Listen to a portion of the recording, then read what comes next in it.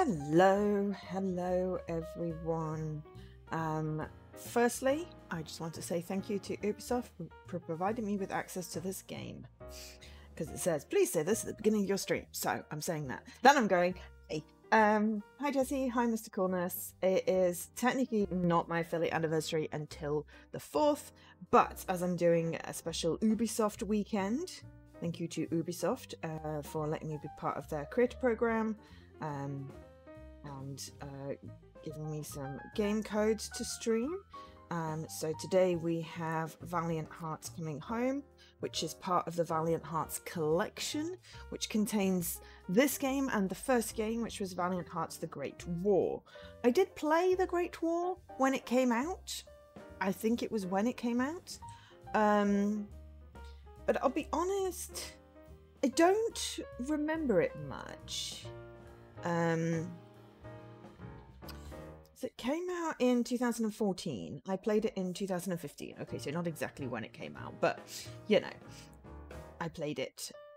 What we're talking, it came out 10 years ago, almost, and I played it 9 years ago.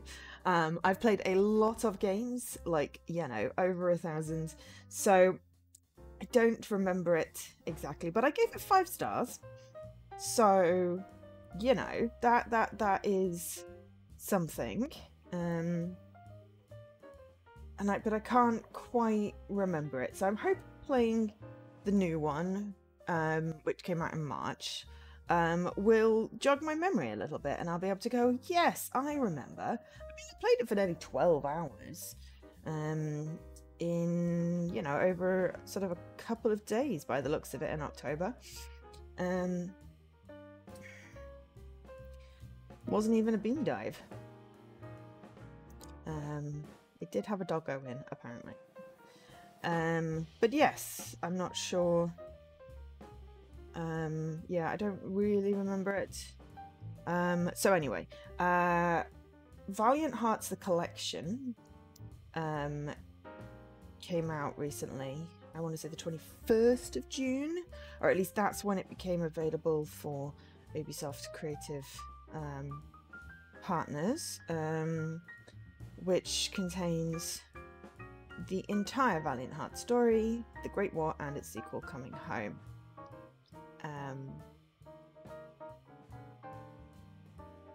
So yeah, that is currently £20.99 or $24.99 if you've not played the first one. That is good value to get to both of them. I should also, you know, add in a little thanks to Vor for telling me about the creator program on Ubisoft so that I had the opportunity to be able to do this weekend.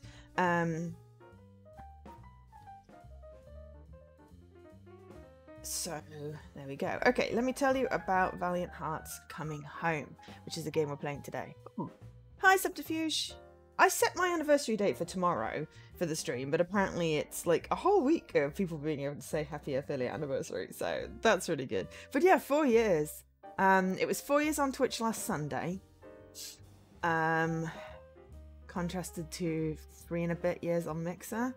And yeah, this coming Thursday, the 4th, is 4 years affiliate, but as I won't be streaming on the 4th, I was like, we'll make my anniversary this weekend so I can make a thing of it and make it an Ubisoft weekend. Because there are a lot of Ubisoft games that we like. I was remembering, is it Child of Light? Which was one, you know, kind of like, I think ScreenX do their sort of creator collective, small game collective thing. Ubisoft, I don't know if they do it as much these days. Used to partner with the smaller devs to get the games. I don't know whether it's just I've not noticed, or, you know, I've just been playing so many lovely indie games that, yeah, it's not really been something I've paid massive attention to, because obviously being published by Ubisoft, it doesn't come on the ID at Xbox collection. So this one is not an ideal Xbox game, but it is Ubisoft. So let me load it up so I can put me on there. So you can talk to me. And we can get some of the happy anniversaries coming up. Oh, hang on, I'm just gonna put a cushion under my laptop. Hi, Dana Milo. Whoa, okay. So it has a potential epileptic seizure alert. Ooh, that went away quite quickly. So yeah, just be aware. There may be flashy lights. Right, did I move my camera again? Don't know. I try and line it up and make it, you know, straight, but it doesn't always. And then, you know, it alters itself. At some point, I'll sort it out properly. But yes, today has been sort of. It's cooler outside. It's cooler inside, but I feel hotter. Possibly because I went to get my hair cut earlier, so I went outside, and any kind of exertion always makes me overheat. So yes, I've got the professionally styled Joe look today. But yeah, it felt very cool yesterday. Today definitely feels warmer, even though it's not. That's beside the point. So yes, Valiant Heart's coming home. So let me tell you about it. So it's developed by Ubisoft Montpellier.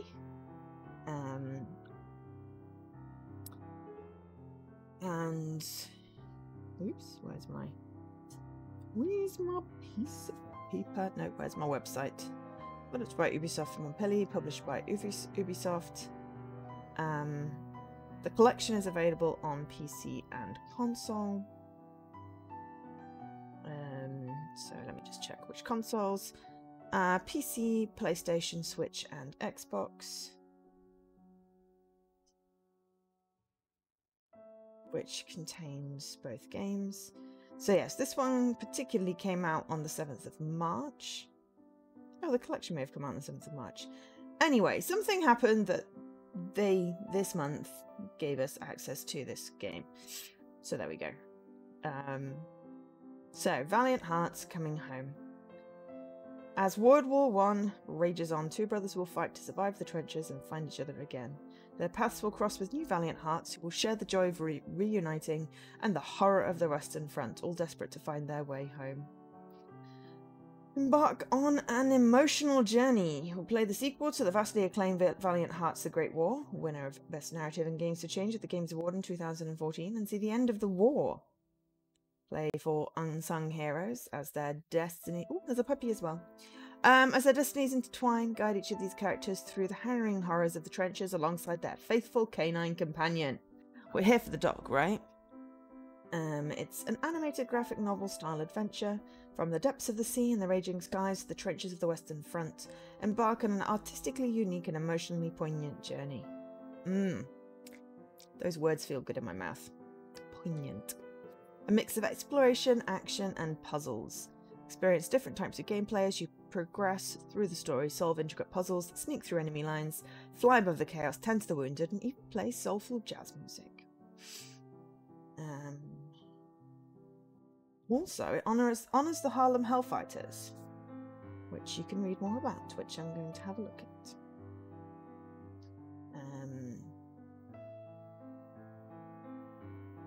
It's rated 12, Piggy 12. It is available on... The collection is available on PC and consoles, which would be the Xbox, PlayStation, and Switch consoles. The game is also available on Android and iOS.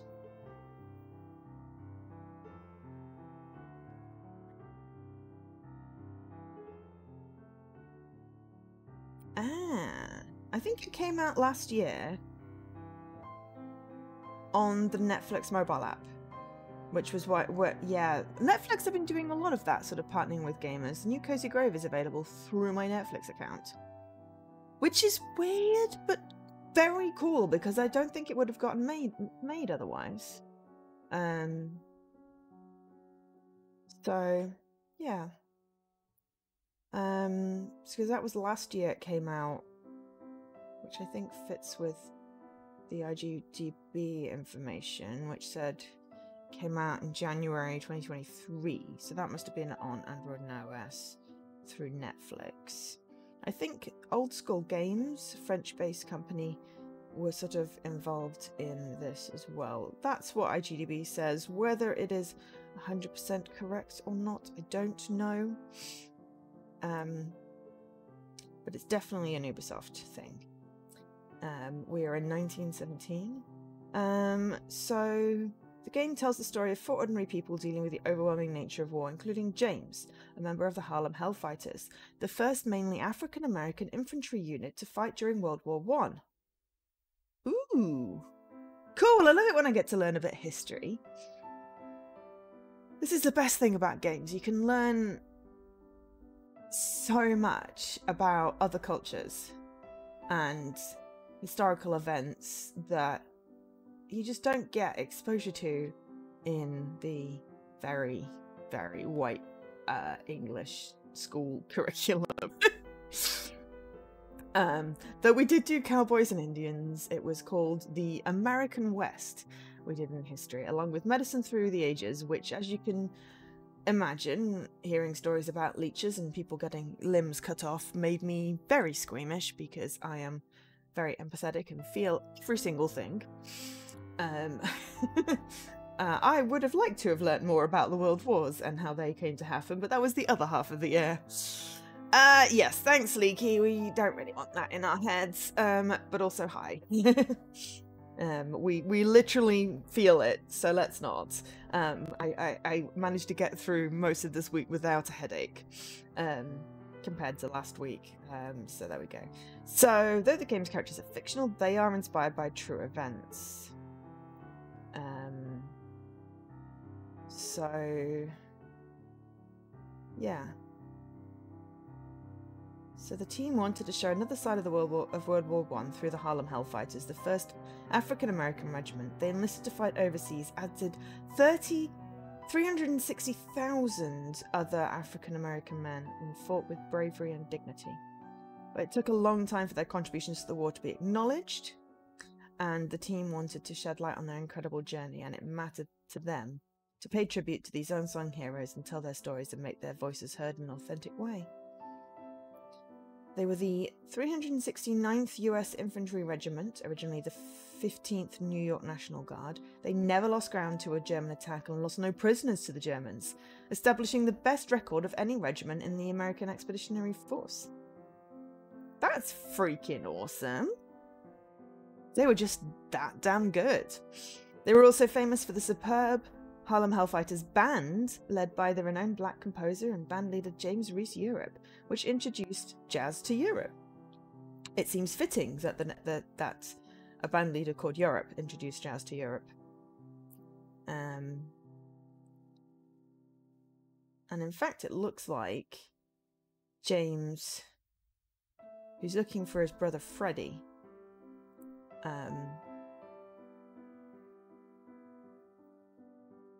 is one of the protagonists, which is really great.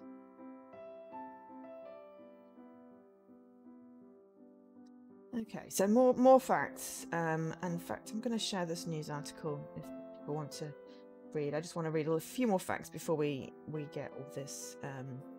So, of the 400,000 black men who served in the army, some 360,000 of them served as engineers building and repairing roads, railroads and bridges, stevedores loading and unloading ships, or labourers. They were invariably draftees. Some 42,000 black men served as combat soldiers in regiments numbered 369, the Harlem Hellfighters, 370, 371, and 372. The Guardsmen were volunteers. They chose to fight, and they did. And they've received a Congressional Gold Medal in 2015. That is really, really cool. I suppose even if I'd learned about the World Wars at school, it would probably be from a British point of view rather than the American point of view. So this, you know, is really educational.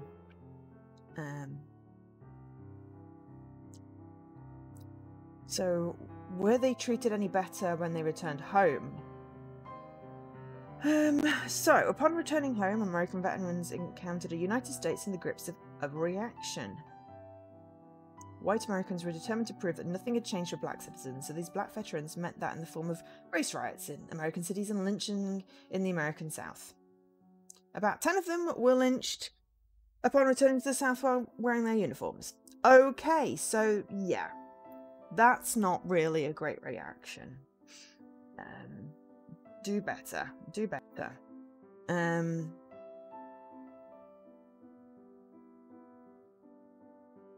Yeah, so they hoped that their willingness to shed blood for the country would gain them full citizenship, as it should have, but it didn't. So they resisted against the draft for the Vietnam War, because they were under no illusions that anyone's lives were going to get better. That is just so freaking sad.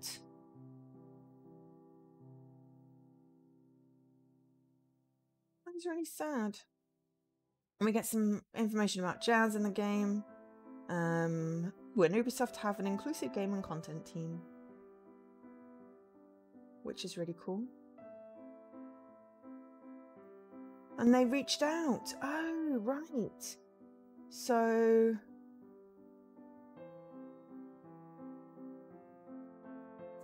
the historian of World War I, Dr. John H. Morrow Jr.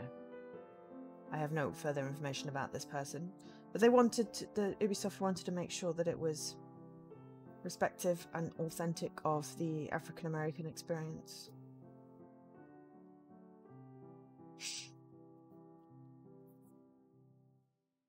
The team also worked with Stephanie B. Neal, executive producer of the 369th Experience, which is a non-profit dedicated to honouring the legacy of the regiment.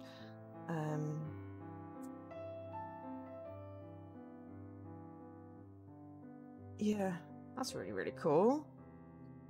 First of 3 mobile games coming to Netflix games. Okay, I'm going to go down a tiny little side tunnel. So Netflix and Ubisoft announced 3 exclusive mobile games for Netflix members: Valiant Hearts, Mighty Quest, and an Assassin's Creed one. They're included in a Netflix subscription.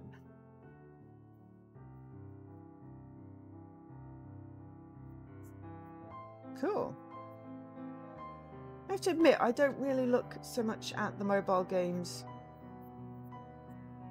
because I don't spend as much on my time on my... Oh, gosh.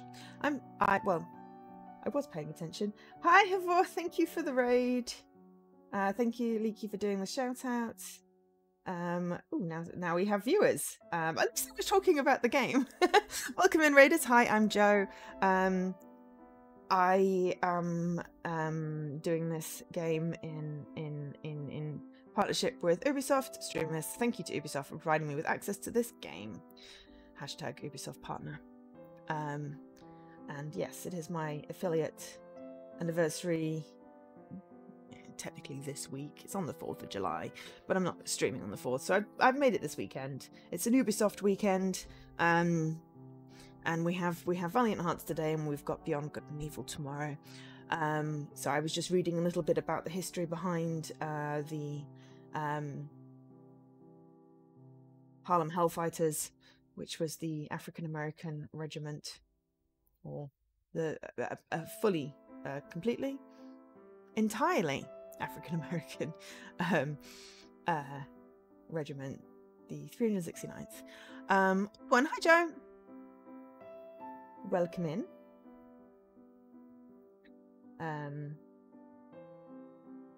Welcome in.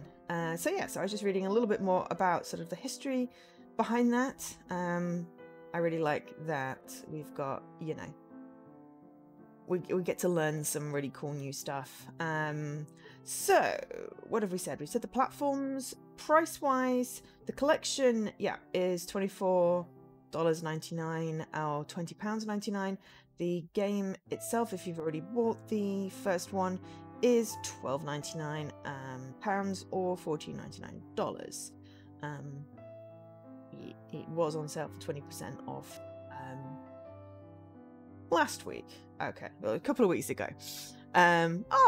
And Ottershine, I like your name. Thank you very much for the anniversary celebrations. So yes, we've got, it says new and familiar faces. I'm really not going to remember the familiar faces unless, you know, it jogs some memories. We've got James, brother of the courageous Freddy, which is the aforementioned Harlem Hellfighters. George is a mysterious pilot helping the Allied forces thanks to his flying skills and smarts. Ernst, a German diver, sadly swept into the Great Conflict. And Anna, we join Anna again. So Anna, I think, is the lady in this picture. As she struggles in her quest to save as many lives as she can. I believe she's a nurse, medical professional. Yes. Emerge from the sea in the Jutland naval battle, relive the Musargon offensive, and experience the long-awaited relief of the armistice. Sweet. More than just a game, this is interactive history coming alive, which is awesome. Okay, so there are 24 achievements, all of which are obtainable, which I'd be surprised if they weren't. And hi, Bilius and Apex. Sorry, the boxes around you because you was raiding makes you very, very, very large on the screen. So I was just trying to see people's usernames. But yes, welcome in. Did I say I was Joe? Anyway, we're playing Valiant Hearts Coming Home thanks to Ubisoft today. So yeah, what last? It's got a completion estimate of like 3 to 4 hours. That sort of seems to be a fairly, you know, consensus type of achievement. So storyline achievements, nothing looks to be missable, because I'm guessing there's chapter select. Knowledge is power. We have historical facts in here, which we will be reading out. There's an achievement for reading 45 of them. So yeah, there are 2, 3 chapters. Let's have a quick peek at the walkthrough. Does it say without me? Okay, nip to the end. There's 5 episodes.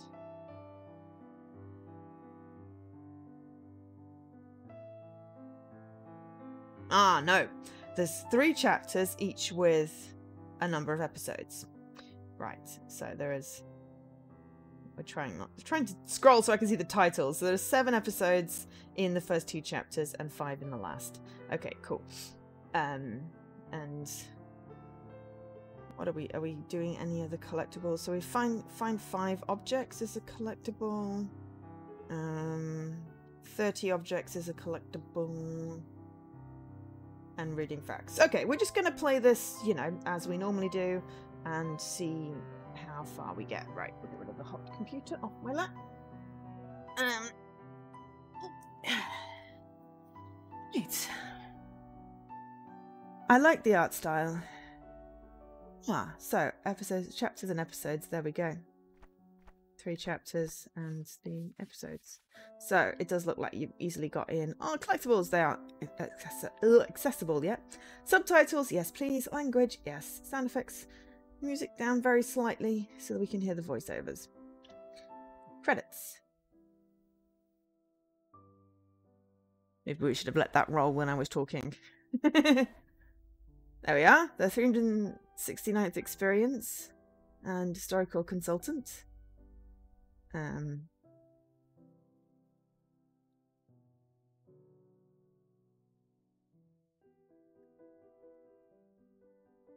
Where I'm like, do I recognize any names? Why? I don't know why I think I would recognize any names, except that I have befriended some people that have worked at Ubisoft through the UK games industry socialization stuff that I've been doing.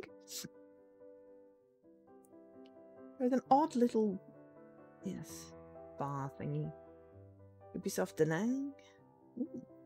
I am not going to even attempt to pronounce any names from there without some serious help as to how those sort of names are pronounced. Ubisoft Montpellier. Those ones are slightly easier for me to look at and potentially say.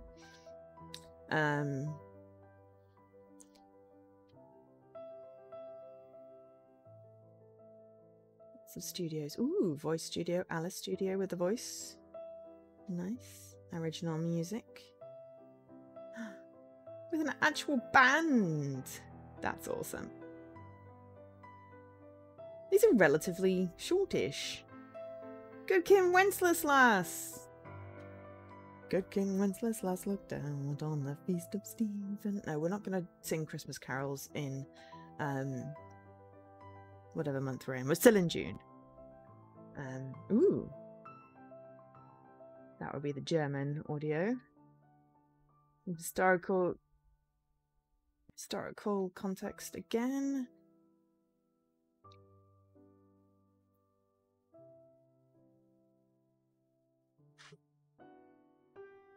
Published by Ubisoft Entertainment. Do we need a month command to go the day? I mean, no. It's just because we're on the cusp of 2 months. And I know it's July next week. I keep on looking when the end of June was, and it's tomorrow. It was a case of, do I finish my RTDL thing? And then I'm like, no, I'm kind of hot and tired and not really. Oh, that's a cool erg name. Bo. Love it.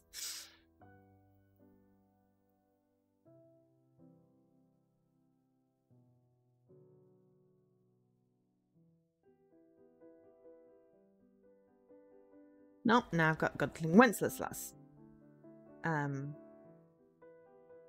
Stuck in my head. So quality control. Over many locations. Lionbridge. Okay. Though I'm fairly certain the Assassin's Creed Mirage credits went on for about 15 minutes. Sea monkeys! Love that. Sea monkeys are cute. In the sense that they are kind of invisible. But I like the idea of sea monkeys.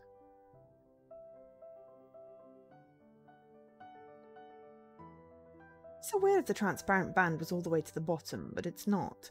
So it's like this sort of a weird effect on the credits, which you probably can't see because it's underneath my purple bar. But anyway, it's the weekend. It's been quite a hot week. It has cooled down a little bit. I mean, this is in the UK. But I know it's been quite hot in other places. Created with Unity. Ah, there we are. Old school. Oh, old school. It was old school. Did say that. Right, there we go. Credits. Okay, so let's do new game. Okay, so there's a little pen and paper thing behind me, but I will look out for that.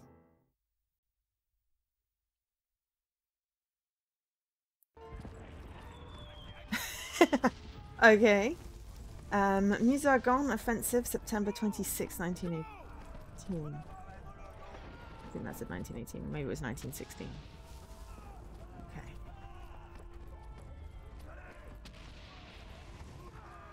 Okay. Just seeing sometimes going left does a thing.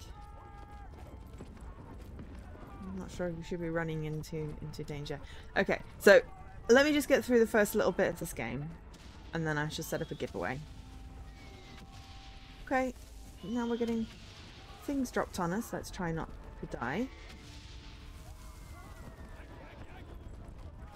I think, unfortunately, in real life, the poor men did not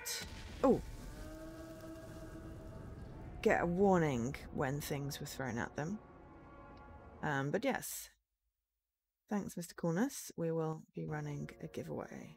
18 months before United States. The last 3 years of war have shown no mercy to either side. The bitter fighting continues across Europe over land, sea, and air, leaving behind mountains of casualties and many more broken souls. The United States till now had remained neutral, but the mounting economic pressure and the return of Germany to unrestricted submarine warfare finally awakes the sleeping giant. On April 6, 1917, the United States declares war on Germany. Within months of the declaration, the U.S. Army launched the first universal draft. And despite enduring segregation in their own country, over 360,000 African Americans enlist, eager to show their patriotism in hopes of returning home as heroes. James is one of these men.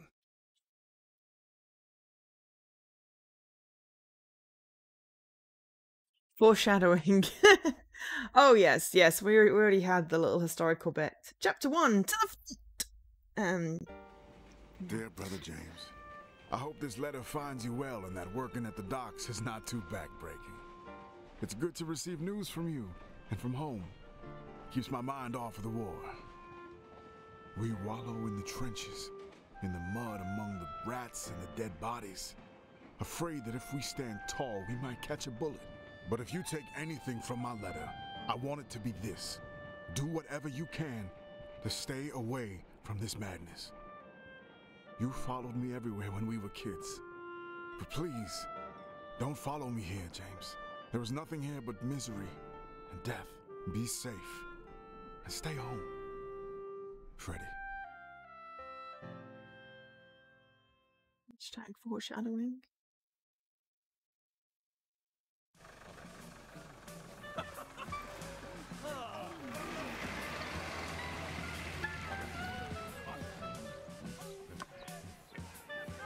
We bought a clarinet!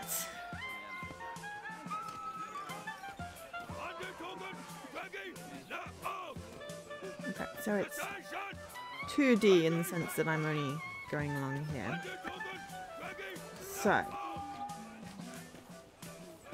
Ooh, why? Okay, cool. Facts. Entry of the US into the First World War.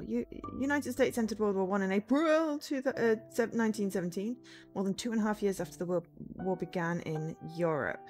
Yeah, I was going to say it was 1914, wasn't it? President Woodrow Wilson, that's whose name I was trying to remember, that I had no hope of remembering who was president at that time. Tried to remain out of the war for as long as possible, and public opinion remained largely against US intervention to the beginning of 1917. Restricted submarine warfare, as well as the Zimmerman Telegraph, pushed the American government into joining the war. Selective Service Act, enacted on May 8, 1917, started the beginning of the draft of US soldiers to fight in Europe. For the first time, the draft targeted all men between the ages of 21 and 30, including African-American men. They were required to register for possible selection to serve. By the end of World War I, 2 million men volunteered and 2.8 million men were drafted. 2 million of them were sent to fight. The United Kingdom voluntary service turned into conscription at the beginning of 1916, which we see on Downton Abbey. UK Dominion countries sent volunteers beginning in 1914, but national conscription didn't happen in Australia and only started in Canada in January 1918.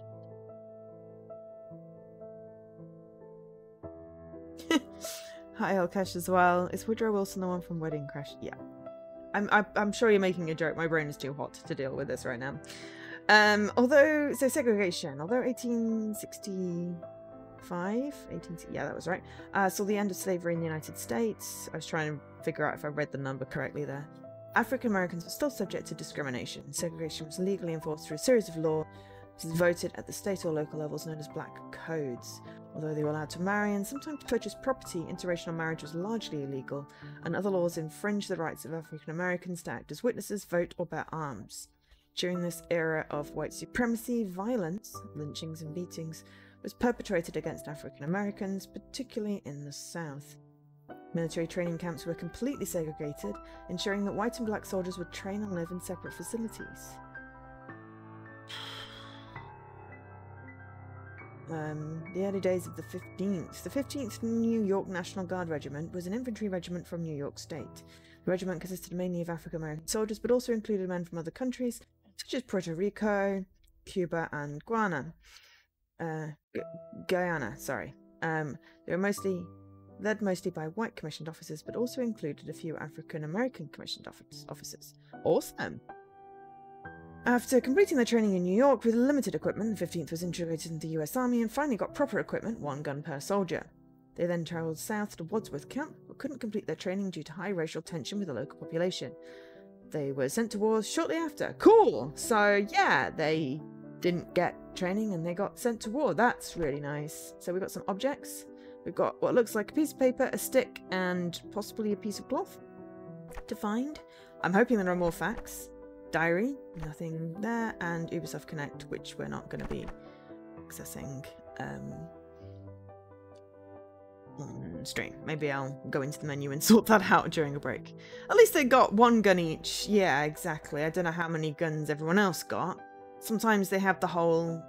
You have a gun, you have two guns, so one can be loaded while you're firing one of them. But I don't know. Yeah. Either which way, that's actually the reason I paused was going to set up the giveaway. Okay, so yes, nail cache was the last thought I had. Okay, so we're going to set up a giveaway. It does help if we're on the right page. Oops. So we've got our Ubisoft command, which says, thanks to Ubisoft for providing me with access to this game. And giveaways. So we will do a giveaway for, well, it's my affiliate anniversary. Let's do 10 tokens. With a keyword. Subs get extra luck. Regulars get extra luck. Keyword is hashtag Ubisoft to acknowledge Ubisoft for giving me these games. Everyone can enter. Okay, so enter with hashtag Ubisoft. I'm just going to copy and paste to check I have that one up. To win 10 tokens to redeem from the list. Rules in bio. Apply. I'll let this run a good half an hour.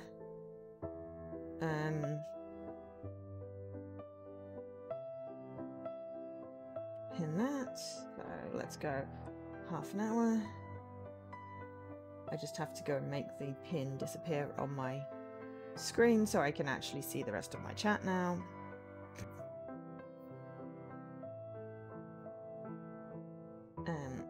Because the pins are ginormous when you've got it zoomed in.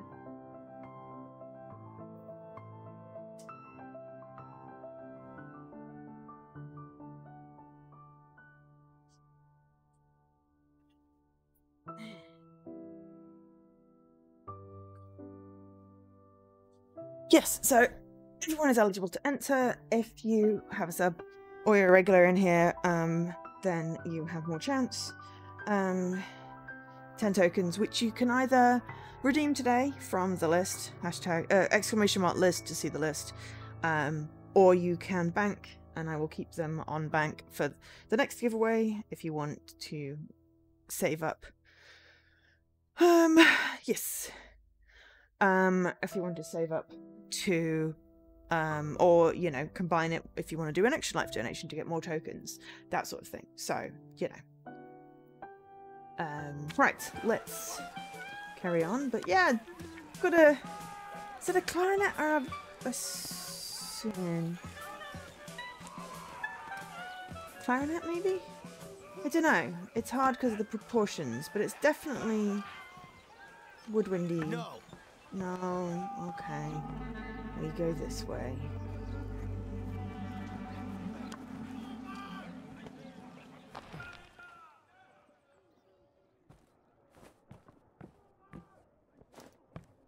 I like to see what happens if I go left. Hey, to change clothes. Which is behind a partition for my delicate sensitivities. Oh, that's a bassoon. Where's clarinet? I'm just checking the entry we're going in. Nightbot does not get to enter. Hang on, there's a... Ooh. Aha! Aha. Sorry, I now have to go and... Aha! Right. Draft card. This registration card for the draft was filled in by a US Army recruitment agent. During the Great War, the US Army was segregated, while the US Navy did not recruit African Americans at all. Draft cards had their left corner removed to indicate that a recruit was African American. Oh my god. I mean, you know, you're sending all out there to die. Does it really matter the colour of their skin?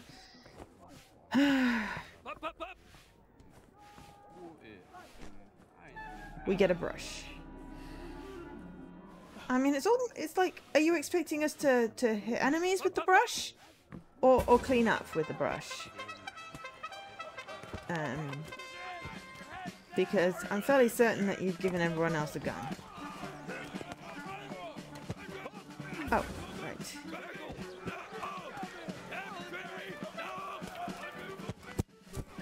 X. X to hit it with a brush.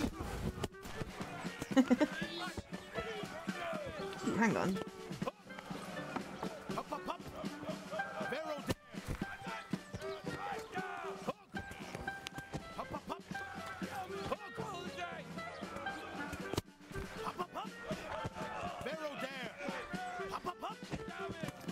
Ah, trying to figure out the controls is tricky. There we go. Okay, so RT to aim with the right stick.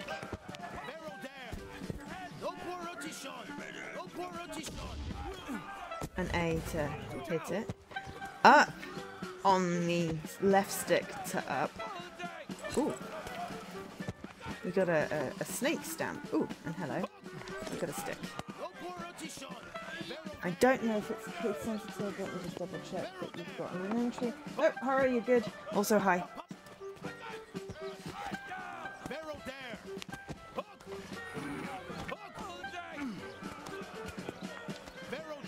Right, sorry. Not hold, it's just push. Okay. Thank you. So we're expected to brush the ground. Brushing the ground makes a lot of sense, because, yes. We picked up Dear collectibles. Freddy, it's good to hear from you.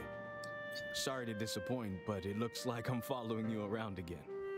I've already enlisted with the 15th New York National Guard Regiment, or the old 15th, as they call us.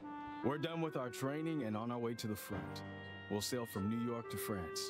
We're on our way to help you win the war. But don't you worry about me. I can take care of myself just fine. Your little brother, James.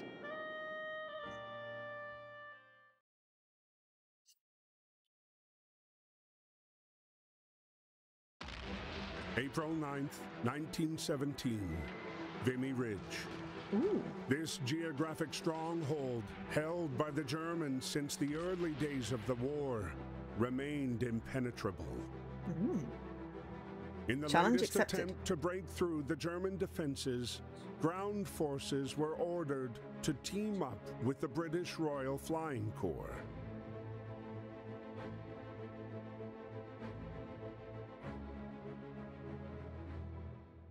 I've played another couple of sort of games set in the World Wars that were the only things I could remember when I was trying to Before remember this launching the game. attack, the Obviously, the previous soldiers were game. given a moment to write to their loved ones. Yeah, I couldn't quite remember it. I mean, 9 years is a long time. Aim. Everything okay? Okay. That's the that's why that character looks so odd. The little flying suit is really cute. Favorite war game was Interrupted by on the George's Frontline. unconventional landing, Okay. Freddy soon learned that his unit was going to take part in the operation and be paired up with the peculiar British pilot, now grounded and without a plane to fly. 10 hot. Oh, ready? Oh. Cool. We get to play as the peculiar British pilot now. Alright. More facts. Okay. Facts. Aviation and aircraft. Actually, no. I really liked the one that was sort of the painting style. That had different endings. And ended up having like a German and Englishman like working together. At one point, you go into the game and it's like a really distinctive painting style, like little sort of blobs of paint. That's it, exactly. 1111 Memories Retold. I realize also that's probably World War II, but it was, you know, there was a air balloon or something in that. That's one I remember quite vividly. I know I've played the first one of this, but I thought that one was done quite well. I really liked the art style. It made it feel nostalgic, which is a weird word, I suppose, to apply to that, but yeah. I like the ones that let me learn, you know, about what happened and stuff. So, aviation and aircraft. As the war began, aviation wasn't yet a true army corps woot, though it would become one during the war. The technical progress achieved by each side led to air superiority alternating according to which aircraft were in use. The German monoplane Fokker E-3, with a system that allowed it to shoot through the propeller, was the first to deliver decisive air superiority in 1915. But the arrival of the FE-2B and DH-2 with their rear propellers rapidly evened out the playing field, allowing Allied pilots to shoot from the front as well. Famous air units, pilots and aircraft were used by all sides as a propaganda tool. They helped convey a more chivalresque image. Chivalresque? I've never heard of that word before. Of the war than the poor soldiers stuck knee-deep in the mud. Each country had their star squadron, 20 squadron for the British, Lafayette for the Americans, which is, interestingly, a French word, Cigogne for the French, and Jaster 11, Jagdstaffel for the Germans. Ace system. Modern-day knights of the aerial battlefield. The aces were fighters credited with a minimum of 5 kills or force down landings or crash landings. The term ace appeared at the same time as the first dogfights, when pilots started to fight against each other. Propaganda relied on these heroes to boast about a country's aerial superiority. Few aviators lived long enough to enjoy the status of ace. Well, that's really sad. Oh, I don't get to see the past objects, but I know we collected them once. We got 5 in this one. There's a pin badge, looks like a hacksaw blade, a poppy maybe, a scarf, and again a stick. I'm hoping that we can go back and see the collectibles in the previous on the main menu screen. April 9th, 1917. I've had enough of this damn war. More troops could help, but part of me hopes not one more soul has to suffer, especially not James. I love him and I know that this war would break him. As Emil always says, it's family that matters the most and you have to do everything you can to protect them. April 9th, 1917. I'm so sorry I lost you in this god-awful war. I've got to get this right for you and our country. I watched you flying flawlessly for years. I know I'll be able to fly like you one day too one day. It's in my blood. Now it's time to keep flying. I promise to make you proud. That is a diary entry to their aircraft. Airfield near Vimy. Okay, so we are going along collecting... Ooh, I want the stick. Ah, that looks like a mechanical pencil. Quite literally a mechanical pencil. Let's have a look what we've got. Because I didn't actually look what we'd got. What about... I've not played any of the AAA shootery shoots. Yeah. Flechettes. These darts were designed to be dropped by aircraft into enemy trenches. Measuring about 4 inches long and weighing just under 2 ounces, flechettes could pierce through a helmet into the skull underneath. Charming. But yes, I forgot to have a look at the descriptions of the last 2 objects we picked up, because it was more like, ooh, cool, objects to pick up. So this feels very much sort of point and clicky at this point.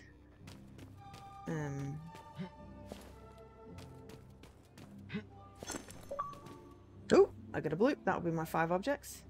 Never forget. That will be a poppy. Remembrance poppy. In 1921, the red poppy became a symbol of remembrance for casualties of the Great War. The symbol comes from the first line of the poem In Flanders Fields by John McCrae.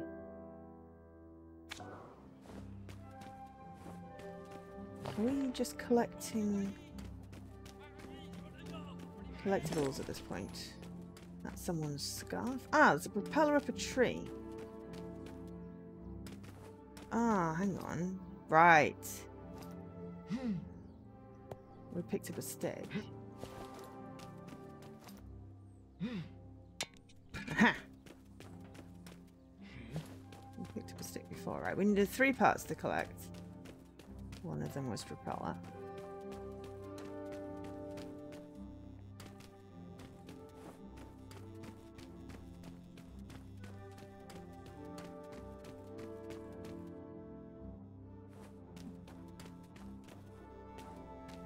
That is a very broken ladder that I think we might need to go back to put the propeller on the plane. I wonder if I can get this one classified as a point and click.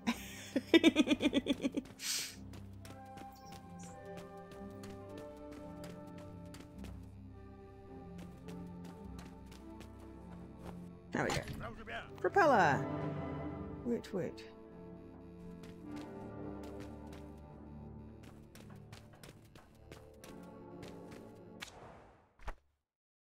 We got a scarf. Pilot scarf. In the Great War, all planes were open cockpit. Protection from the freezing temperatures, pilots wore thick leather jackets and silk scarves. Or possibly some kind of really very cool hood and goggles.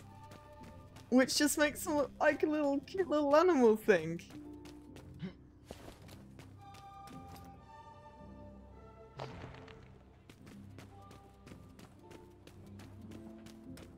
Very adorable.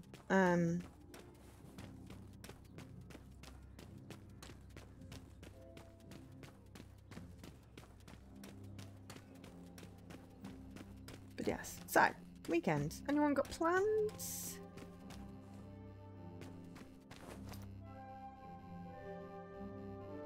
Ah, it's the left stick that moves it, actually.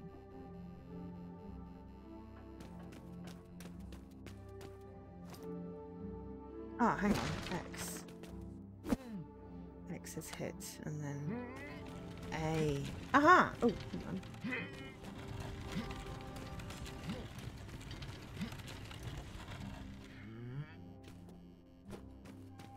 Pick up our little pilot pin thing first. I forgot X was hit. Pilot pin. RFC badge. Pilots of the Royal Flying Corps pin these badges to their caps. The media romanticized pilots as knights of the sky, soaring above the destruction and carnage on the continent. But it's actually quite dangerous.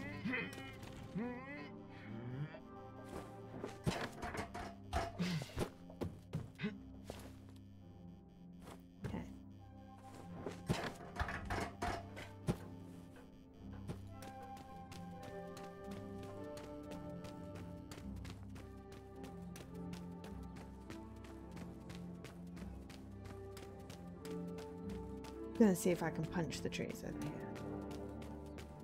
here. Nope, can't punch them. But yeah, so yeah, what are people's weekend plans? Mine are obviously to stream this game today and stream Beyond Good and Evil, Good and Evil tomorrow for my Ubisoft weekend. I don't really have any plans beyond that. Did not find a hacksaw blade.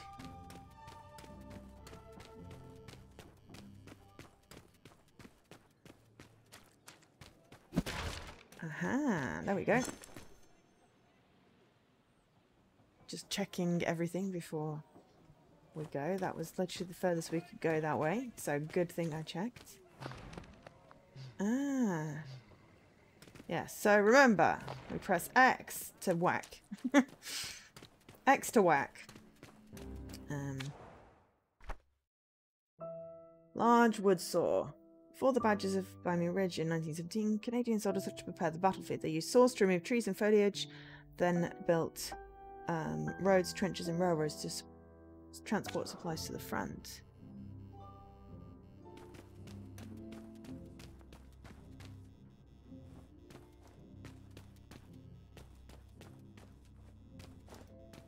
I feel like we need to drag something to be able to get up these steps. Do we have to drag that thing from the other thing? Can we drag that thing from the other thing? I guess we'll try. There's a dog show. We're not... Oh, you should definitely enter.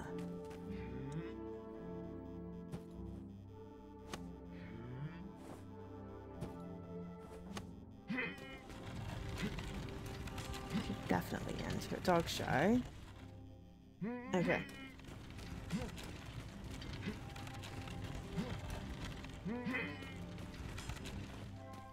Alright. I think I'm getting vague memories of the previous game now.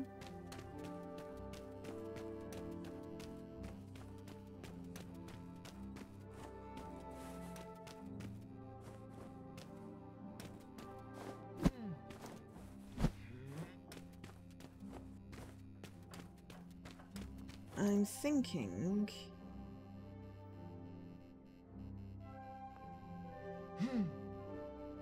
Oh, no.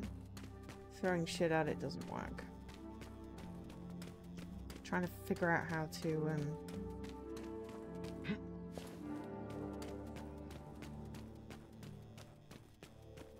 because we need to get the engine in, but I'm thinking we need this crane. Aha! Oh. Nearly. He came online.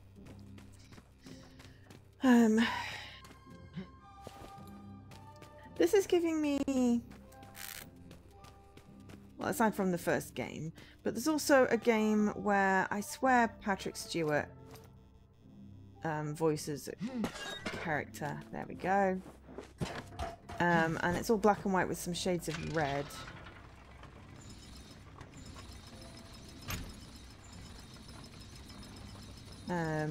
And it's cute, and there's two little kids and they hold hands, and like one of the first levels has a like apples into a basket thing.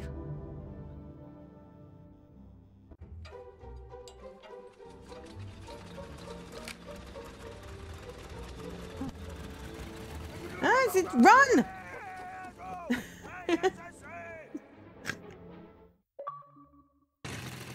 Lots of bloops. RFC mechanic. Repair the plane.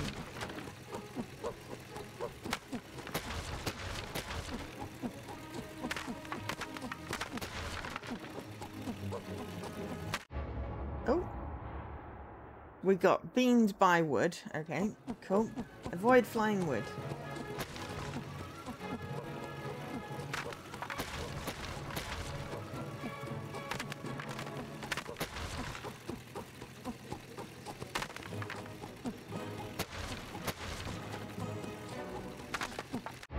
No!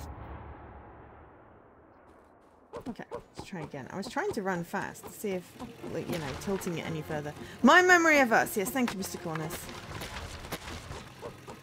Yeah, getting beamed by flying wood is not fun. Damn it, I was trying to stop and I didn't stop.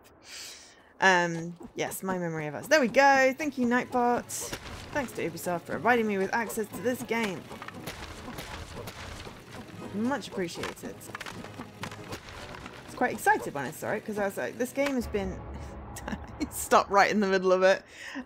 This game has been out for a couple of months. It was out in a few months now. It's out in March, I mean, 7th of March. So, you know, not something I expected to come up. But yeah.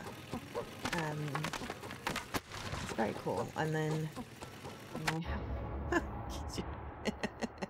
I feel like if I just don't stop, I'll be fine.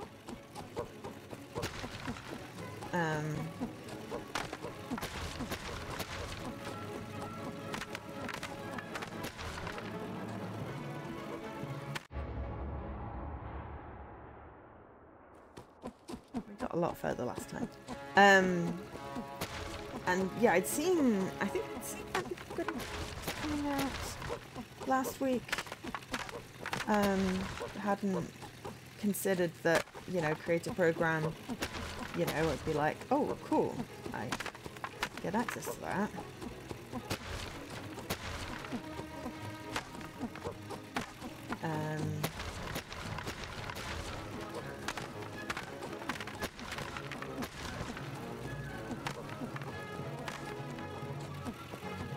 Not doing very well catching up to this plane. Aha! There we go.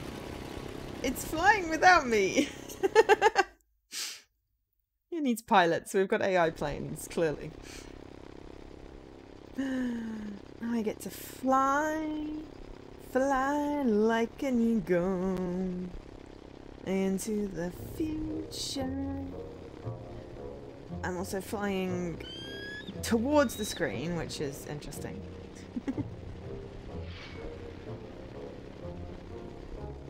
I like the music.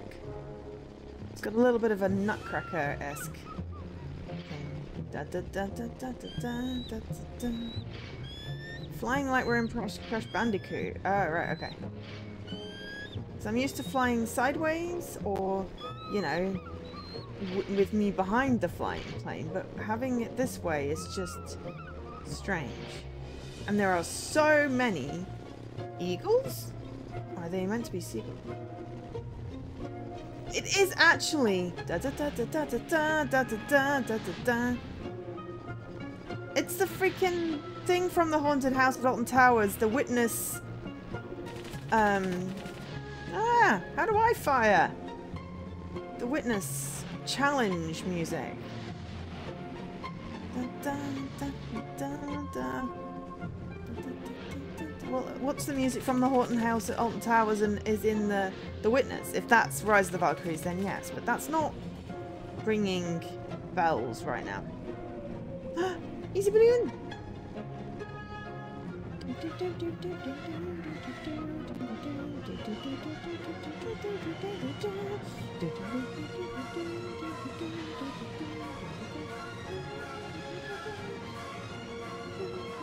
Maybe it is Rise of the Valkyries, I don't know. I'm not very good remembering names of things, as we know. We know this. But I know that it is the song from The Witness and also from the Alton Towers Haunted House. Because at this point, it's like the challenge at the end of The Witness is nearly happening, and this game music makes me really anxious. I had to turn off the music during the challenge because it was just like, I can't. Dun, dun. Dun, dun. Dun, dun, dun, dun, dun, dun.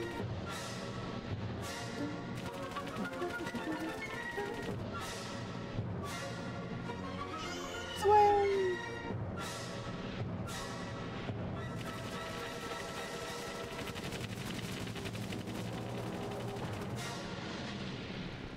That's very well orchestrated, I have to say, though. Hall of the Mountain King. That's it. That is exactly it. Wingman. Complete one play mission without damaging the plane. Yes. Flying, George managed to pinpoint the enemy's location. He relayed the information Should remember to that, Hall of the Freddy, Mountain King. who then launched the strike on the enemy cannons. Teamwork. But despite the triumph of reclaiming Vimy Ridge after 3 long years, their victory was marred by the dead bodies strewn across the hillside.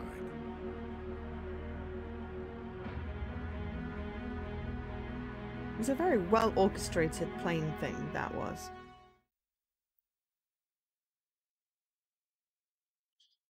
But yeah.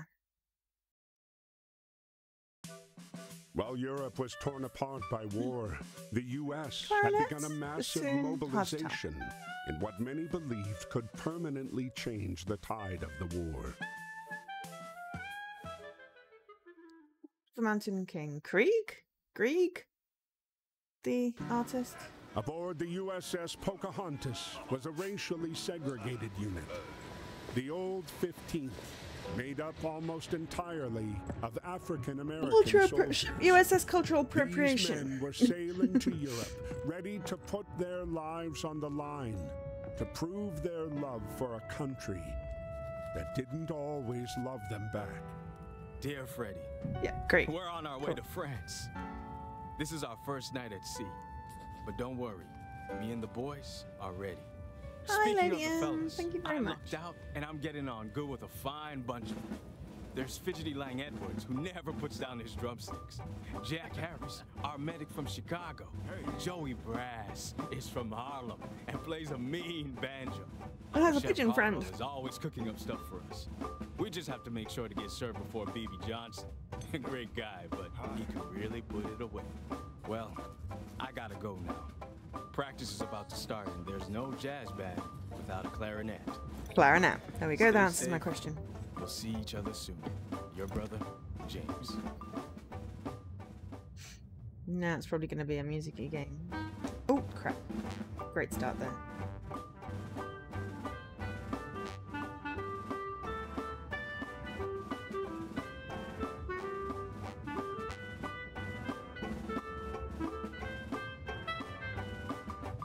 I have to wait till I finish playing music to see what's in the chat.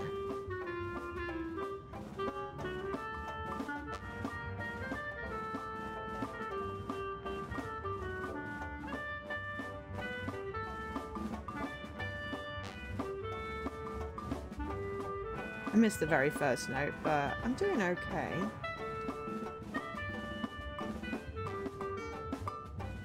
Yeah, crap. And then I fucked it up because I got the wrong thing and then panicked. But we always knew that I was never going to get the first music one right.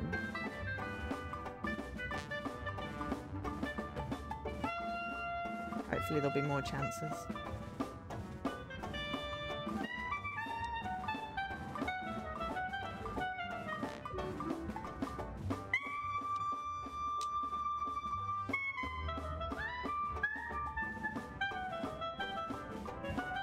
But yes, I will look at chat after we finish the song.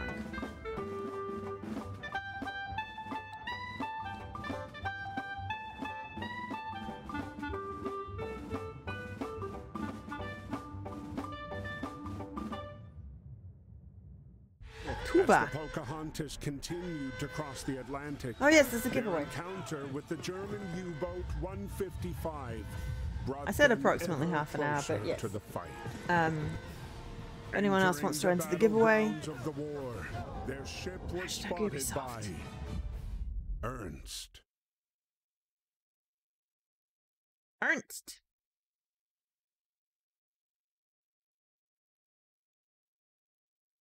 "18 months before Jutland Waters." I've completely lost track of the timeline, I have May to say. 31st, 1916. On land, the conflict was bogged down in trench warfare. Neither the Allies nor the Central Powers were able to make significant gains. At sea, Allied forces dominated Germany with a crippling blockade. Determined to stay away from the war, Ernst escaped to the solitude offered by the depths of the sea. It was here below the surface that he scavenged, hoping to eke out a living. Interesting. Okay, yeah, we've had half an hour. I'll give it till 1:15 by my clock. So there's like 4 minutes left to enter if anyone hasn't entered and wants to win an ideated Xbox game. They are available on Windows as well. Those ones are marked with a little ticky box. For people that don't have an Xbox, if you have a Windows machine, then you can also redeem some of the codes. They are compatible with Windows. I did this because I know that not everyone plays on Xbox. Battle of Jutland and War at Sea. On May 31st and June 1st, 1916, the largest sea battle of World War I took place. Two fleets fought for control of the North Sea. The British Empire's Royal Navy Grand Fleet against the Imperial German Navy, the Kaiserliche Marine. 250 ships of all types were involved, while the death toll was higher on the British side, 6,097 lives as opposed to 2,551. There was no clear winner of this battle. The younger German Navy avoided similar large-scale direct confrontation until the end of the war. The picture shows ships sailing in convoy, a strategy adopted to be less prone to submarine attacks. Dreadnoughts. Naval war in 1914 relied on fleets of large high-sea ships, known as dreadnoughts.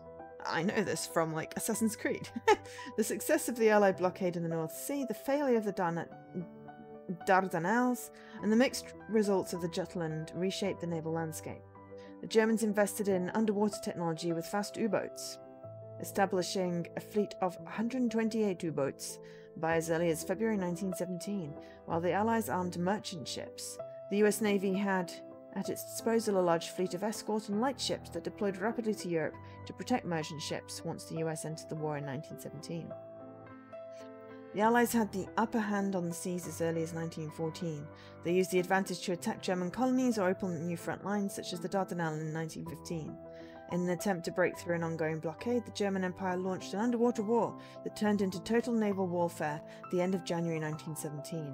Its fleet of 150 U-boats would sink millions of tons of ships and cargo, mainly in the North Atlantic Ocean. This picture shows two sailors manning the anti-submarine gun. So you've got 4 objects. Possibly flowers, or possibly gloves, or possibly a chicken. I don't know. That looks like a helmet, and then we've got 2 papers, and there we go. We've got another thing. Okay, this is Ernst, May 30th, 1916.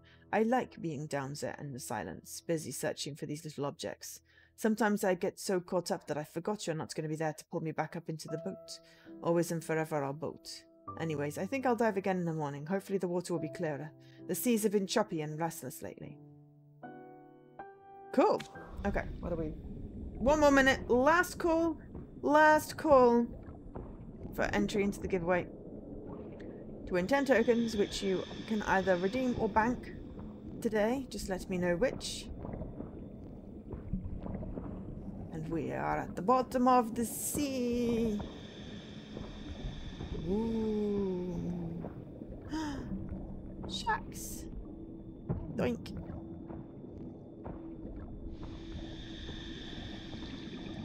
I love how he's got like an iron weight around his head.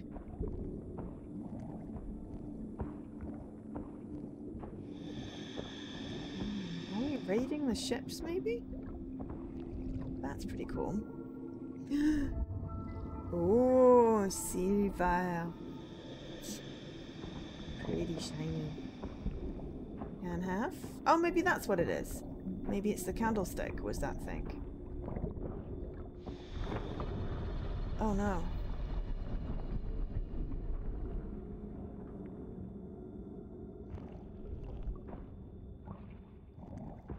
Watch out for the barbed wire.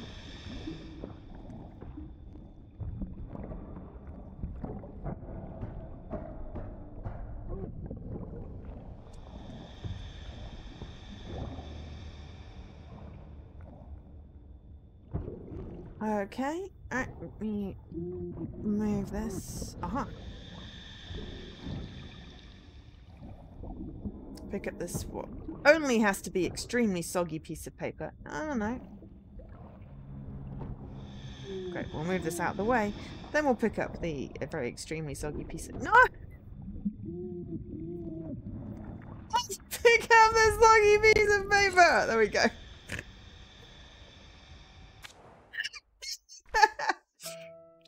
Navy propaganda poster! Completely waterlogged. This Navy poster urges civilians to donate glasses, binoculars, spyglasses, and any object with lenses to the war effort. Okay, right. It is, well, it's past the end of the giveaway. We're going to roll the giveaway. We have 5 entries. Anyone else that wants to enter? Very last chance. Hashtag Ubisoft. Giving a chance for delay to catch up. 3, 2, 1. Blitz. Yes. Congratulations, Mr. Cornus. Please either drop me a message on Discord or via the Twitch whisper thingy, whether you want to bank or redeem your tokens. You have 10 tokens to spend from the list. So yeah, take your time. You're a regular. I know where you are in the sense of you're always in streams, so you don't have to do it right now if you want to have a think about it. Right, now we're going to move this thing all the way over so we can get upstairs.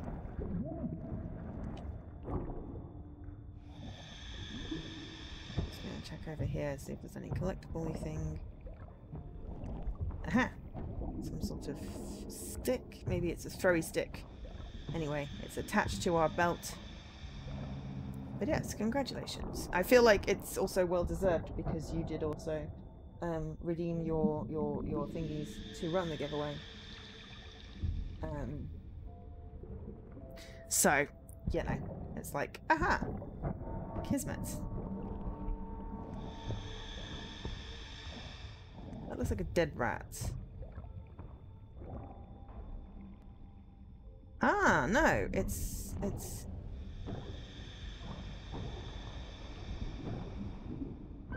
a lever. Oh, nice. Kaplunk.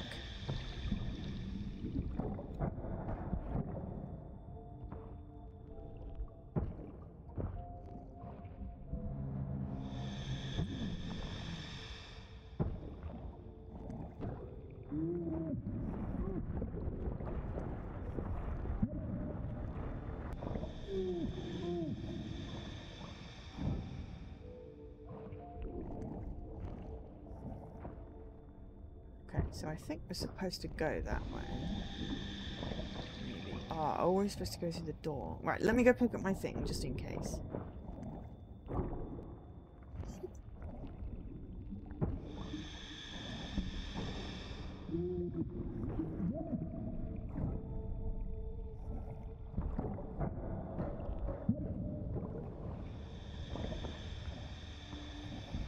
I feel like we're sort of going upwards. And there's a couple of doors, so let's do the door down here first. I very much like to explore everything and get upset when I can't, because I know I then have missed some things, so it's a case of just in case. Let's pick up the U-boat propaganda poster, and its first battle, the undersea boat, or U-boat, U9, sank 3 warships within an hour. With only 28 submarines in service, the German Navy desperately needed to build more. Propaganda was employed to convince the public to fund the war effort. Ooh, yeah.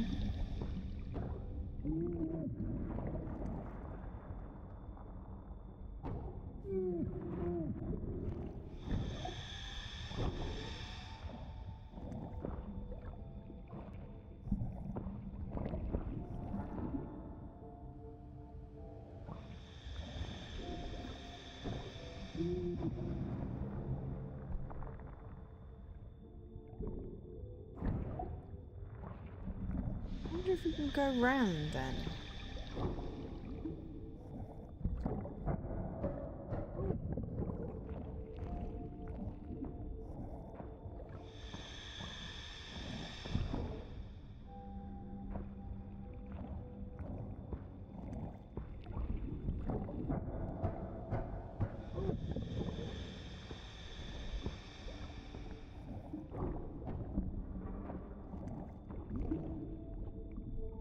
Yes.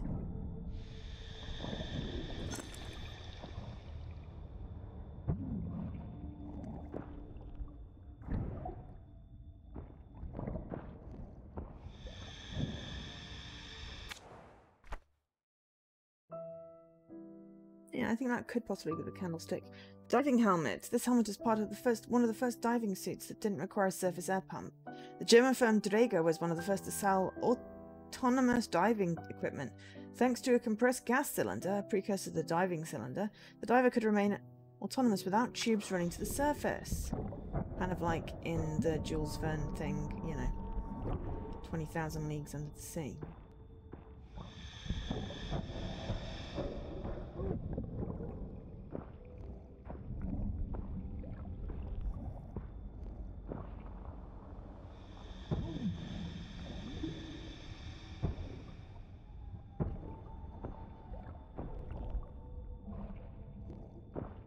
I had to go through that again just because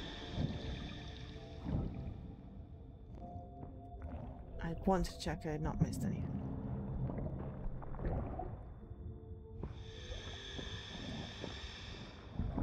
This is the last time I will.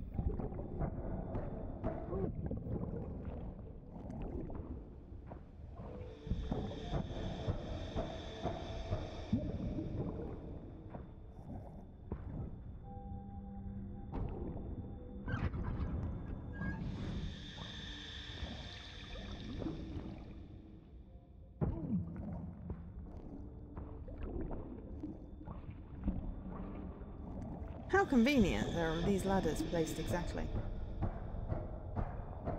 Very corally ladders. Barnacles, those are sharp. Piano. Ooh. Oh, this is what the other thing was. Some sort of brooch. Oh no, it's a thing for seeing the stars. Like a compass. Sextant! There we go, that's the word I wanted. Sailors in World War II had to navigate using map, stars, and visual landmarks. They use a sextant like this one to measure between points and calculate their locations on a map. Airplanes.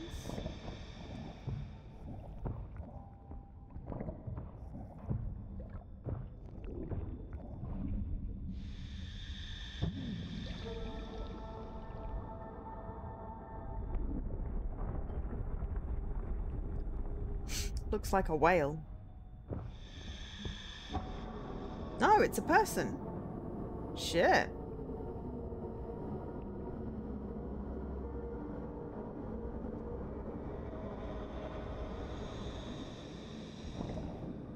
Can we help the person?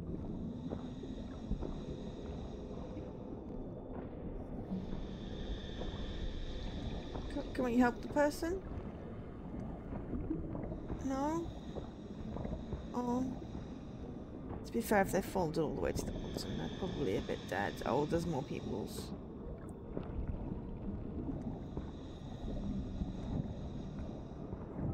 Water's getting a bit bloody.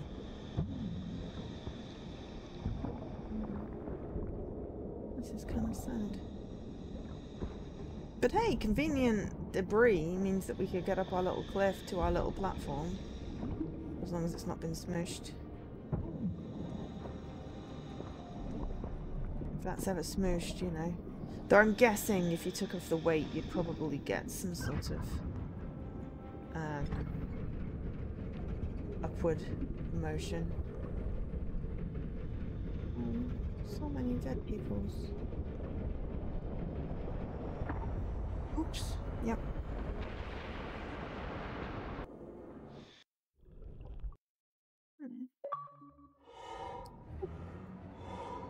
Frogman. And of course, and we're seeing out of, yeah, the little tiny little diving helmet that probably is not particularly... Oh, shit.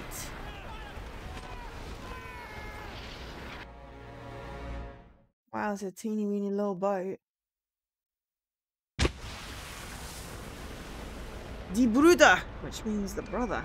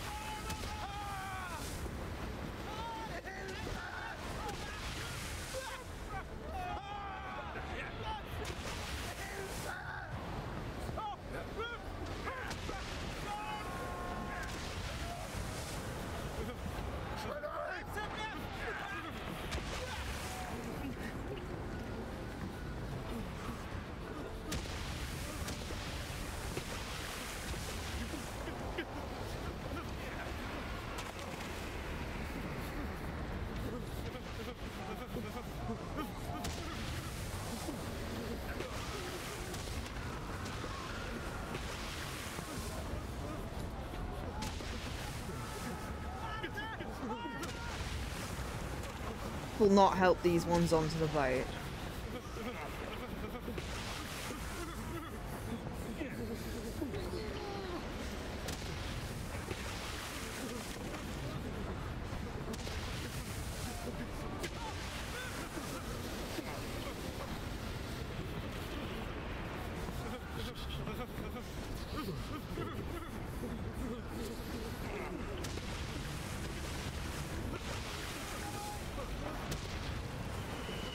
Shit. Are we dying?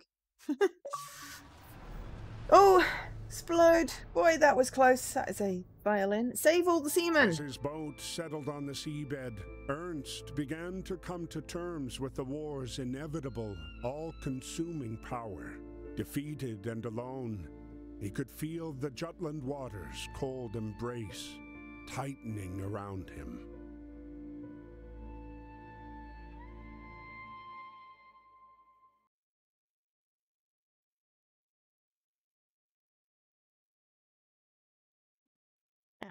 Jaw hurts. Stranded for hours in the aftermath of the Battle of Jutland, Ernst was starting to feel his grip slip away. But when the merchant sailors aboard the submarine, the Germania, came to his aid, they not only saved Ernst's life, they also took him in as one of their own. In them, Ernst found kindred spirits and instantly felt right at home. Aw, I think I've been grinding my jaw while I was asleep, or possibly just whacked my face into something. Ow. So yes, a reminder, thank you But to even Ubisoft at home, you have to carry your weight.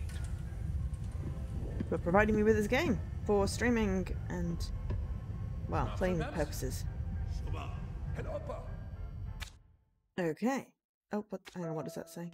Oh. Germania, Atlantic North near Baltimore, July 10th, 1916. No idea where that is. They sank our boat, Eric. This bloody war took our boat. It's all I had. Oh. Maybe Eric was his brother or something. Anyway, this bloody war took our boat. It's all I had left of you. If that U-boat hadn't plucked me out of the water, I think I would have just let go and sunk with the rest of those poor sailors. I didn't think anything could lift my spirits, but there's some real good men on this crew. They even make me laugh. And for the first time in a long time, I don't want to be alone? We're looking for some sort of round object. Could be knitting one. A spanner. Alright, U-boats. While the British Navy bet on the dreadnoughts, the German Imperial Army opted for U-boat technology, although the U-boats proved very effective. At first, with the U-9 sinking 3 British warships in a single hour, naval warfare adapted to this new technology with faster ships and changes in navigation. In 1917, increased naval battles resulted in more than 3,000 ships sunk in that year alone. By the end of the 19th century, major nations had at their disposal naval transport to move troops to or from overseas territories rapidly. When the US declared war on Germany, they didn't hesitate to seize German ships harboured in the US. These ships were then commandeered by the US Navy. More than 2 million American soldiers crossed the Atlantic by sea to reach France, some of them on German ships. Some of the ships used for troop transport were turned into hospital ships over the course of the war. During World War I, technical process enabled better detection, aiming and firing capabilities for onboard artillery. Camouflage, the art of deception, was also necessary at sea to deceive the enemy. The ships were painted with zebra lines so that enemy submarine scouting was not as effective and prevent submarines from hitting their target due to inaccurate distance estimates. Sweet! That's really cool. Okay, so. Saying something about going down. But maybe out first. Okay. Okay, so we've got a demonic goat mask thing there. Lovely. Love that for us.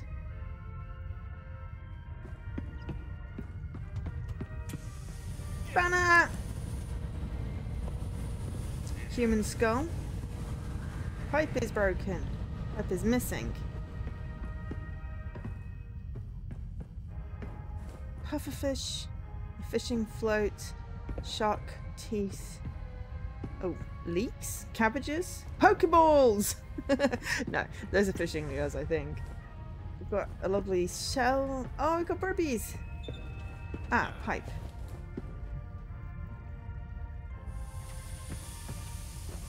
Why does it sound like there's a snake in there?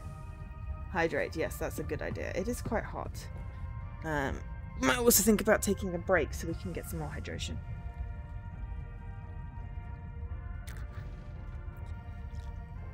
Thank you, Olkash. Just a giant tusk there. Is that an oxen? Anyway, let's go fix this pipe.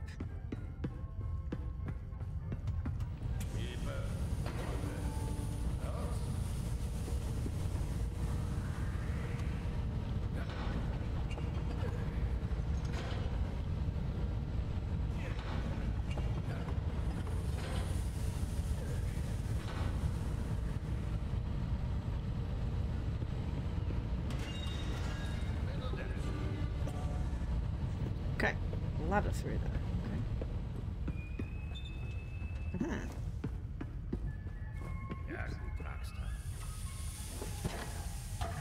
Aha! It's an up ladder.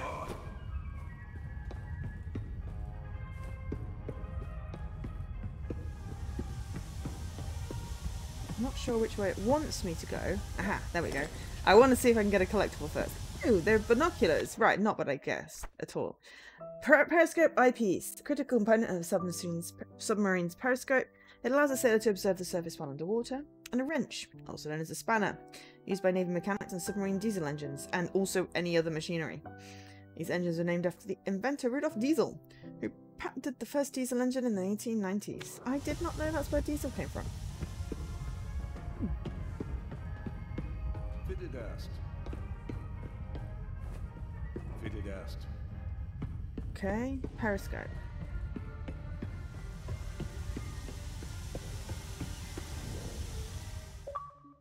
Oh.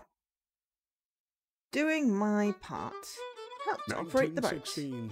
The That's U.S. had remained neutral, allowing for business as usual. Despite trade blockades, the few merchant submersibles in existence, like the Germania, were still able to trade with them.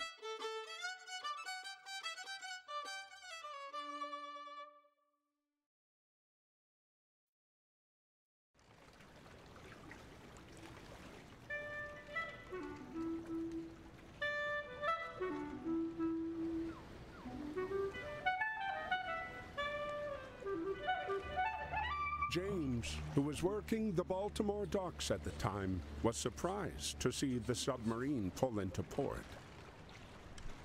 Fighter. Hey. Huh?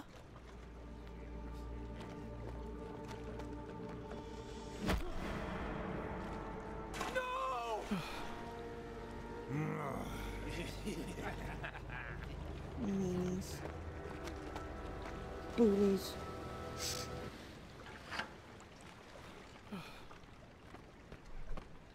Well, I mean, we'll put it back for later. You kick.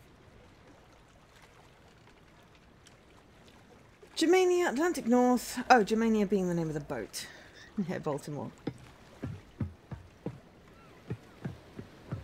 Fitted asked. Fitted asked.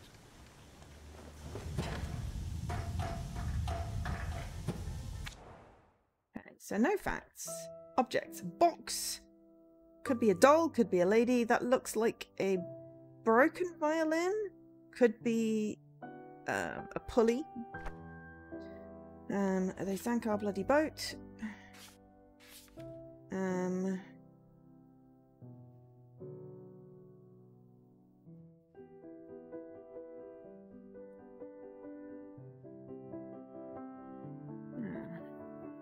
Where Freddy is, what he's doing. He mentions the war in his letters, but if there's anything getting him down, he wouldn't tell me anyway. Just to talk about his friend Emil, though. I wish Freddy was here with me working the docks. It's a tough job as it is, and if you were around, things would be different. Okay, so let's just take a quick break so I can get some more hydration, and everyone else can get some hydration, because we're about an hour and a half in. We don't have a hard stop at 6, so we'll see where we are in the game, and if we want to continue a little bit past 6. But we'll definitely take a short break now. We're going to pause the recording and run an ad. Obviously, if you're subscribed, you will get the void. But either which way, we're going to have 3-4 minutes break. So I will see you on the other side of that. We're back. Okay, so we haven't found anything yet. We've just gone down, so let's have a look left first. ...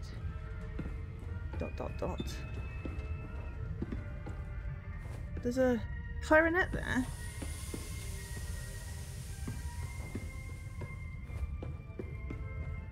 So yes. I mean, I'm finding this extremely informative. The thing that I thought was a lady was some sort of little gnome. A Klaubauter man statue. Many German sailors believed in the club ataman, the spirit that protects ships. Here he's represented as a man with a hammer and a tobacco pipe. Said he warns a ship's crew of danger and he only leaves the ship if it goes down. Cool.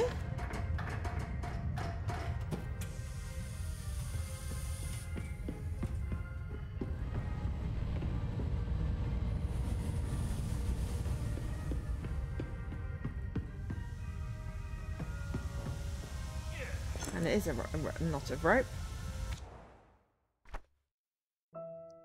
Knot collection. Since submarines spent most of their time on the surface, they were considered no different from regular ships.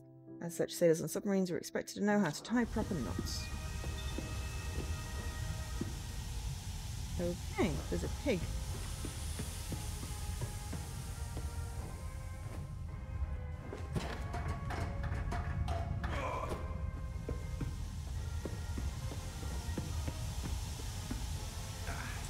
Well, we found all the collectibles.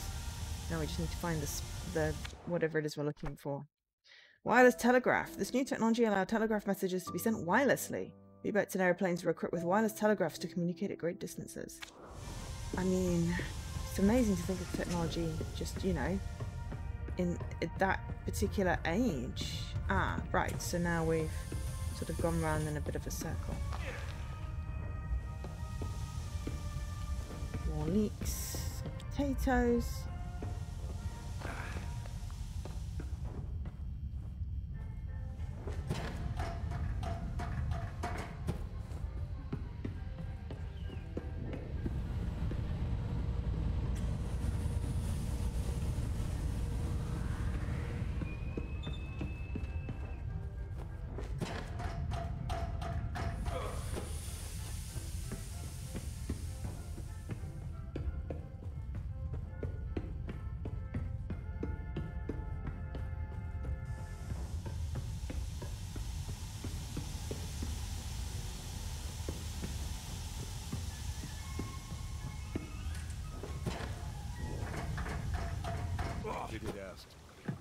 I'm supposed to be getting a screwdriver. We did not get a screwdriver?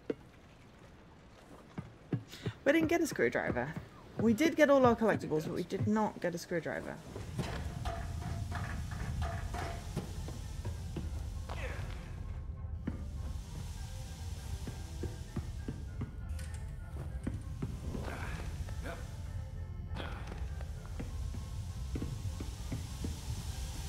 I don't think I even saw a screwdriver.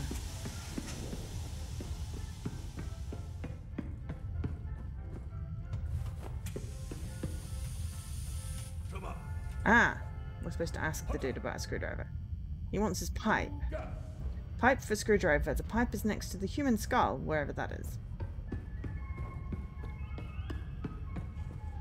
There's also a bassoon in here, so this is going to be some sort of elaborate fetch quest. Well, not so elaborate fetch quest.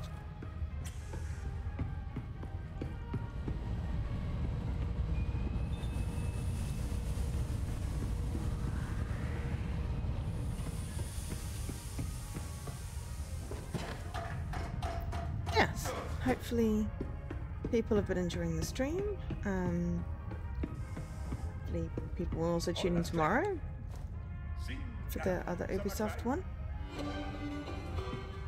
Not so elaborate fetch quest. But we did get all the collectibles, so that's good. Ooh, out of curiosity, 7 achievements. Bring the clarinet to James. Okay, right. So trying to avoid spoilers. Complete 1 music mission without missing a note. Yes, we are going to try to do that, but at least we know there is one in like the first episode if we need to replay that. We are reading the facts, we are finding the objects, but they do not have the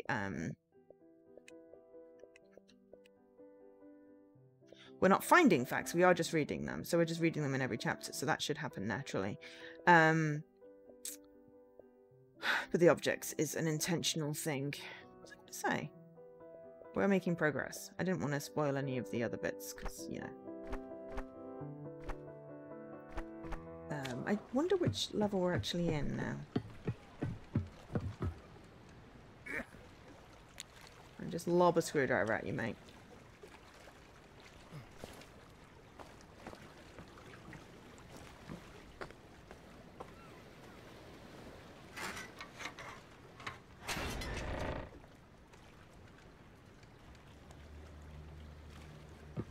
We need a wrench.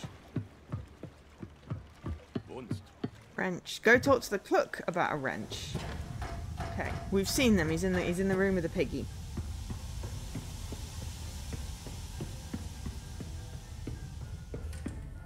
Now we know where we're going. This is slightly easier to then go. Right, well we did a tour. That's dot dot dot means you can talk to them. Wrench. Pig. Pig for wrench. Okay. Supposed to fix this. Maybe we talk to the steam guy. Or turn off the steam.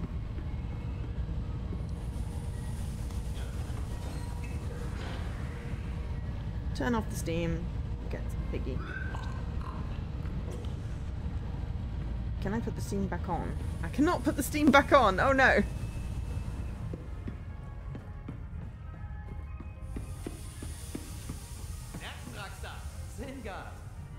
We have a wrench. Can we also have a quick look over here? It's because we never got to see past the cabbages then. Okay. I'm really sorry, steam guy. Is that an up? Yes.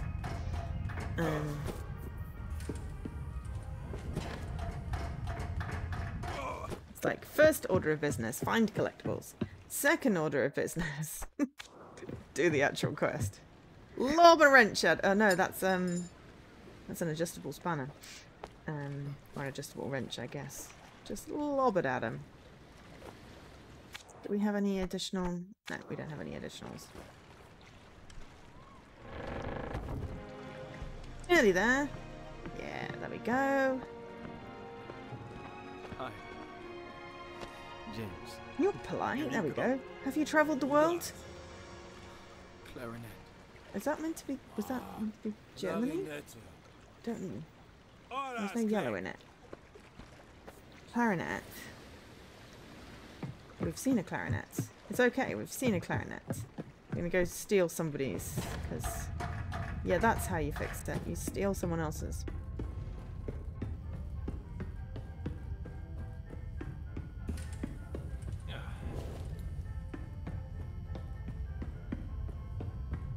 Now someone else is going to be sad that they don't have a clarinet.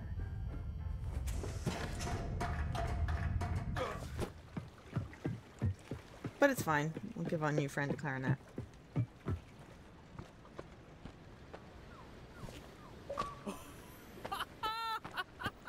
Let the music play!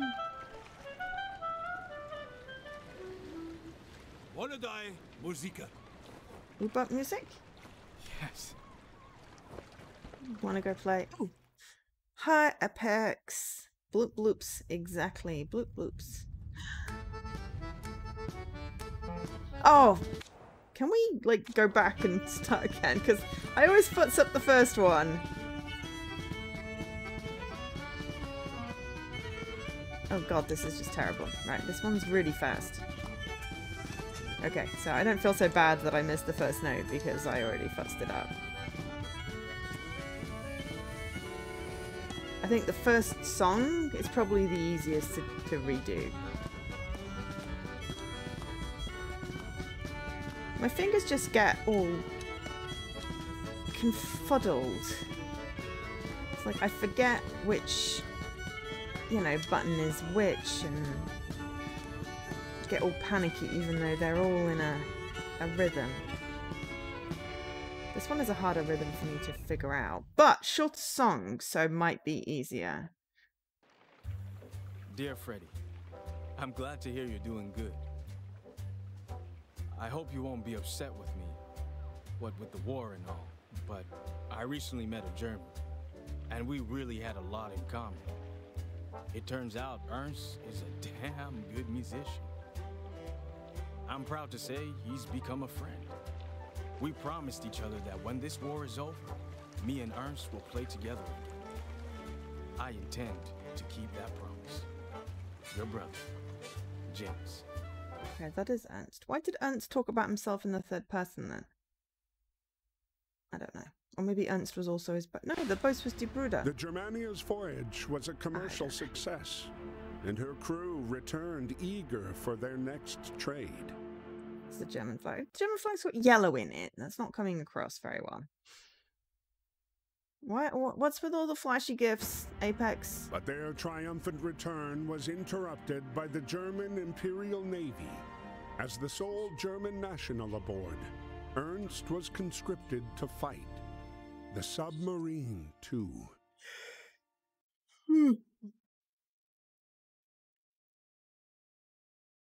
Showing off.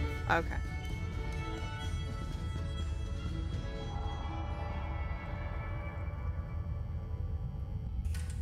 Or maybe it was his clarinet then. It's okay. If you're giving him your clarinet, that's okay. Stealing other people's is a problem. He does not look good. I have to say he does not look good. It looks a bit like a postman though. It looks very, very tired. I feel for you, Ernst. I really feel for you. Where are we? Oh, okay, so... Oh, no, Eric and Ernst. Oh, right, yes, he's Ernst. Eric is the brother. Right, they sank our boats. Okay, so no objects, no facts. Oh. Can I just run away? I can't run away, I'm on a submarine. Periscope.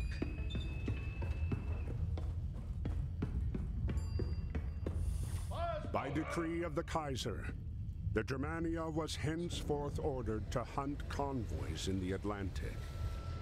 Ernst was faced with a grim choice. That's Jimmy's ship. The Pocahontas and kill his friend, or disobey a superior's direct order and risk being put to death. He had torpedo and chosen to save miss. his friend, but knew it would only be a matter of time before he was ordered to kill again. The guy out of Popeye. Popeye, olive oil. I can't remember the name of the dude, the big dude, but I know what you mean. We completed chapter 1! Cool. Chapter 2, Broken Souls. 1917, Sant Manihold Hospital. Doctors and nurses alike tried in earnest to patch up swarms of broken bodies and wounded psyches. Anna, the Belgian nurse, battled every day against the war to save soldiers. I think Anna was from the previous game. Excuse me. Sant Manihold, December 28th. Right. Okay. Field Hospital. This war was the first of such magnitude. Casualty management required a completely new organization. Evacuation from the battlefield was performed via stretcher. The wounded were carried to the triage tent, then transported to the field hospital when evacuation became possible. This was an emergency surgery performed with the required sanitary measures. X-rays were first discovered by German scientist Röntgen in 1895, and their use by medical staff began to spread at the turn of the century. Technology proved very useful for medical staff to treat soldiers who were victims of shrapnel. As early as 1914, the technology was adapted to cars in order to create mobile X-ray units. Initiated by the scientist Marie Curie and her daughter, their goal was to better treat casualties and to operate on wounded soldiers. As the first link in the chain of care, stretcher bearers often worked in difficult conditions. They had to walk with a regulation stretcher between shell holes and barbed wire before they could reach the wounded, and then take them to the nearest aid post in the rear, often under enemy fire. They also used tents to carry the wounded. Often these men had no medical qualifications, they came from a variety of backgrounds and could be musicians, priests, or non-combatant personnel. We're looking for a sword, obviously. It's dangerous out there. Here, take this. Blanket or just a piece of paper. Binoculars, medkit. That looks like a bottle of water. And a stretcher. Okay. Diary, December 21st, 1917. I need to get some sleep. A few winks will do, but this never-ending war just won't let me. Is it the sword in the stone? Well, it doesn't look like the sword in the stone. Sometimes I feel like I'm drowning in the wounded, and some of them are so young, barely a hair on their chin. It saddens me to see them suffering in their prime, but I'm here to help and get them back on their feet. I'm not going anywhere. Okay. Ça va aller. Voilà, viens.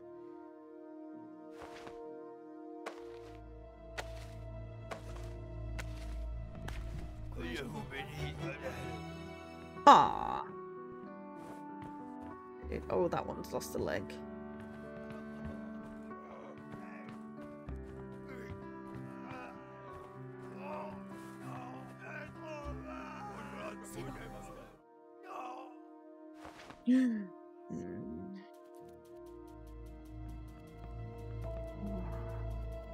Okay, it looks better without the blood on it.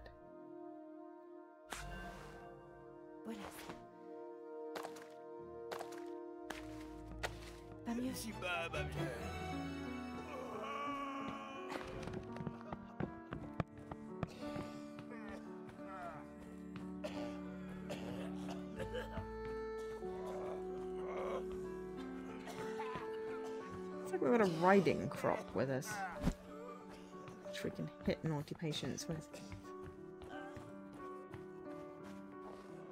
Oh, outside. Got a bottle of something. One of those things is like, I'm going to explore anyway because I'm sure there's things that we need to pick at.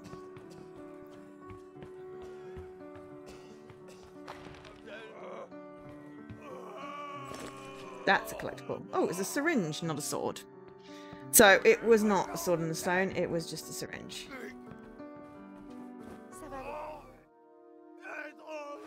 Oh.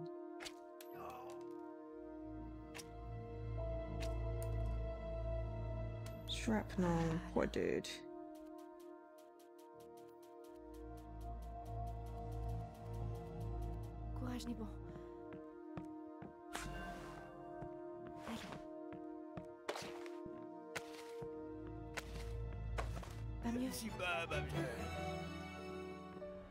Sometimes Anna could heal the soldiers' ailments and put them on the path to recovery.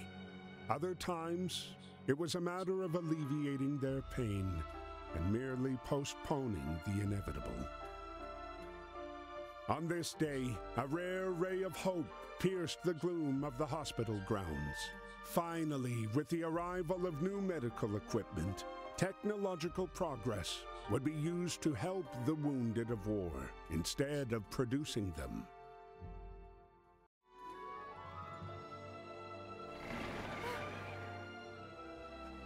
Surprised to see her dear friend again, Anna handled each of the wounded soldiers with care. She couldn't wait to speak with Freddy and catch up on old times. Anna and Freddy. Yeah, they must have been in the first game. I would have to replay it. We could do a stream. Can we get out? Because I definitely saw...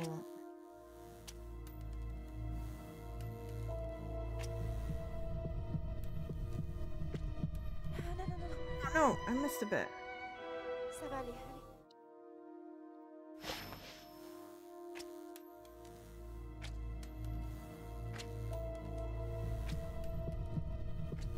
She's exposing herself to so much X-rays.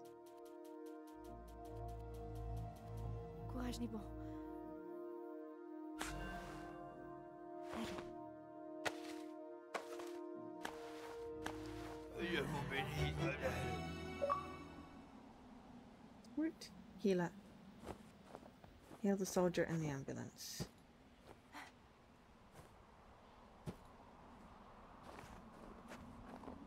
I was going to say there was a thingy. Object. Syringe. In 1914, a typhoid epidemic reigned in the unsanitary conditions of trench warfare. Fortunately for the soldiers, a typhoid vaccination was developed that saved many lives during World War I. Fluorescent screen. The screen allowed a radiologist to view X-ray images. In some cases, screens were mounted to the helmets of medics, allowing them to use their hands at the same time. An estimated 1 million X-ray exams were performed during World War I.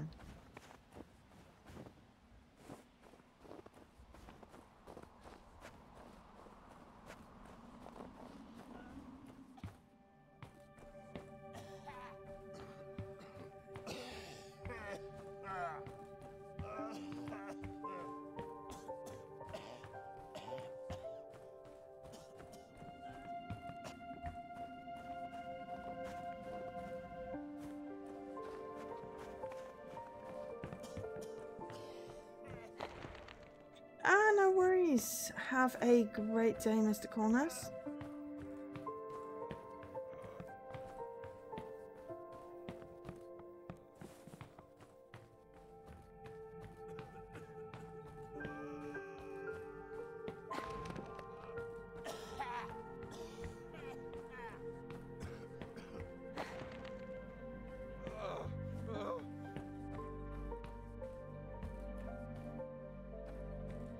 Yes. Yes, you can either have a 10 token game or true 5 tokens or bank it for the future. Let me know which. Oh, puppy! And we have a jar. Oh, it's not a whatever it was I said. Pet the dog. Or can we pet the dog? Okay. People need things. We need that. We've now got a puppy. We got to pet the dog in the first game.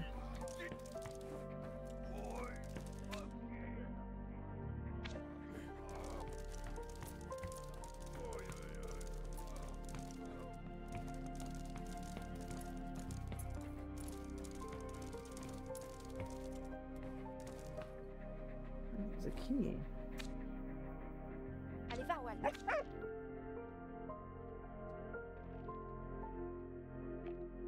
Use the dog to retrieve things. Yeah, I'm desperately trying to remember the first game. Maybe it's just a case of There we go. We pet the puppy. Good puppy.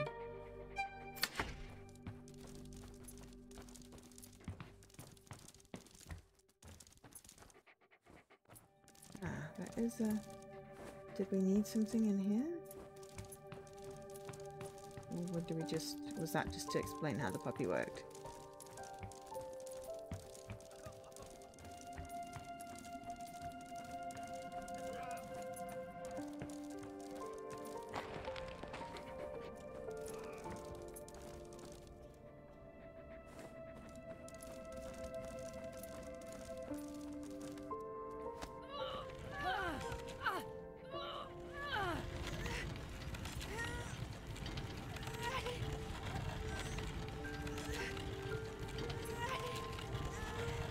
Yeah, Anna and Freddy and the dog, whose name I've forgotten, sorry, puppy. Probably were part of the first game.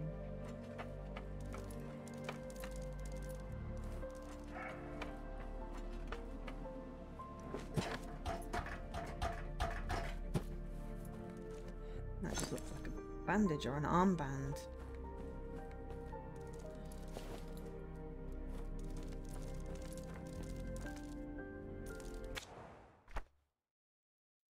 Armband worn by medics on both sides of the conflict. The white colours symbolise neutrality, a reminder that medics were not to be shot at. Yeah. It was a rather polite thing. During the first one you played it very recently. Yes. Cool, thank you. But yeah, no, I feel like it's been 9 years since I played it. It's probably due a replay. And the stretcher. Right, we've got all our collectibles now. Stretcher, affordable French army stretcher from the First World War. It measured 7.4 feet and weighed about 22 pounds. Each regiment had around 300 stretchers and 600 stretcher bearers to evacuate wounded soldiers from the battlefield. Maybe it's worth definitely worth a replay.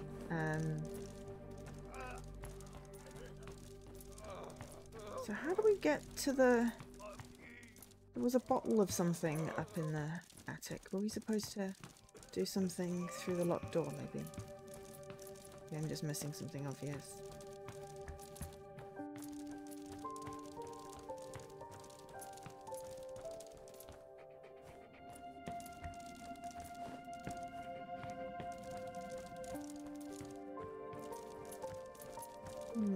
Don't know.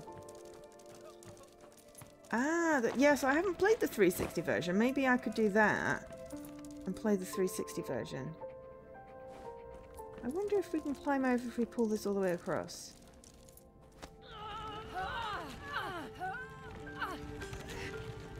I did see it was like £3. And whereas I'm not one to usually pick up new games on the 360 because I'm sort of mostly done with that platform. Maybe so we can do the stack, because I did play the Xbox One version originally.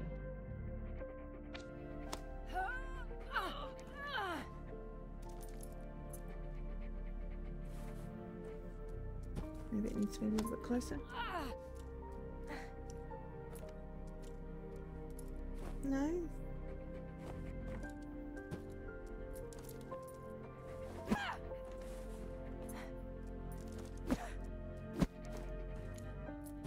I'm not sure how I'm supposed to get that then.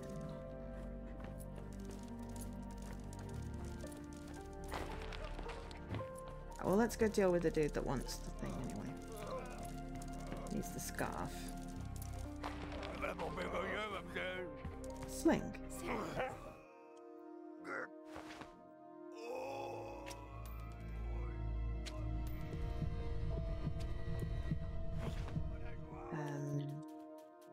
So yeah, maybe we'll pick up the 360 version and then we can play some of that on stream. Because I think we should just be able to plug the 360 in the same as we plug in the Xbox Series.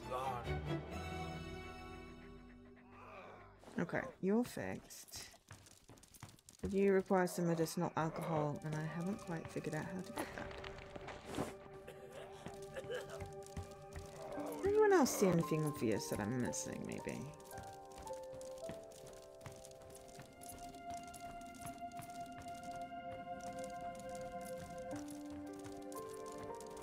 It's over here.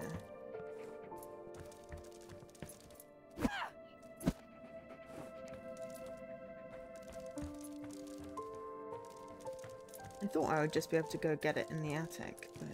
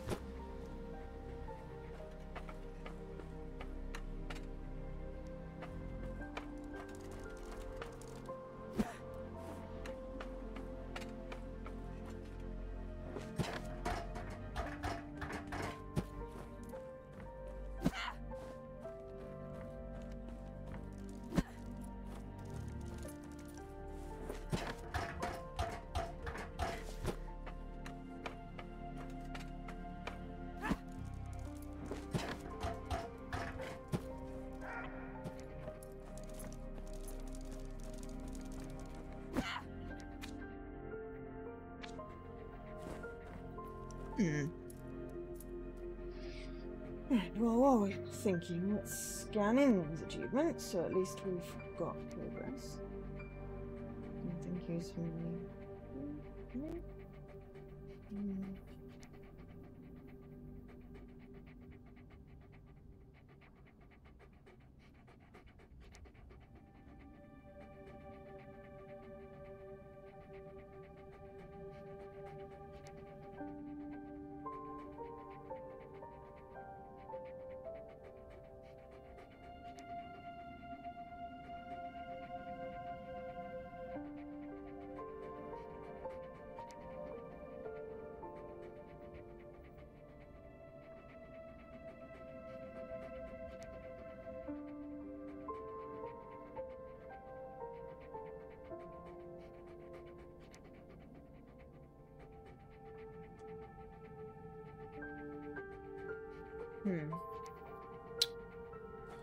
Hi, Mulch. How you doing? Maybe I'm just missing an obvious dog thing. There is a hole. Ah, yeah, I'm just missing an obvious dog thing. We can go through this hole. There we go. Alright. Oh, how are you doing? Good, puppy. It's too hot and humid. Yeah, same. It's too ruddy hot and humid. I went outside because I had to get my hair did. Which wasn't too bad, I'll be honest. It could have been worse had it been like it was on Thursday.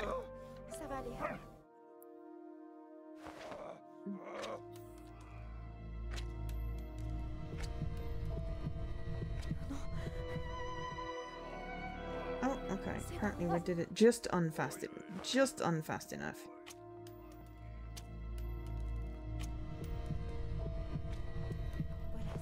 There we go. Yes, So we are back in World War I in Valiant Hearts Coming Home, which is a sequel to Valiant Hearts The Great War. Thanks to Ubisoft for allowing me to, for giving me the key. Massive storm would be nice, definitely.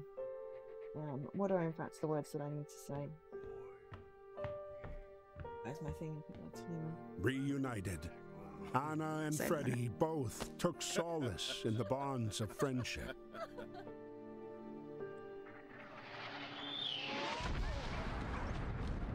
Hearing the bombs fall, Anna knew they had struck the heart of a populated civilian area.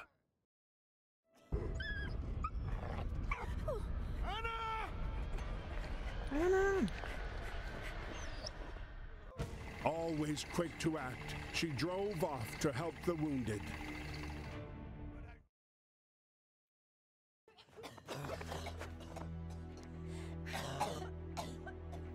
Okay, so thanks to Ubisoft for providing me with access to this game. Basically giving me a code so I can stream it. Okay, let's see what we got. Motorcycle. At the start of the conflict, civilian motorcycles with limited horsepower, 175cc or 350cc were requested by the army. Not adapted to border conditions, they were rapidly replaced by more powerful models, specially produced by various manufacturers. They served as machine gun motorcycles, ambulances and more. They were also essential for fast liaisons between units. Norton, Triumph and Royal Enfield produced sidecars for serial or fat tire motorbikes. With the arrival of American forces in Europe, Harley-Davidson and Indian did as well. Oh, that is just rotten. It's cooling down a bit here. We had a couple of days of really hot, like, you know, Wednesday, Thursday was just disgusting. Monday and Tuesday weren't particularly great either. It's not as bad today. The sun is not out. It is cloudy and overcast, but it's still quite warm. It's 27 in here, which is what, 80 something Fahrenheit. Canary Girls. With the men away at war, women filled positions in the factories, including weapon facilities. Shells contained a mixture of TNT, cordite, and weapon factory work involved mixing it by hand to fill the shells and bullets. Contact with the mixture would stain the skin yellow, resulting in a nickname for the women working in these factories, Canaries. The work paid half of what men earned, and they worked grueling hours in terrible conditions. Well, that's great. Women's employment rates increased drastically during the war as millions of men were taken from their jobs to fight. Companies had no choice but to rely on female employees. Women who ran the farms mostly alone were also called in to work in weapon factories, Canaries, or services as metro or tramway drivers. Sometimes they were also called closer to the front to become nurses. Because women were paid less, there was a fear among men that employers would continue to employ them even after the war's end. Meanwhile, even before the end of the war, women started to fight to obtain equal pay and went on strike. A special committee dedicated to equal pay for equal work was set up in the UK, but concluded that due to lesser strength and special health problems, women's output would not equal that of men, despite evidence that women had performed admirably. Unions received guarantees that women who fully replaced skilled men would be paid the same for the duration of the war. And it's still a problem today. Okay, so we want, I don't know, blanket, a comb, some sort of board, I don't know what that is, a straight razor, and a box. Diary. We've read that one. This one's new. December 21st, 1917. In the middle of all of this, seeing Anna again, I was speechless. Goes to show that you never really know how things will turn out in this war. It's hard to believe Anna's here with me now, and still the same amazing woman, also still stubborn. When she puts her mind to something, she doesn't give up. It reminds me of a certain someone else I know. I'm sure she and James... Is there meant to be more of this? Ah, would get along fine. Just fine, or not. Apparently I can press A and I get the rest of the sentence. I don't want to be alone. Yeah, well, I figured that one out. Okay, so puppy. We've got our puppy now. Right, wounded this way. SOS inside. I just want to see how far I can go. And whack things with my riding crop. Okay, oh, home. Oh no, we're helping this person first. That's fine. I'm okay with that. The stupid things won't come out. I have to do that again. Try that again, okay. There we go. Very quickly nip this way just to see if there's anything. Nip. Yeah, okay. We'll help you, I know, but I already failed you once because those thingies are quite tricky to pull out.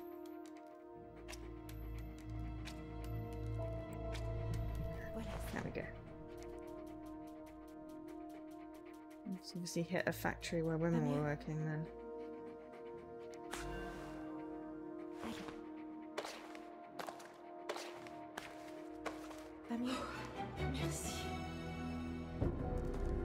Hey.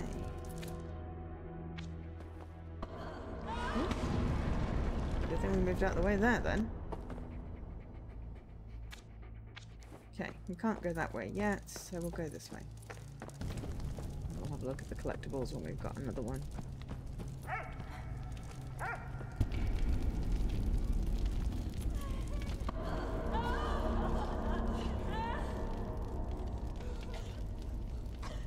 Ah, if there's a crane, we can grab the thing. Ah, but there's no stick! Where's the knob? Thank you, Seribot. Yeah. No. If you please ignore the message, Seribot. It's not quite quick enough to get,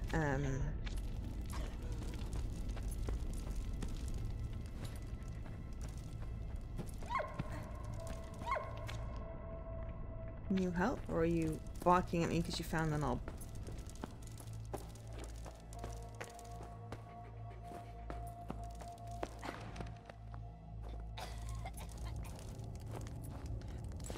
Ah, but I did find a brick.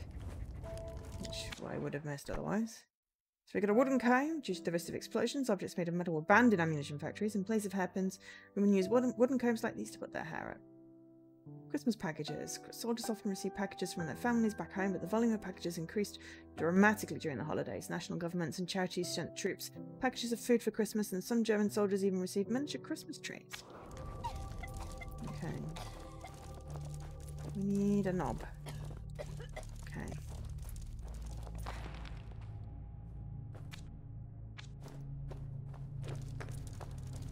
That seems to possibly be up there. Ah, if we could grab something to throw.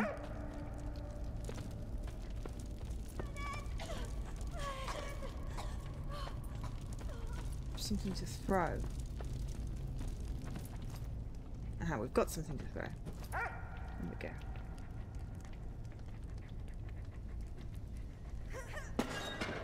Ladder. Didn't realise we'd picked up something to throw. Have to admit.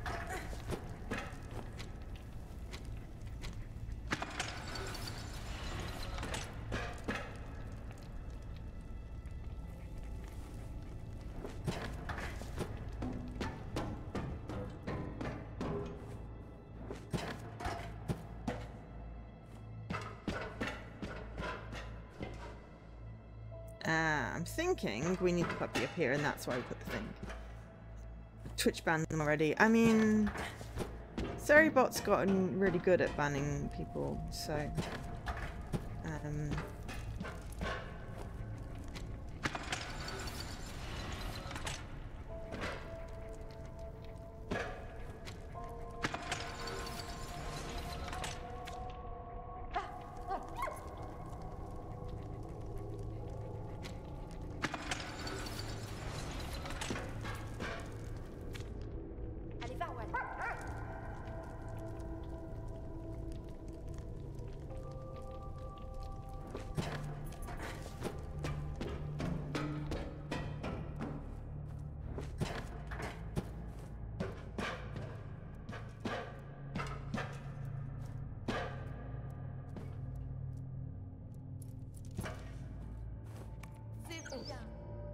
thank you, puppy.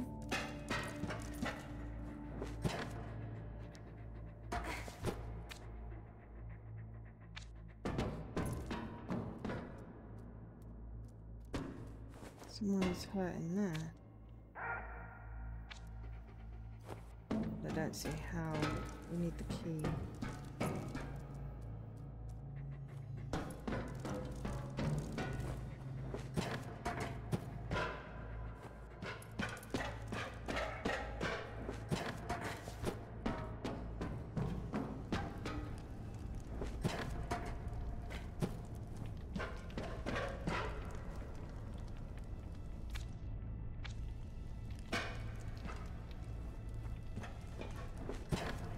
fetch puppy in a minute.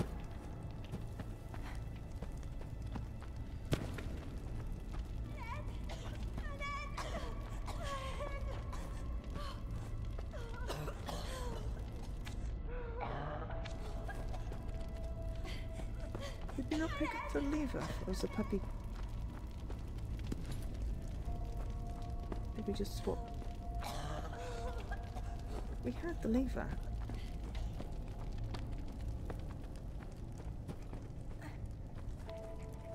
We need to have the puppy before it'll let us.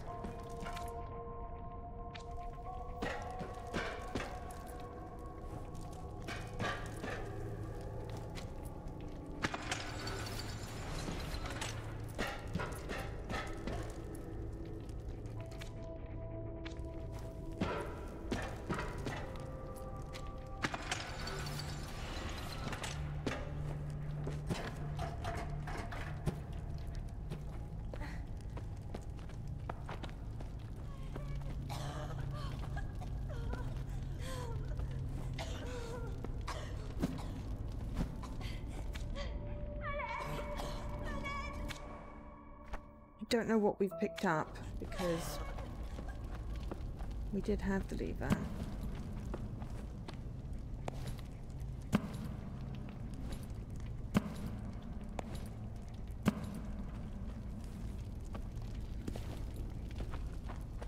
Is that a key?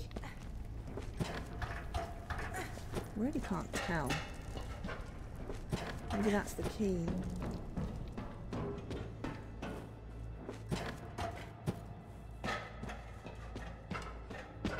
We don't actually have the lever. Maybe we had the key. No, now we have a key. Yeah. Okay. What happened to the lever that we had?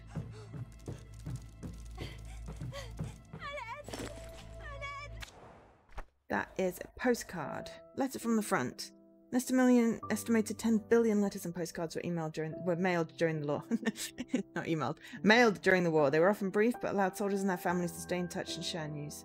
Soldiers didn't pay for postage, but their letters went through a strict censorship process, led by the censorship department to protect sensitive information through general monitoring, led by the postal control to observe soldiers' morale.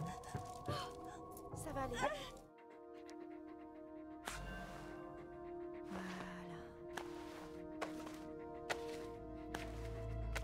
Voilà.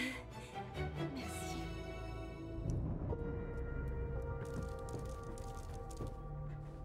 I thought we had picked up the lever, so that was what the puppy got from underneath the thing, but...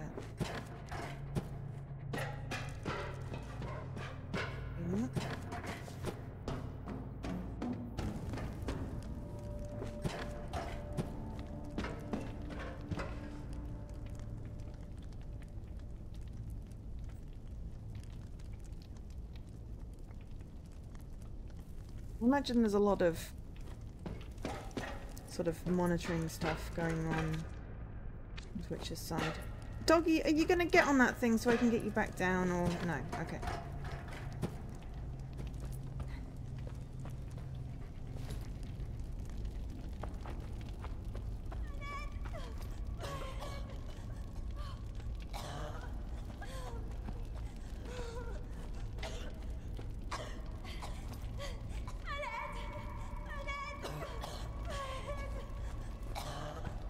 See, I really thought I had the lever.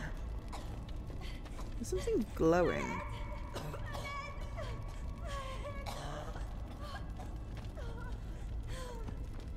I really thought I had the lever.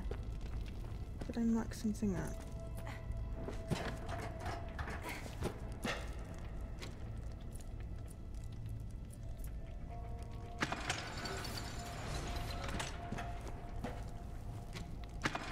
Like, I can get the dog up, but damned if I can get the dog to come back down again.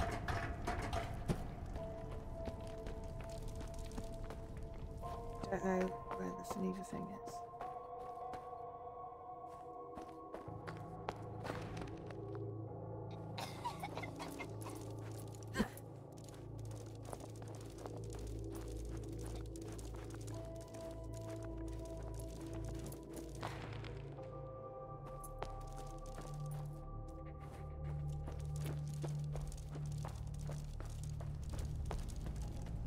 thought that maybe I should have gone back when we first got the lever.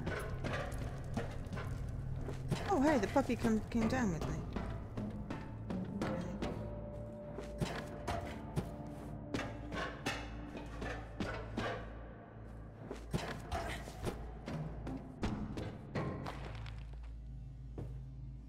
Yeah, apparently Puppy just magically materializes now when I change rooms.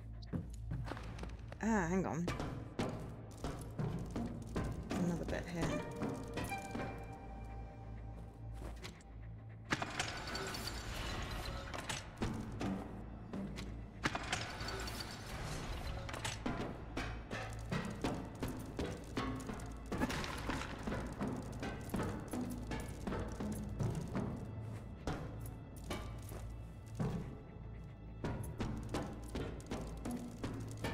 No, that's just a key.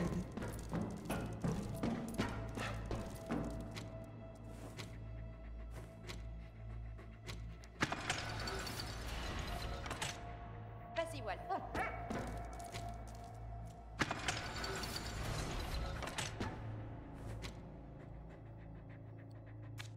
Allez. Allez, va, Wal. Va.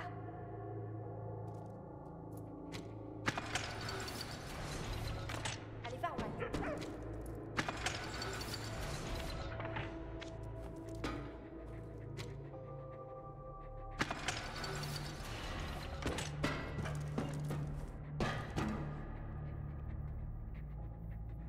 I'm stuck.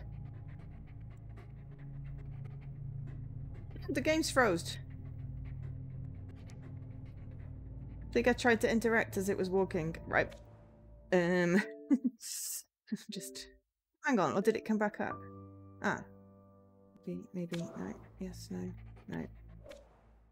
We're just gonna have to redo that bit, and hopefully that will fix the fact that we've lost our thingamajig. Lever.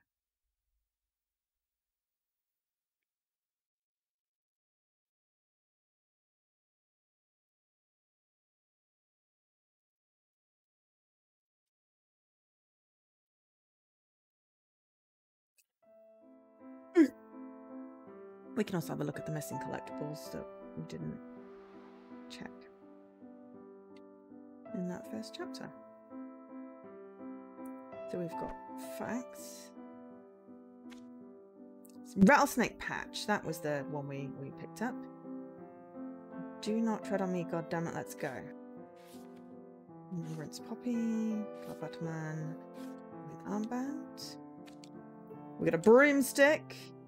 Alright, when the 15th New York Guard Regiment began basic training and then recruitment campaign in New York, only 250 rifles for two. Oh my god, 1 in 10! 1 in 10! That had to share a rifle between 10 men. The recruits thus performed their drills with broomsticks and would even march through the streets of New York with them. Once they were incorporated into US Army, they finally obtained the treatment. I mean, that is just ridiculous. We looked at all of these as well. Chapter 1, Episode 6. We missed. Oh, okay. I'm slightly annoyed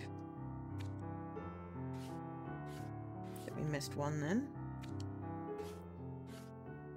Because we were really trying very hard. George, the flying guy. Ernst. And then facts.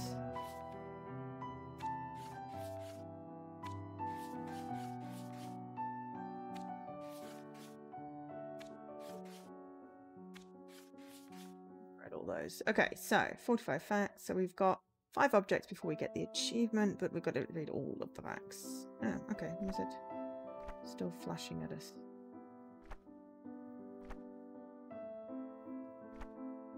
Okay, well, it's just flashing at us. So we are in episode 2. Saving the canaries. Continue. Let's see if we can, yeah, get out of the mess that we managed to get ourselves into. Oh, do we have to start again?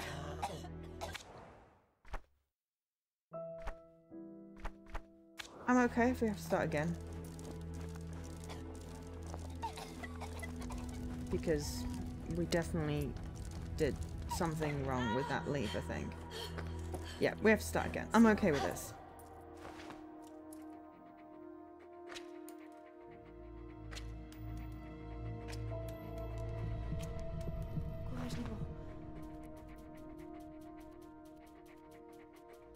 So we've managed to lose the lever and then the game balked. So, yeah. I'm okay with restarting. They're quite sort of small, contained episodes, so it's not too bad.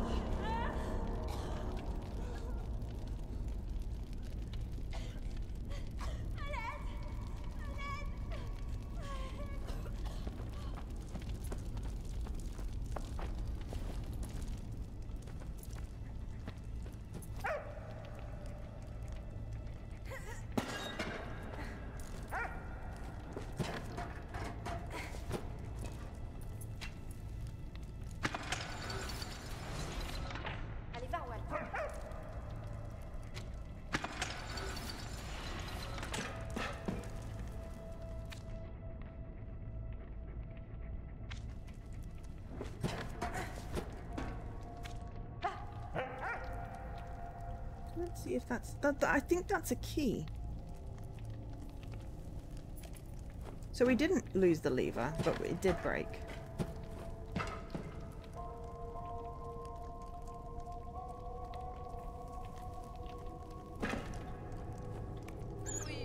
Good puppy.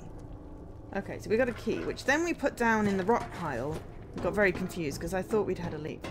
We did not have a lever. We had a key. Okay, that's fine. It was more the thought that I'd broken it because I lost a key that was the problem. But I didn't, so therefore now we can just bandage up this lady and then not break the whole bridge thing that we did before.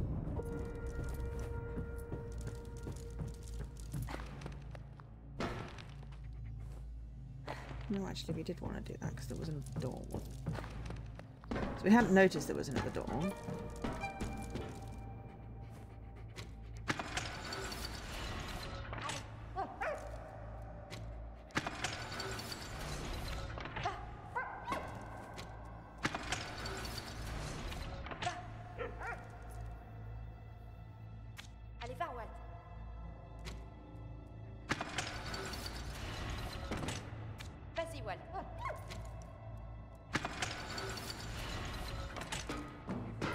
We're just going to go over this.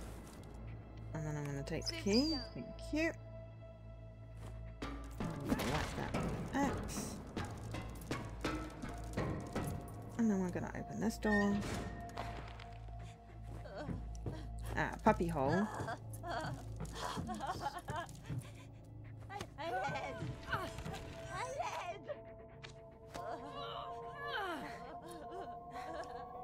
And we got a shirt, or possibly work clothes. Work overalls. The war forced many changes to society, notably in the industry. Women hide in factories across the world producing weapons and ammunition, flying in face of gender conditions. Many gender conventions. Many women wore overalls to work.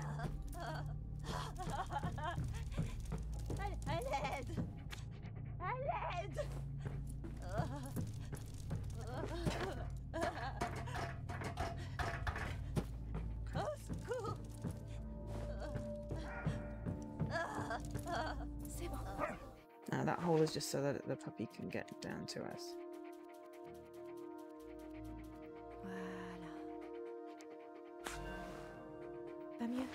Yeah, I mean viewership's gone down, but hopefully people have been enjoying today. Really appreciate everyone on the raid. you know, just Cornus doing the giveaway so that we could run that, you know, and 4 years on Twitch.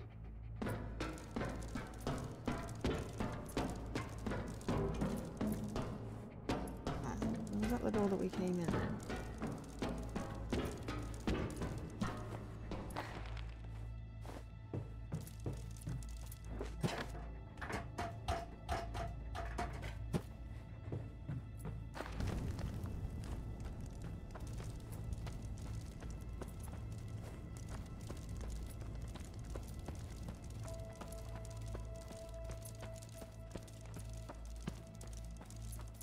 Still haven't found the lever.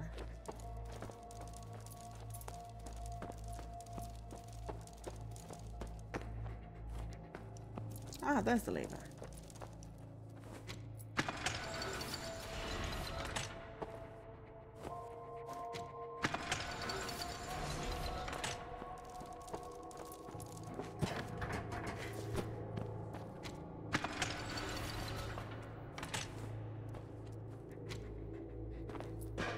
And that gives us a way out. Okay.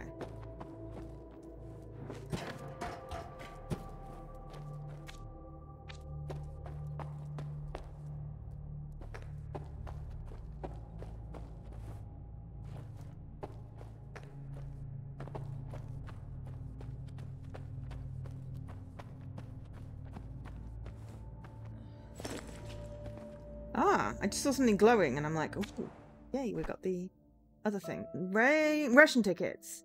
Food shortages were chronic during the war. Bread rationing started as early as 1915. Staple foods such as bread, meat, pasta and rice were rationed. In 1917, the French government rationed sugar and even banned baking pastries. The only product to escape rationing was tobacco, which people took up because also it curbed hunger. Okay, so I need to figure out a way to get the puppy.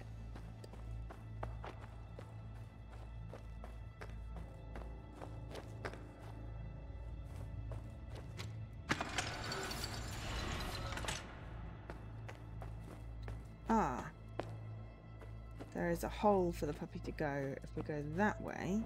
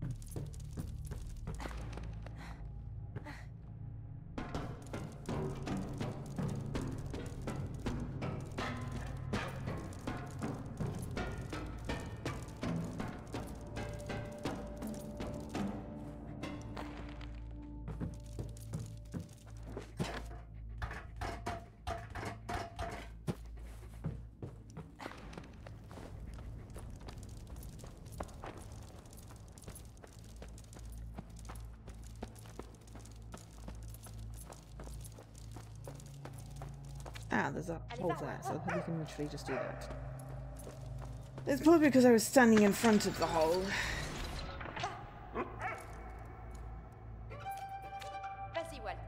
Yes, I know there's an SOS.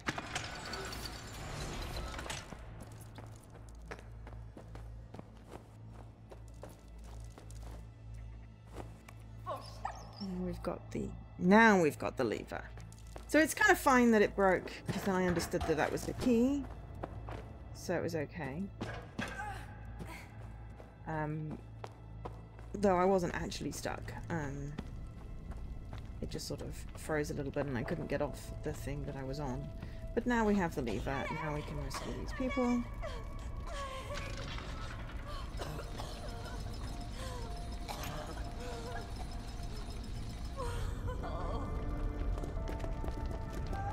Oops.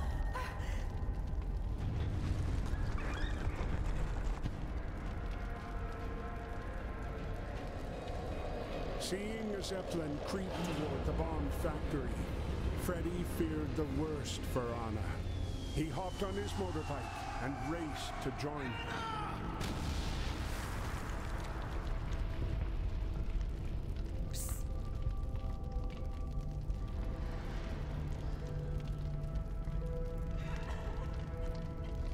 Freddy arrived just in time to see Anna emerging from the debris. Yeah, she saved herself. She had once again put her life on the line to save others. Yeah, I definitely recognize those three. Anna, Freddy, and the dog. We can do it! December 27th, 1917. The Pocahontas arrived in Brest, France, to a celebratory welcome. Unknown to the Old 15th, the decision had already been made to use them only for combat service support. They were not to see battle. That's fine. Desperate for soldiers to fight, the French pushed hard for the newly arrived 15th to join them on the battlefield.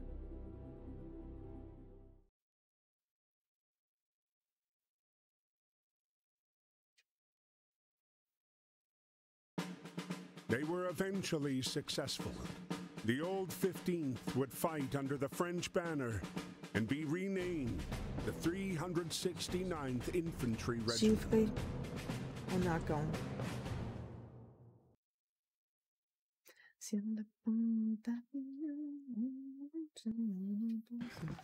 The Americans were once again outfitted as soldiers should be, then paired up with a French counterpart.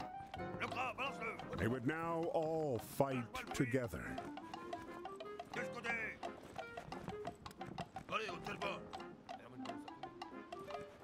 We have to cook. Trenches near Saint-Menold. March 2nd. Okay. Brest Harbour. Located in French Brittany, Brest was a military harbour and able to accommodate heavy tonnage. Became the main entry point for US troops to France in November 1917. Between 1917 and 1919, around 30 camps were established in town, allowing the transit of more than 800,000 men. Not 80, 800, greater than the current population of Washington, D.C. We can see in the picture American troops marching in the city. Railways were the best way to rapidly transport thousands of men, animals and material. It was used as early as 1914 to bring men to the front, to concentrate forces at the borders. Railway stations and marshalling stations quickly became essential logistic nodes for troops, but were also vital for the transport of casualties, prisoners and supplies. German troops set up new military railway stations a few miles from the front in the areas they had occupied. The image shows Russian troops being transported to Thessaloniki, Macedonian front. The logistics required to bring food to the front were impressive. For example, the British sent over £67 million of meat to the Western Front on a monthly basis. They alternated between fresh, frozen and tinned food, but they also established mobile units to prepare and bring hot food as close as possible to the front line. The image shows French soldiers loading loaves of bread prepared in Saint-Cyr, near Paris, on a train headed to the front. The 15th New York National Guard Regiment was formed in 1916, made up exclusively of non-white soldiers, mostly African Americans, but also Cubans and Puerto Ricans. Whoops. And led mainly by white commissioned officers, but also a few African American commissioned officers. Upon its arrival in Europe, it was renamed the 369th Infantry Regiment, initially assigned to the US Army's Service of Supply. It was rapidly integrated into the French Army as a fighting unit. They kept their American uniforms but were equipped with French helmets and guns. They traded their helmets for US issue ones later in the conflict. They shared their culture with the French and introduced them to jazz, but also to new sports such as baseball and basketball. Okay, so we're looking for a rifle, it looks like Sherlock's hat, but maybe a helmet and a ball. The mobile X-ray unit is going to be a lifesaver, I know. I'm curious to meet the American medic Jack Harris to show him the particularly, and maybe you could teach me about transfusion techniques, but then I've got to go where I'm needed, and that's me, but that means leaving Freddy behind.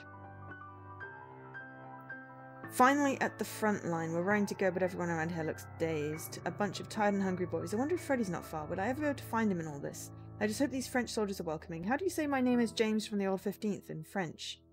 Mon nom est James.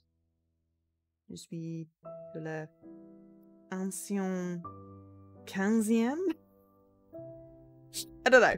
Something. Maybe I'll ask that nice Andre fella from Louisiana. I'm sure he'll know. Sorry, I don't do very well with direct. We need wood. Direct translating. I never did. Never really was good at direct translating. I'll be honest. Because French sentence structure is different, as is Helmet, as is like German and English, and yeah, trying to learn multiple languages is, I always bugger up the sentence structure. I'd love to learn sign language, but there's a whole thing with where sign language. Oh, okay. Give me that. Give me that. Give me that. Maybe we were meant to pick something up to lob at him. Snowball maybe.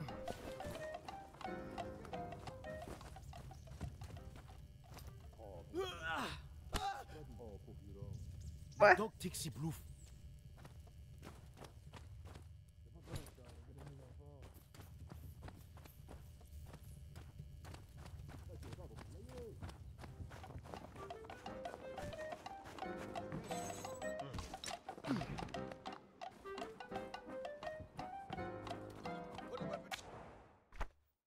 We got an Adrian helmet. In the early days of the Great War, 77% of all wounds were in the head, and 80% of those were fatal. By 1915, French soldiers had issued steel helmets to replace their ineffectual cloth caps. Ineffective, not ineffectual. It's the ineffectual staircase all over again. The helmet was named after the engineer who designed it, Adrian. Nice. Love that. Yeah, I'm vaguely remembering the first game, but yeah, you know, like... It was nine years ago that I did it. Patats. We need patats.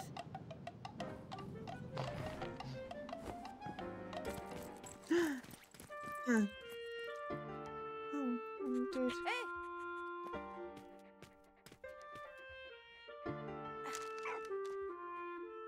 Freddy.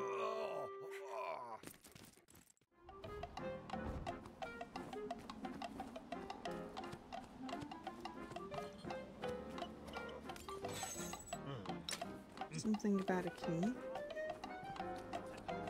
I like how it's effective at communicating. That's what the Memory of Me one did. Memory of Us was very much a communicating. There. The rock tricks you to Pato. Give the letter to a guy in a red hat.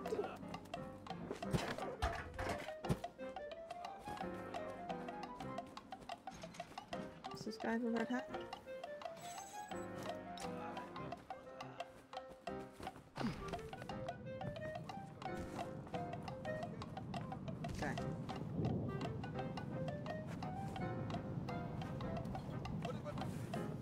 Okay, you need patats. Ah, maybe this guy in the red hat. And has patats, please. Just one patat. One patat to put in the pot. Potato, 3, 2 potato, 3 potato, 4, 7 potato, 6 potato, 5 potato, more! Yeah, don't ask. I don't know what happened to the,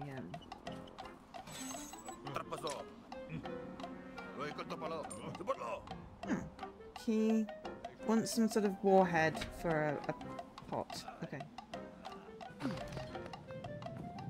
But we have the key, so that's all good. I want the pot lid. He wants a warhead. Okay, that's fine. There's rats. Or possibly a mole. Be a mole. Ah, we got a gun. Level rifle! Standard French rifle. This bolt-action 8mm rifle could hold up to 10 cartridges with an effective range of 250 meters. With a bayonet and spare ammunition, the level rifle weighed nearly 11 pounds. Oh, dear God, that's heavy. You can tell it's heavy.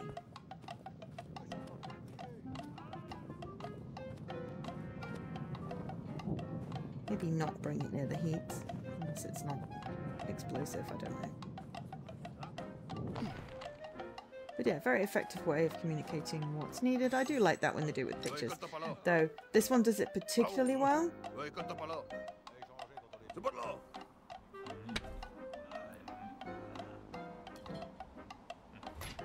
We got a lid.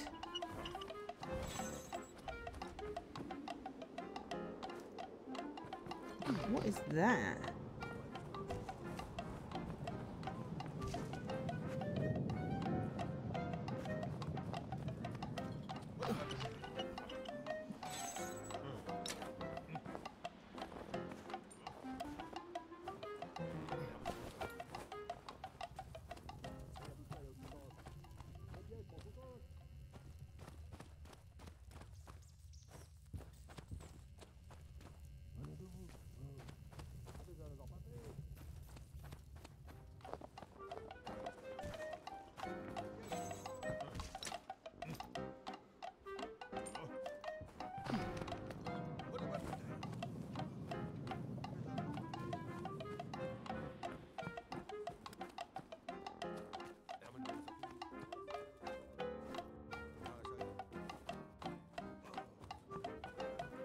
Oh, it was supposed to give me the lid.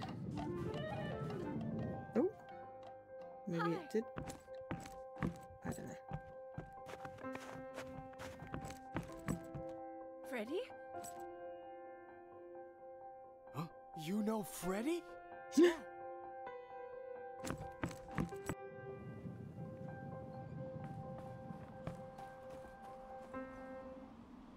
Freddy! For James and Freddy, the long-awaited reunion was a powerful reminder that neither time nor distance can erode the extraordinary bond of brotherhood. The general mood among the 369th Infantry was one of camaraderie and shared purpose. Anna, joining them for a last meal before heading back to Vimy, was finding it particularly I didn't hard pick up the round thing, to say whatever that was. goodbye to Freddy. But it's okay.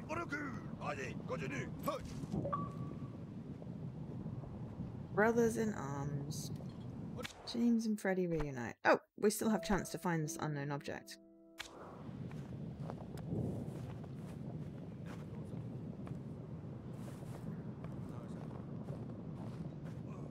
Found our brother. I'm happy.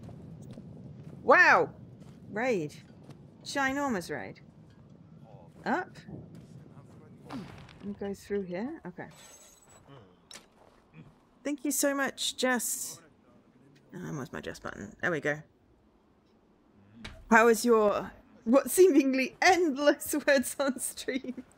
I always go when I want to play, but it's like no one else is playing, so I can't do it on my own, which is really sad. But how are you doing? Thank you very much for the raid. Welcome in, raiders. Hi, I'm Joe. Today, in fact this weekend, thanks to Ubisoft, we are doing an Ubisoft weekend. We have Valiant, I've forgotten its name. Valiant Hearts Coming Home, which is the second game in the series. I got the Valiant Hearts Collection, which includes the first game, which I had already played. We are making our way through the game. We're about halfway. Ooh, Inside Out 2. Oh, really looking forward to seeing that. Love the first game. Love the first game. The first movie. Loved Inside Out. Really looking forward to the sequel. I have to wait till it comes out on Disney Plus though. So we are collecting facts and diaries and objects, and learning more about the First World War. Including the African-American contingency, the 369th. Don't shoot the food, peoples! It's just mean. But their renewed optimism was soon dashed. By nightfall, everyone in the 369th would be reminded of the perils this war had in store for them. Yeah.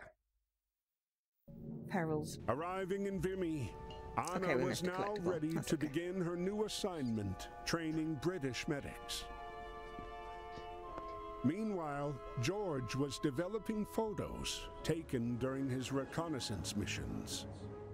But tonight, the quiet peace of the dark room was broken by a barking Walt. Yeah, reconnaissance mission. We got a picture of Anna. So yes, we're playing Valiant Hearts Coming Home, and then tomorrow we're going to be doing Beyond Good and Evil. Thank you very much to Ubisoft for the creator program for giving me codes for these games so I can stream them. Much appreciated. Very happy to be able to showcase these for everybody. Got lots of viewers, so that's all good. We would usually end at 6, but I think what I'm just going to do is take a really quick pause and then continue for a bit longer. Because I'm enjoying this and I have no need to be any longer. No need to, you know, finish particularly now. But yeah, hopefully, ow, my knee. Ah, I just did a horrible clicky noise. It's like if I have my knees up or I'm sitting on my leg, then parts of me go to sleep. I put my knees down, and then bits of me to go to sleep. It's like I can't win. I'm just getting old. So yeah, we did miss one of the collectible objects, but it's okay because there are like 50 something, and you only need like 30 for the achievement. We missed the round thing, but I didn't see anything obvious. So yeah, so let's read the diary and the facts, and then we'll take a short pause for a comfort break, and then we will continue on with the game, and then, you know, maybe do another hour. Just got to raid. It would be rude just to end now, and then we have to find someone else to raid. But yeah, let's do an hour, at least an hour, and we'll see where we're at. If we're nearly finished, we'll just continue till we finish. So, who would have thought my hobby would come off handy during a war? You brushed it off at the time, but now my photography skills are a matter of life and death. I reckon there are really only 2 places where I can truly feel myself. Up in the air and in a dark room. They both give me the peace I crave. Aw, George. Bless you. Photography was developing rapidly and was used extensively during the war. The press searched, for and published pictures of the front despite a ban by the military authorities. Oh yeah, I think... Wasn't that like part of the 11/11 Memories Untold was a whole bunch of taking photographs of soldiers for the war effort? Yeah, in France, the section photographique... In France, the Section photographique de l'armée was created in 1915 in order to monitor these images. One of its objectives was to sway the population, the press, and neutral countries to a particular side in the conflict. Photography was also used to document the destruction linked to the war and spy on enemy positions. Through the entire war, the fear of spies permeated all European authorities and societies. As early as 1914, shops with German-sounding names were ransacked in France, and foreigners were suspected of being spies supplying information to enemies. In occupied territories, the German military tracked resistance networks communicating with the Allies while trying to influence political life through various means, such as the renowned dancer Mata Hari. The image shows a French soldier listening in on German phone lines. Military intelligence rapidly became a major challenge. Static aerial observation was used on both sides, with static air balloons based on the German Draken. Their goal was to observe enemy artillery. The crew in the basket below the balloon used the cable holding the balloon as a phone line, allowing for fast information reports. The balloons rapidly became easy targets for pilots, so being part of the crew often meant being in a vulnerable position. Interesting. Okay, no objects to look for, so we're fine there. Right, we're just going to take a really short pause, and an ad, just, you know, because it's best to run them in the pause. Steve, sorry, just taking a really quick pause. Welcome into the stream. Yes, it is also my 4 years on Twitch, nearly 4 years as an affiliate, and we're having an Ubisoft weekend. So, thank you, Ubisoft. We are part of the creator program, and yeah, we got Valiant Hearts, the collection, so we're playing the second one, and also Beyond Good and Evil, the 20th anniversary edition, which I remember playing the original not 20 years ago. God, I came to a lot of games late, but we'll talk about that one tomorrow. For now, we're just going to take a short break, and I will be back in a few minutes. And we're back. We have a dancing... What looks like a dancing Cheeto.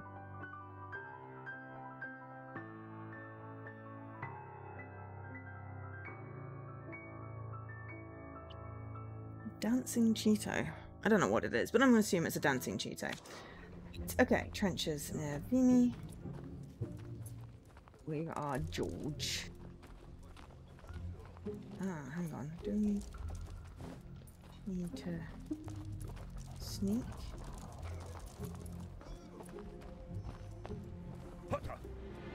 Right, we need to be sneaky.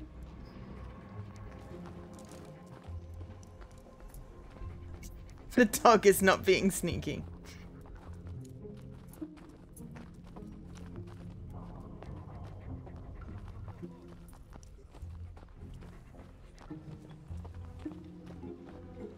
Mole.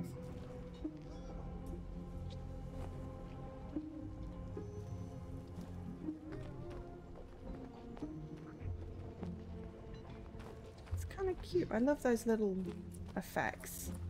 Like, there's a little mole. Or possibly a rat. It could be a mole. We're going to assume it's a mole at this point, because that's just cuter.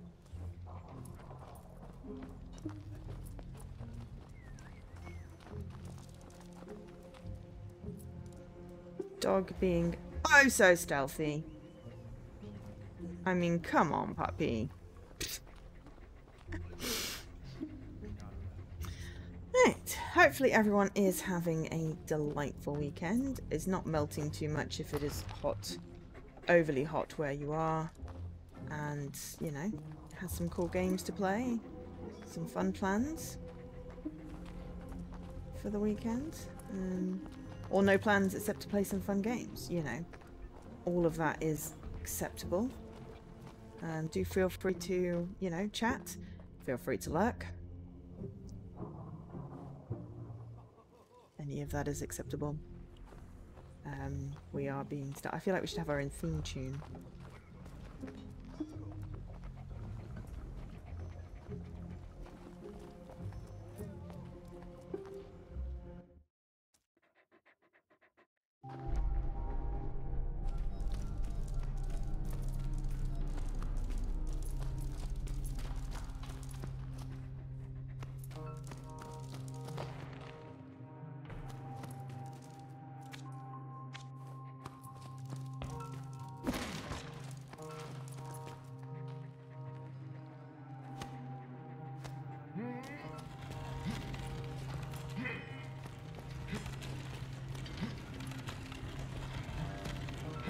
Is helping. Aww.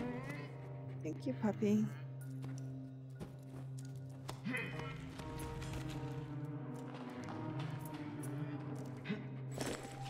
We got there are collectibles in this section. Ah, and we have to those who fell. Find 30 objects. There are collectibles. I must have missed that. Okay. Steel hand grenade M17. Standard grenade of the Imperial German Army, often known by its crude nickname, the potato masher. Oh, there's a helmet and some sort of, I don't know what that is. Maybe ammunition?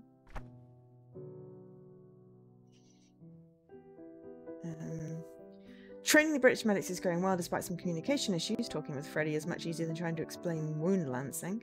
Everyone's interested in the mobile X-ray unit. It's great to see the good we can do, and I'm so happy James and Freddy found each other again. I just hope it won't be too long before we're all back together. Okay, right. Puppy, can you get me the thing?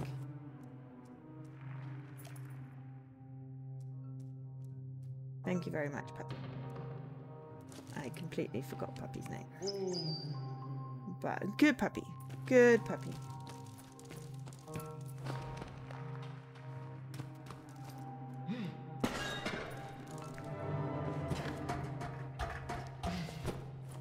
But yes, we don't technically need to collect all the collectibles, though we will obviously try. We did miss one in the ill-fated cooking scene.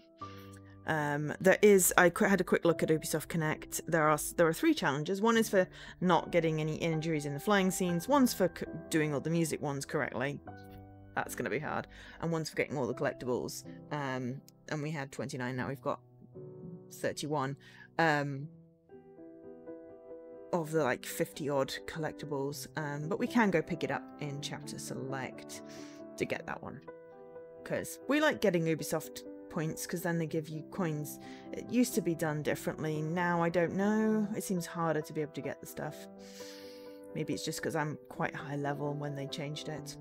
But anyway, the style helm replaced the outdated Pickelhaube spiked helmet design in Verdun of March 1916, offering significantly stronger protection against bullets and shrapnel.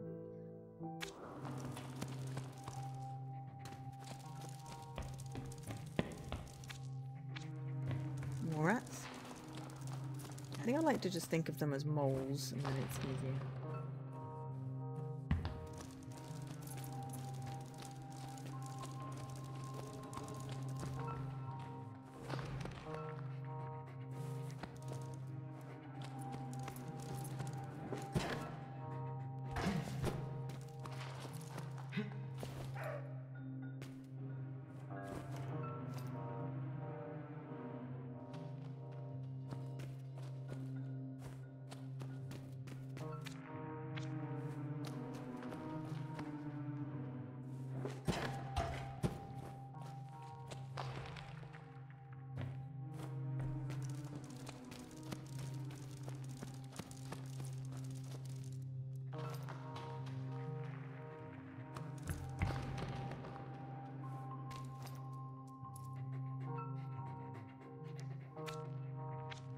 Oh, okay. Maybe we're supposed to, like, explode it somehow. I think we were supposed to try and explode it then. Okay.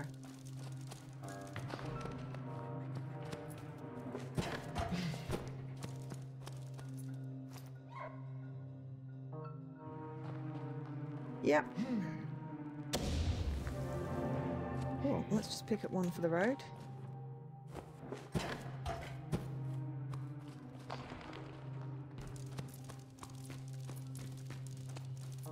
I love how everyone has magnetic belts to just carry all the things.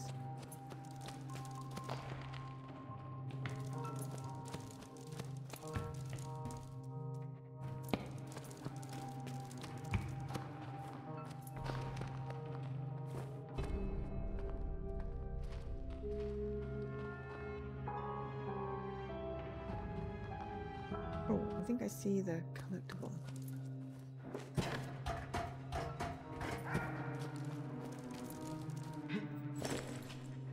Ah, it's a gas mask.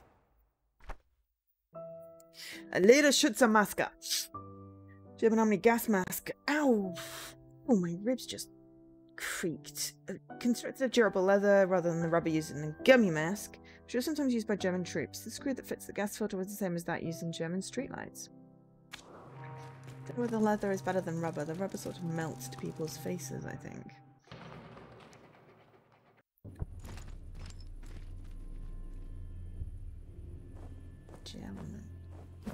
Oh, are we literally behind enemy lines? Oh, geez.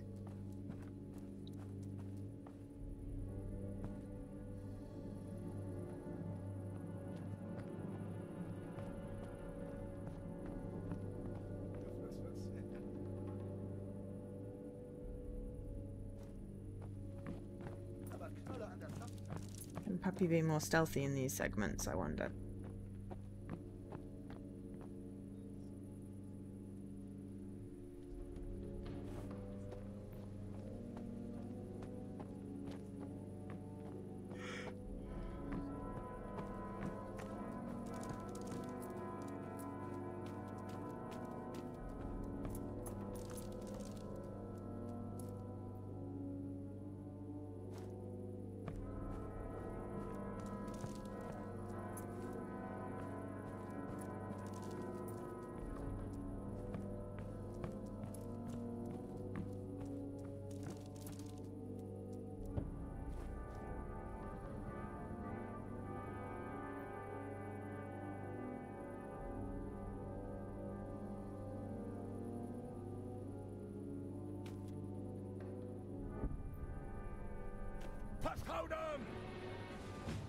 Oops. I was kind of waiting for him to turn around. Ah, hang on, Puppy. Puppy doesn't have to be stealthy, apparently. Puppy, you can get us a bottle of wine.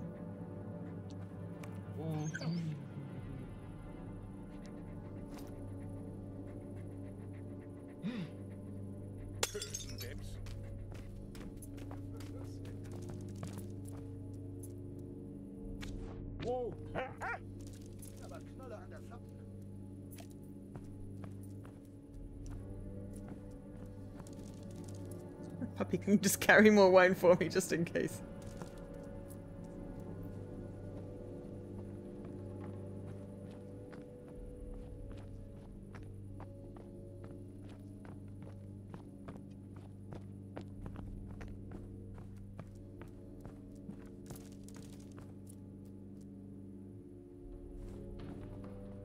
I like how they do this picture-in-picture thing to show you the off-screen.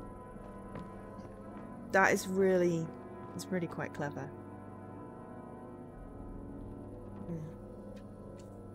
There's not many people streaming at the moment, but we're gonna have to do a raid when we finish, but not for another 3/4 of an hour or so.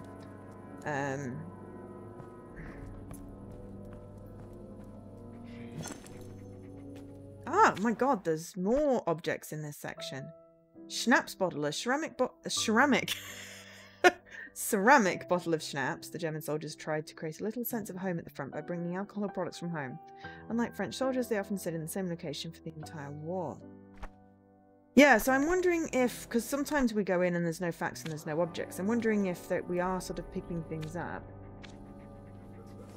Okay, we have to take the wine bottle off the dude, off the puppy first before we can get the puppy to get whatever this is.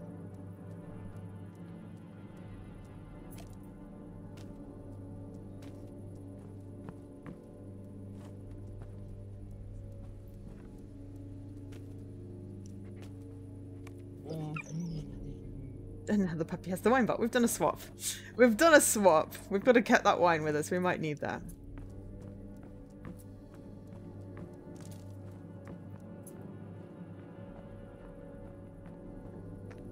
But yeah, I think that's probably where we missed that one in the collectible in chapter 1, episode 6 or whatever it was, and I was like, how did I miss a collectible? Because I thought, oh, there's no collectibles, and there must be collectibles in all of them. But we got the achievement. It'd just be a case of, for completion's sake,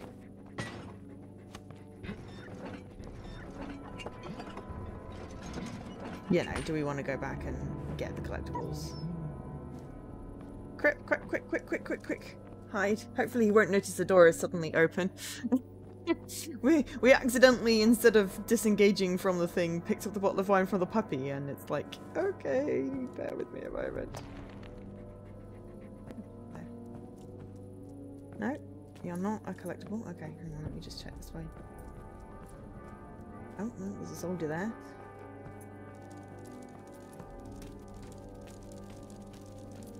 So we don't need to religiously collect collectibles.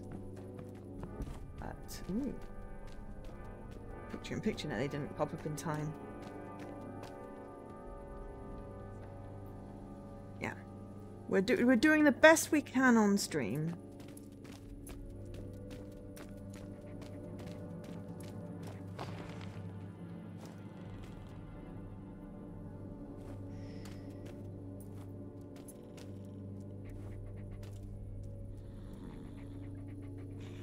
Very clever. Very clever use of sort of, not parallax, but, you know, 2D.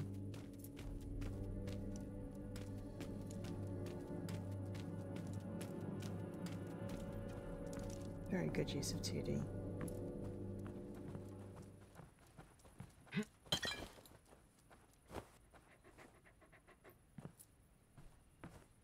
Oh, we must have picked up a stone again.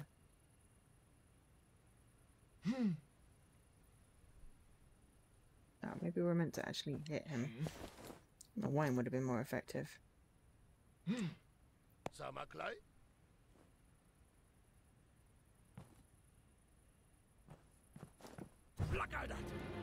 Yep.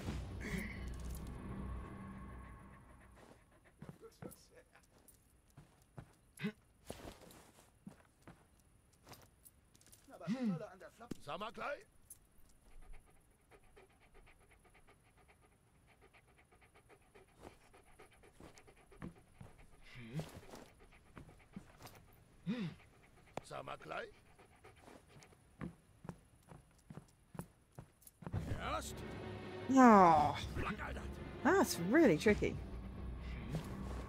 Unless I'm completely doing it wrong.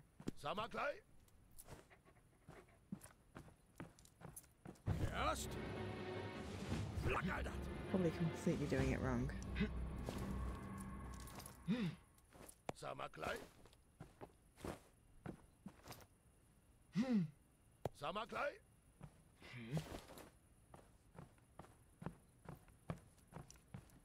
Gast.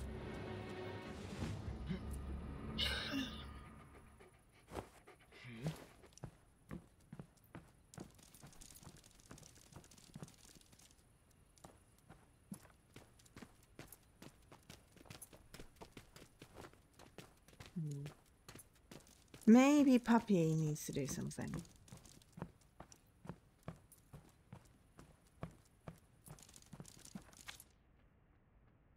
You can get me. Samaklai.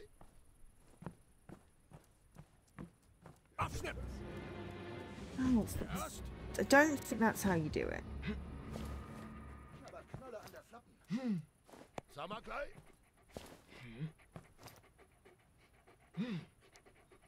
Samaklai. That's better. Don't whack him with the pebble. Make him go over there. But you have to, like, whomp him with the pedal. Pedal? I don't know what I'm saying. Pebble. Pebble is what I'm saying.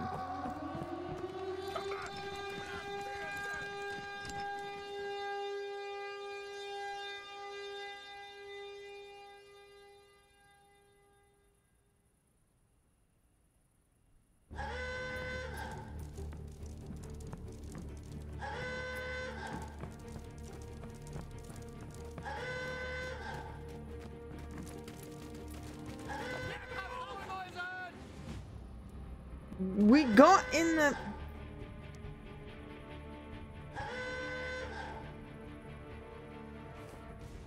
We need to...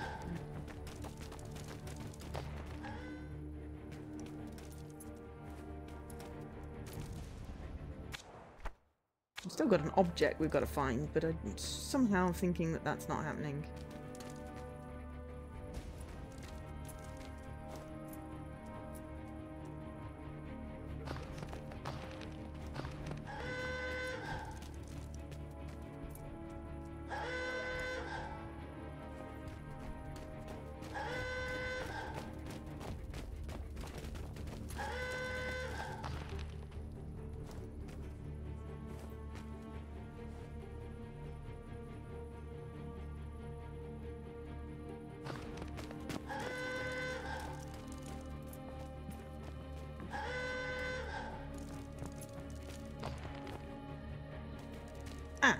Unless that's the object. It's toast! KK Brot. Kriegersbrot, a heavy wartime bread that supplemented rye with potatoes to use less baking ingredients, was eventually placed by the even more potato-heavy KK Brot.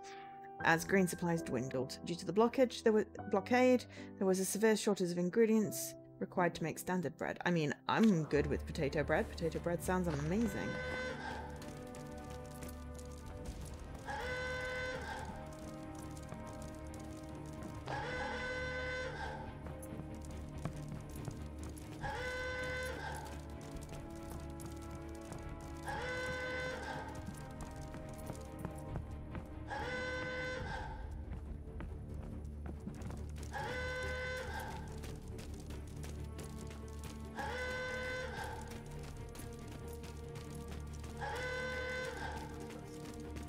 When we get to our plane.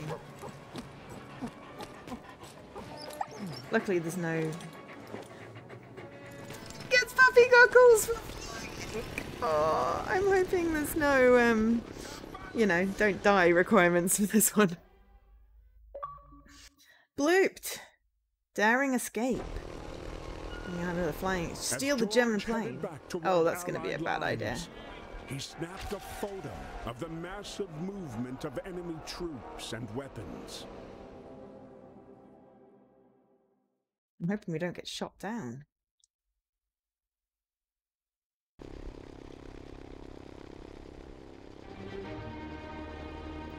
Dun dun dun. Dun dun. This is a different music from the Hall of the Mountain King by Krieg.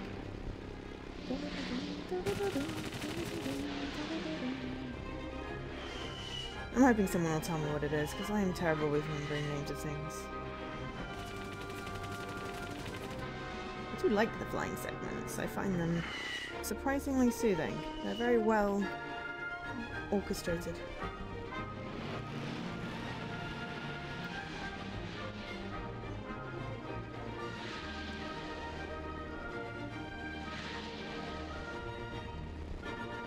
It's kind of like a bit of a dance. But he wasn't out of danger just yet. Seeing his German plane, Allied forces started opening fire.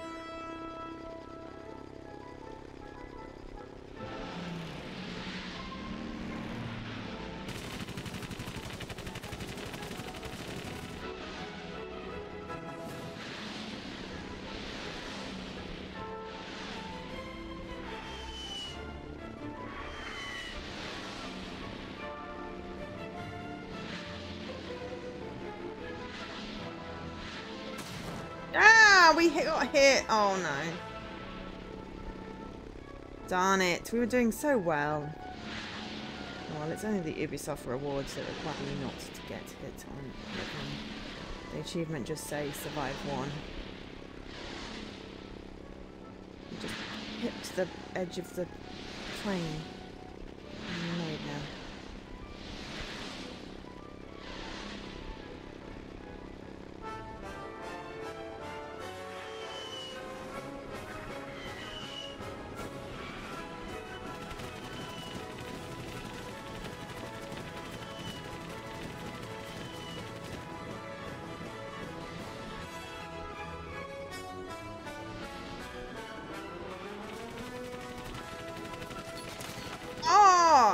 Well, yeah, okay, well then, yeah, the pipping is nothing. I really got nailed by that. Would have gone up had I realised.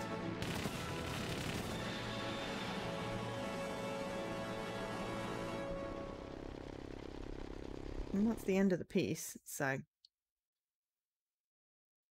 Upon landing, George was placed under arrest on suspicion of espionage. Fortunately, he was able to back up his story with proof. So he had the puppy.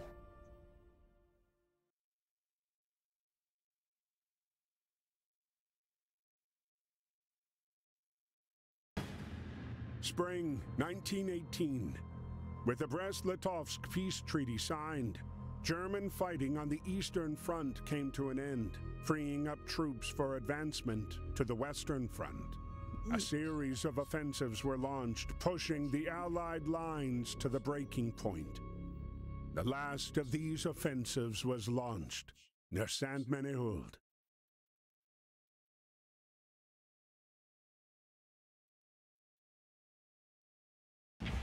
For James and the 369th, the long-awaited opportunity to prove themselves had finally come. Let's go!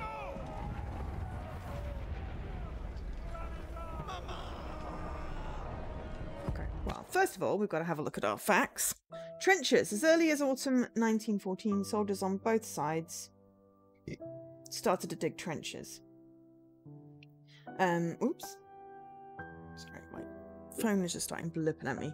Need to shut it off. A fortification system dating from the modern era. They were designed to protect soldiers from enemies. However, they quickly became a symbol of World War I, taking the concept to a whole new level. A network of parallel interconnected trenches, allowing people to move around, shelter themselves, and shoot at the enemy. The space that separated the two territories was known as no man's land, and it could span tens or hundreds of yards. After withdrawal of the Russian Empire, the German Empire was able to reallocate forces from the Eastern Front to the Western Front. They launched a series of offensives. The first was called Operation Michael, against the British and French position, using a new combination of Sturmgruppen assault troops, also referred to as Sturmtruppen, or Stussertrupps,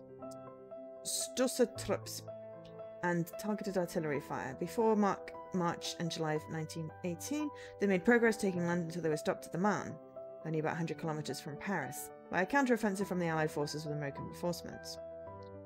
As early as 1916, German engineers started to work on long and very long-reach artillery cannons, 75 to 78 miles. Depending on the inclination of the cannon, projectiles could reach the upper stratosphere, 24 miles, allowing them to gain more speed. Calculation of the trajectory was complex as many factors had to be taken into account, including the curvature of the Earth. 7 of these guns, the Pariser Kanonen, Brazilian cannons, shot at Paris between March and August of 1918. In total, during the 46 days of bombing, 367 bombs were fired and reached Paris and its suburbs, resulting in 256 deaths and 620 wounded. Well, that's not too bad, considering how many bombs. Despite the Allies' best effort, they did not manage to capture any of these guns. The image shows a much smaller Allied gun, but still impressive in size and only movable by rail. The expression no man's land first appeared in the British press at the end of 1914. It's part of the front located between 2 opposing sides, littered with bombshells, bodies and barbed wire. It was a highly dangerous place where patrols or stretcher bearers struggled to retrieve their wounded comrades. So, water bottle, spiky helmet, someone's hat. I don't know. I have to keep it together for my boys, and especially James. I can't lose a single one of them. I've lost enough over the last few years. Enough for a lifetime. Holding this whistle, waiting to charge, it's got me thinking about a meal. I miss that old Frenchie in our talks. Oh! But I have to keep focused. I have to bring James and the rest of the boys home. I think a meal must have been from the first game. If anyone can get us through this, I know it's you, Freddy. We all look up to you. Ever since we lost Chef, it's been hard to keep pushing forward, but you'll push us enough just to get us where we need to go. I've got faith in you, and I know the other fellas do too. Yeah, Emil must have been in the first game.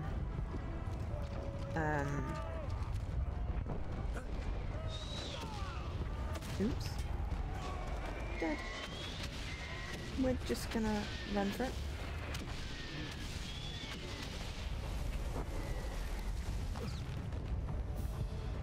Aha. Tank, maybe. Bottle. Gas tank. Shell. Oh, the howitzer shells came in many forms, weighing up to 700 pounds, somewhat loaded with shrapnel or toxic gas.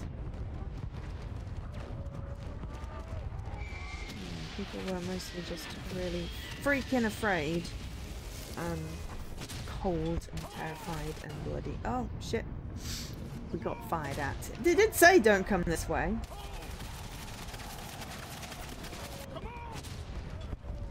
Now go this way. Thank you, brother.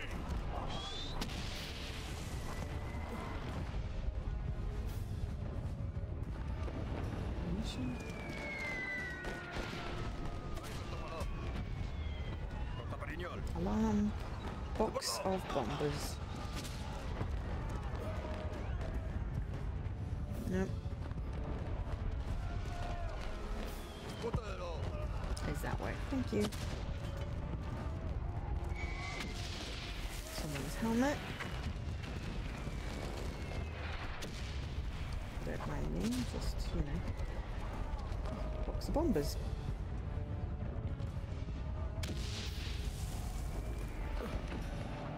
We definitely don't want to get caught holding this box of bombers. Oh. Destroyed the thing, and we're like, yeah, sure, don't worry, we'll just go straight across here. Ow! Now the box of bombs is in the bloody middle! At least we can go slightly faster. We're just gonna die and throw it slightly further along each time. Oh no, no, now it's now it's there.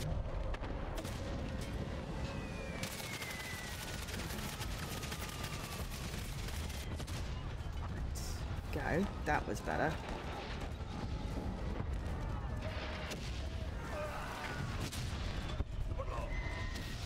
Lots of bombers. Here you go.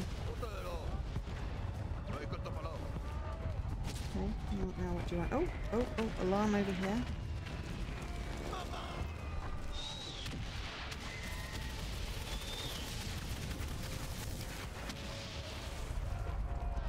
What's the alarm? Question. Alarm. Question. Box of bombers? That way. I feel like that's going to get destroyed. And that's going to get destroyed. Yep, we're hurrying. There's also... That's draggable. Rats. Oh, that is the box of bombers. could use a bit of help. Thanks, bro.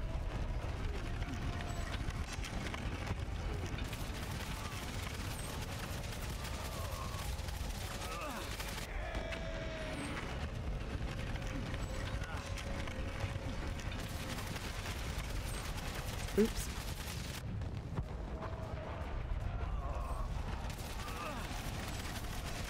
Oops. No, a little bit too far.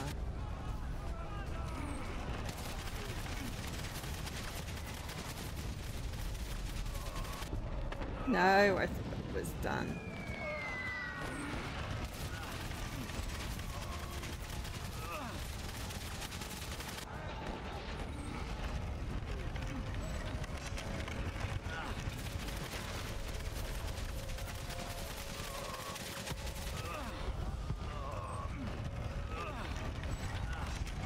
Oh, yeah, I'm just yanking box of bombers. Ah, mortars maybe for firing. Alright, now we've got to get back across here, but at least we're not carrying anything, so it's... Who wants what now?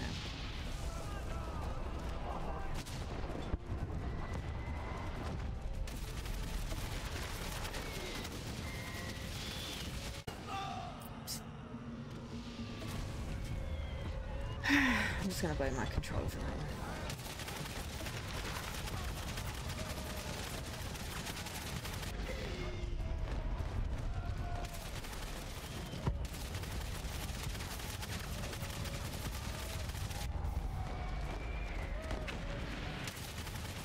What's up, mate? Bullets? Yeah, I know the bullets are that way, aren't they? Because I overseeded them. So much. Okay, let's read about the helmet. Sturmpanzer plates! An armoured plate approximately 1/4 of an inch thick and weighing 4 pounds that was mounted on the standard issue German helmet. The Sturmpanzer was particularly useful to spotters on the front line who were in danger of direct fire.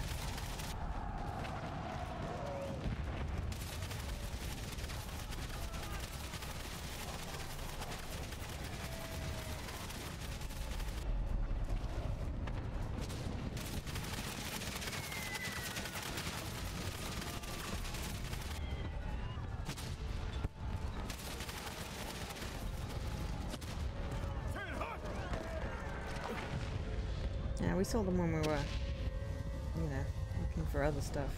It's just now we've got to carry it across. Ah, now we've got birds to help us.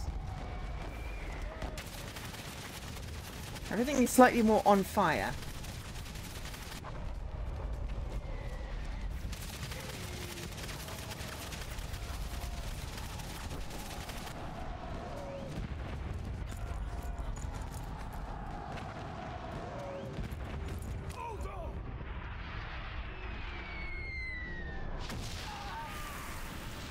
Bye, medic.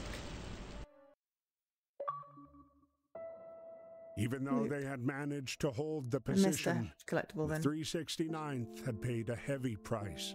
Before leaving to care for the wounded, Anna made sure to give James and Freddie a long embrace, hoping this would not be their last. Yeah, it's 3 collectibles. After a 4. dreadful We've night missed. It's fine. fighting to stay alive, James and Freddie were blinded by the camera flash. Impressed by the troops' accomplishments, the American press gave them the nickname Harlem Hellfighters. Their brand of music was all the rage, earning them an invitation to perform in Paris.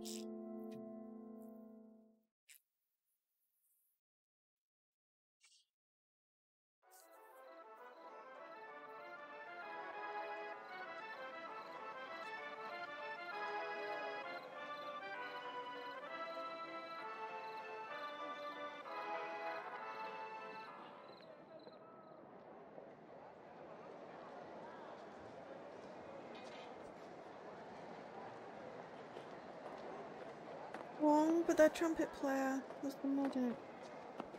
Dude, but the pigeon's still there though. Or cornet player.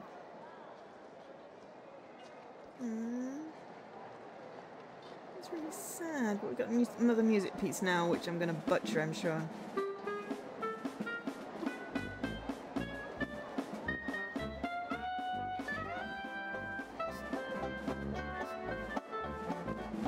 Damn it.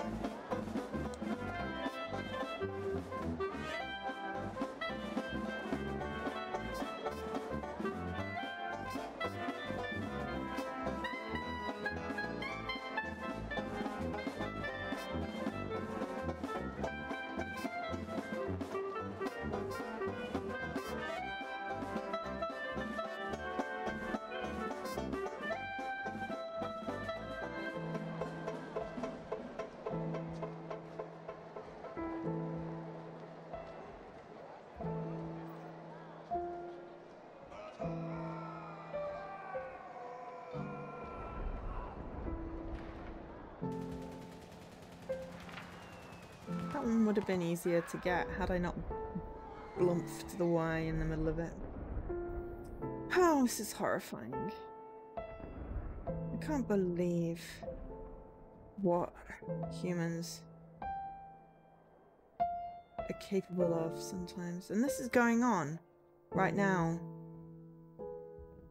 in Ukraine and Palestine.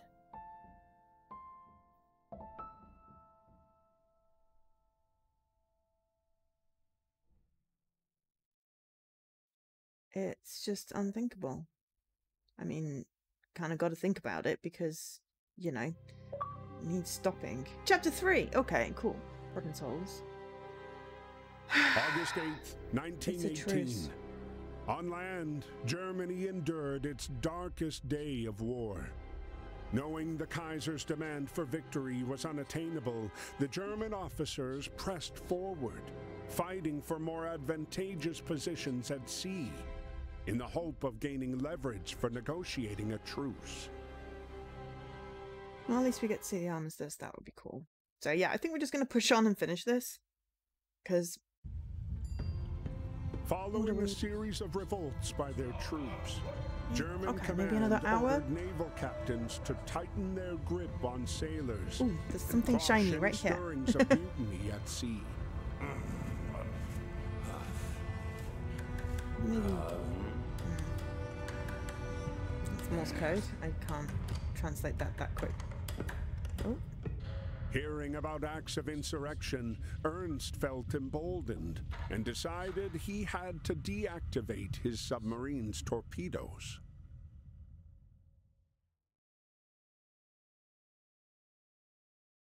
Okay, we can do that. I like this plan.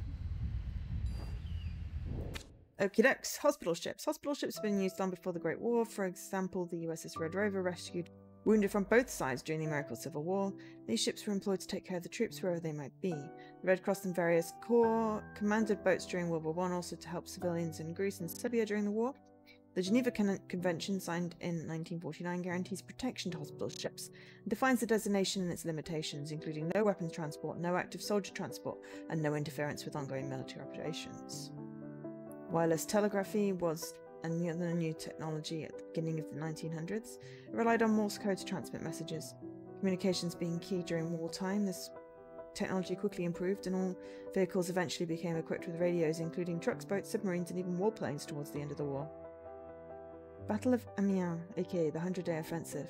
Following the various unsuccessful spring offensives, a last attempt was made by the German army to capture the Amiens railway node. The Australians and Canadians, with all units available, managed to hold the line, putting the German army in a weak position.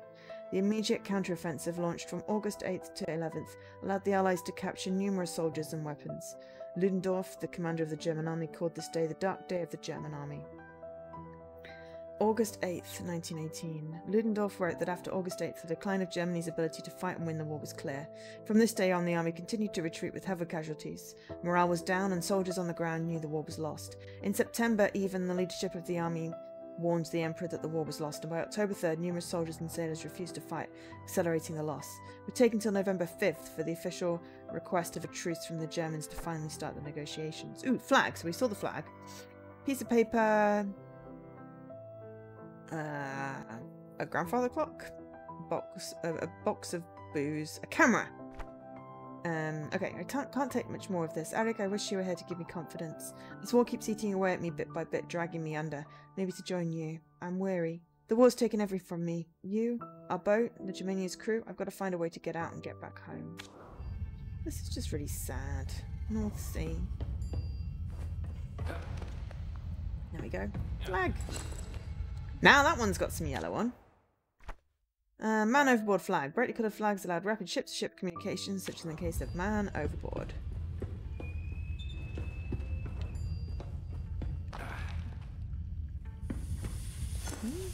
Oh, it's not a camera. Or it is a camera. It could be a camera or it could be a portable radio. Signal lamp. This German Blinkergerät was used to communicate during nighttime hours when flags could not be seen by blinking the lamp that form a visual code.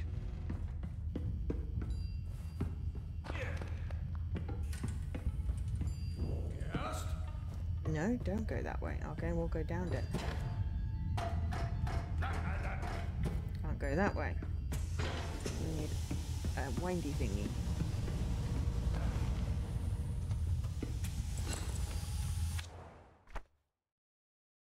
Say battery. Electric batteries that allow German U-boats to navigate under electric power. These batteries ran the risk of releasing chlorine gas if seawater came into contact with them. So really safe then. Really safe.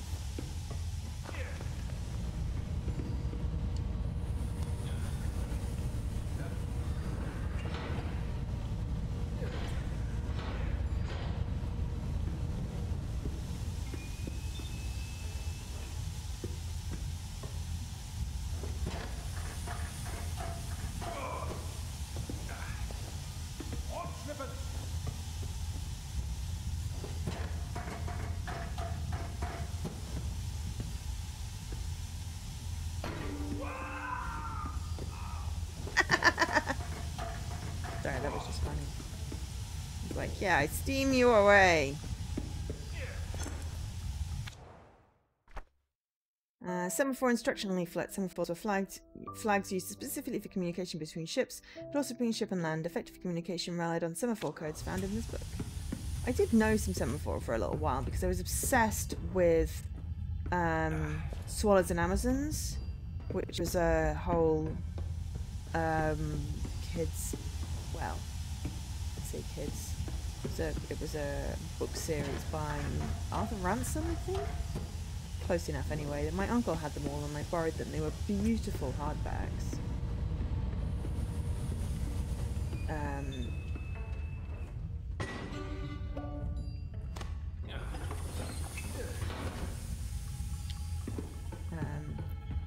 That, yeah, were about basically about kids. There was an island where they went on summer holiday and met up with the Amazons, who were two girls.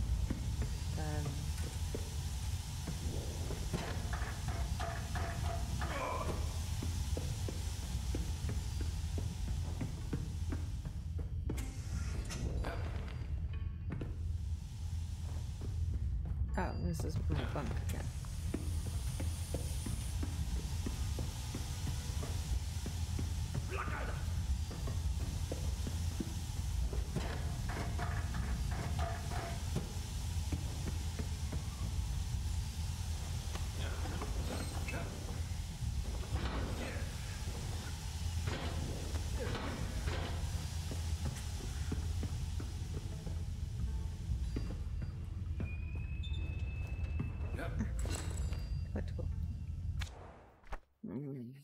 Naval mines. Approximately 35,000 of these mines were deployed during the war by German and Allied forces alike.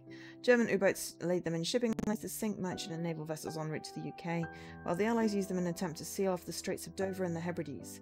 Cleaning them up after the war required 82 ships that worked 24/7 for 5 straight months. Freaking heck.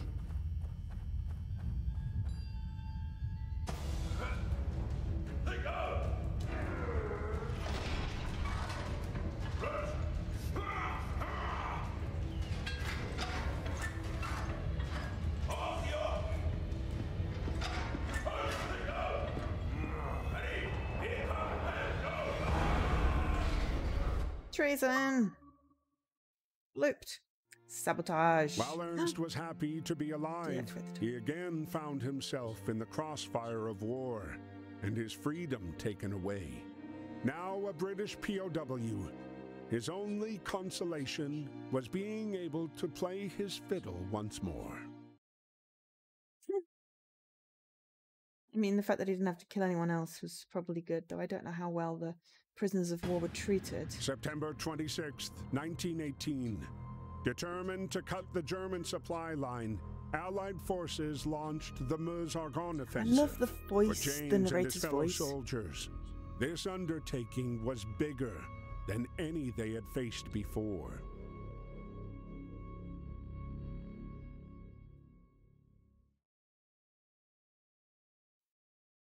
Soldiers on both sides steeled themselves for the whistle blow and the impending chaos of the charge.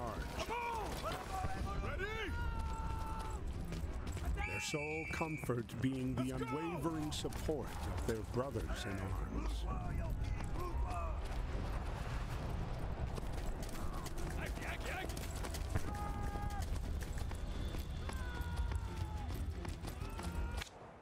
Okay. The Meuse-Argonne offensive was a joint operation between 22 US and 15 French divisions in the Meuse and Argonne areas between September and November of 1918. On difficult terrain, forest and rivers, the Allied forces advanced at a slow pace, eventually taking 25 kilometers. The Harlem Hellfighters proved themselves during this offensive by never being taken prisoner and never losing ground. They even advanced too fast compared to the other units and were forced to stall their advancement in enemy territory. The image shows FT-17 tanks on their way to the front during one of these offensive mini-battles. The Battle of Saint-Mihiel. Located south of Verdun, Saint-Mihiel was a German protrusion in the front line and was a theatre of violent fights over the course of 4 years from September 1914 until September 1918. Joint operation between French forces and US Rangers under General Pershing's command allowed the Allied forces to take the city back. This image shows Saint-Mihiel viewed from the trenches. The Battle of Belle Isle Wood. This battle had a great symbolic and psychological impact because it was the American Expeditionary Force's first fight in June 1918. It was also the starting point of the Allied counteroffensive against the German Spring Offensive. To this day, this battle is one of the founding battles that established the reputation of the US Marines.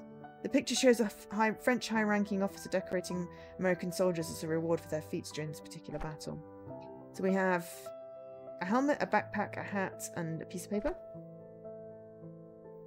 So many have lost their lives to get us to this point. This is the battle that's going to win us this war. With Anna back in my life and James fighting by my side, I know I can lead us to victory. I can't let them down, and I won't let down my men. These clouds look menacing. Stormy sky, never fly, Father used to say, but there's no turning back now. What choice do I have? I've gotten this far and I know I'm getting better. I can handle this. I just wish I had my co-pilot. I wish I had you with me. I feel like the co-pilot was maybe in the first game as well. I've seen so much horror in such a short amount of time, and seeing the French soldiers looking tired and beaten down, the fact that they made it this far is a miracle. Jack and Chef didn't. I wanted to believe this. This is when we bring it all to an end. They don't always put things at the back, but let's just check. We'll catch up, I'm sure we will. It's either we're waiting for us.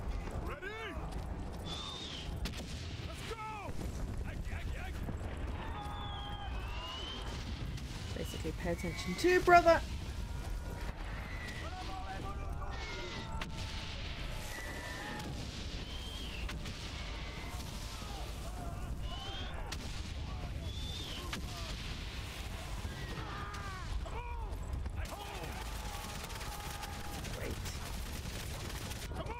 Go.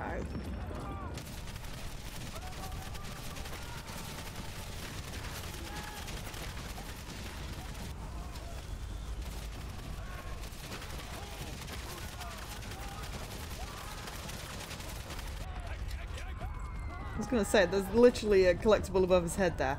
It's a bust of a fireman, I think. Oh, sniper head. Enemy snipers are a constant threat, and this papier-mâché head served as a convincing lure to safely reveal sniper positions. Well, that's really clever. Why did we take it away then? That seems silly. We should have left it there, except it was a collectible, so, you know. Watch out for bombs.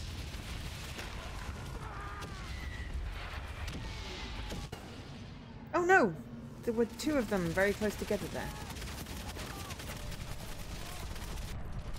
It's a good thing this has a you know, replay. Life doesn't have a replay.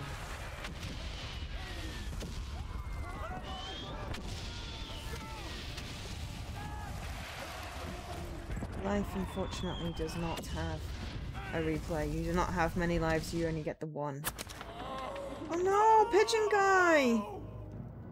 Oh, a messenger! Guy with the messages. Oh. Mud. Gross. Oops. I feel like we've got some plot armor here.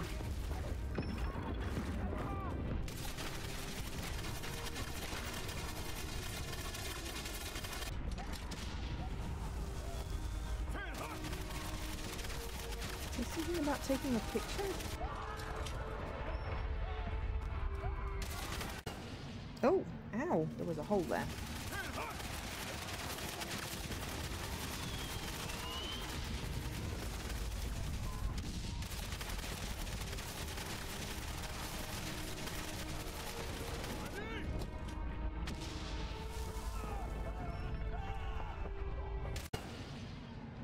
Got shot because I can't get past whatever this thing is. I don't know what that means. What is it asking us to do?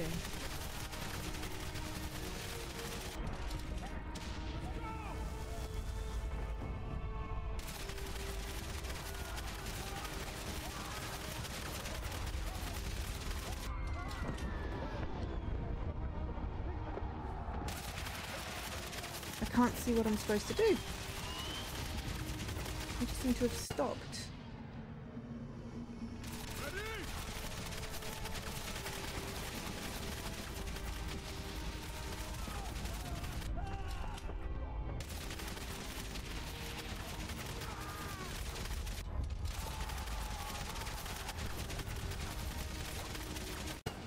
Wait, hang on. Did we just go back or did something happen? Right, no, I have... Alright, I'm just looking back to check I haven't missed anything.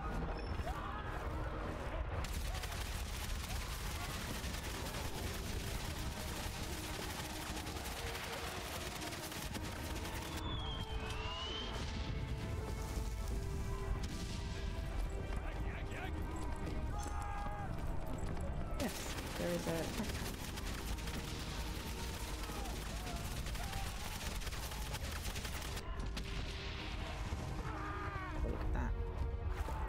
presently. But I think the presence of the brick means that I need to want something. That's probably what my brother was trying to tell me, but I didn't understand.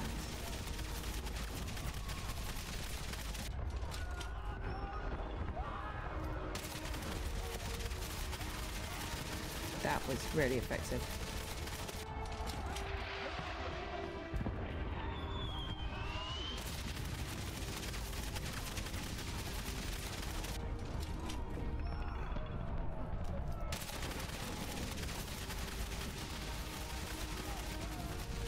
Not quite sure which bit I'm meant to be hitting, but I'm clearly not hitting it.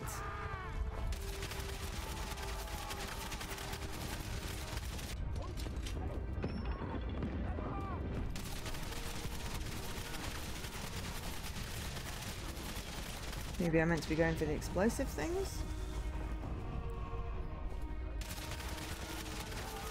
Get past this bit in a minute. Don't mind me.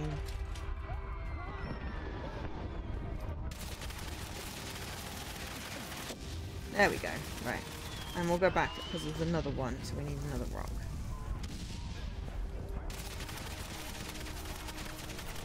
You know, it never made sense. Why would you all fire and reload at the same time? It's like, this seems really silly. You should obviously continuous fire. You know. Ah, ball faces.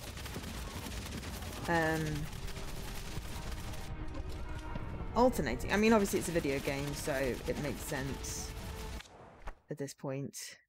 910 haversack. Produce a light pack that allows solid 2 days worth of gear and supplies. Following a standard procedure, each soldier could wrap this canvas sheet around his clothes, tools, utensils, food and tent.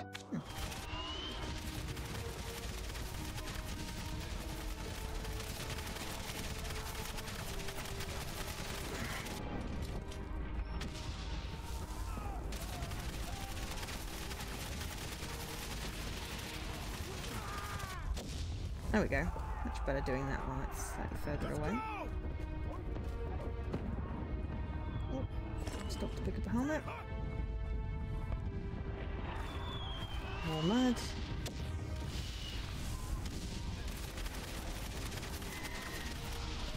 They're quite close.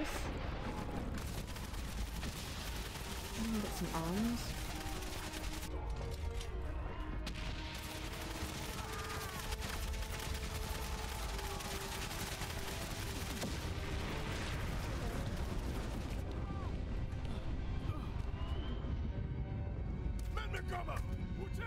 Dynamite. Push the thing with the dynamite. Okay. Brody helmet. Conceived by John Leopold Brody in 1915, the Brody helmet was a design adapted by the British and later American forces.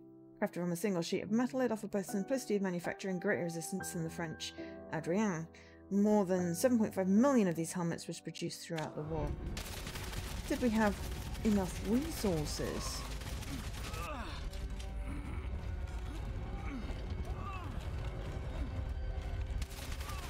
to be able to, you know, produce all this? Why am I doing all the pushing? Surely this would go faster if we all pushed.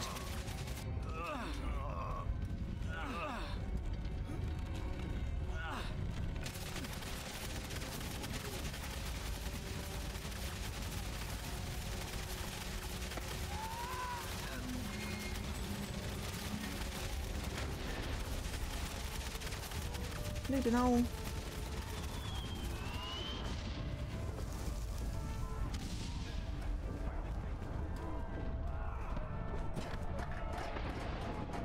I was going to say, clearly there's a ladder, there's going to be a collectible. And it's a map, I think.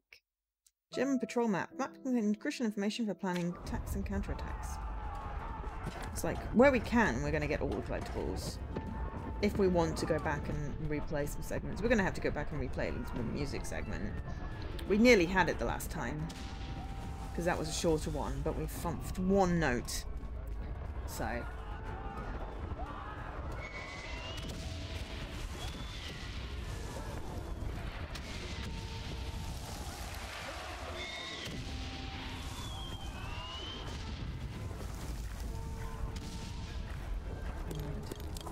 remember hearing about the mud. Oh!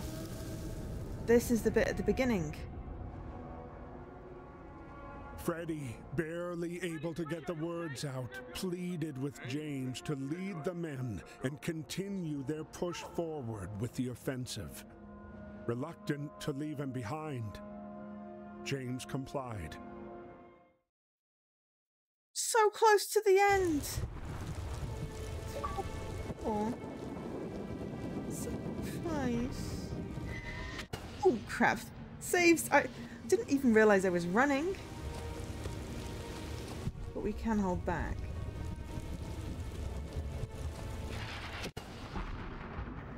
We can't stop though. Can we go faster? Yes.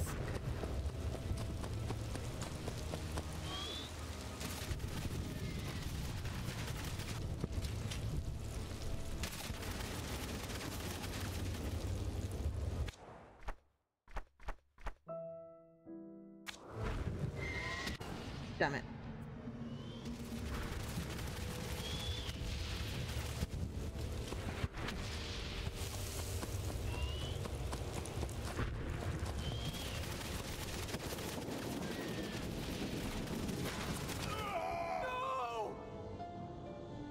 Oh, look out. This is just gonna be freaking James at the end.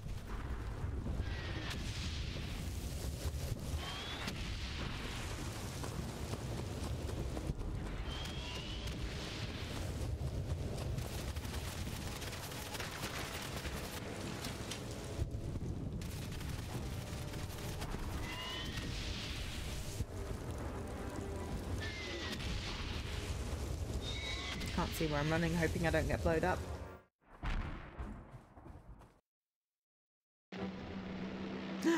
Another plane section.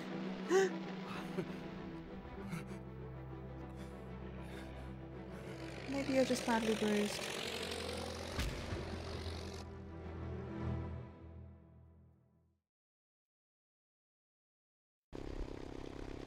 Yeah, I might go back and replay some sections for the Ubisoft points, but not on stream for now.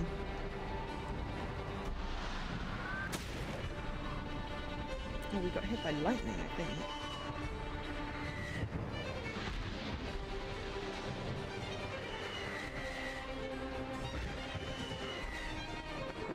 We were supposed to get hit by lightning. Probably not, now that I can see that it lights up.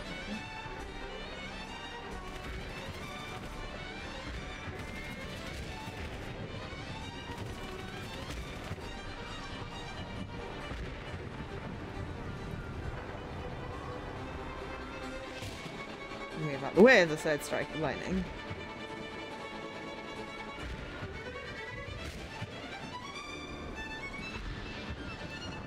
There's a violin shadow from something or other.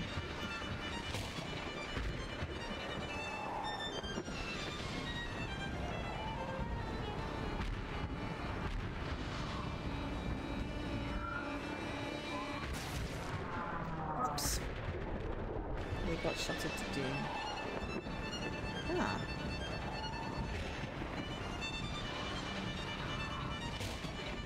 It was lightning strike and keys, so.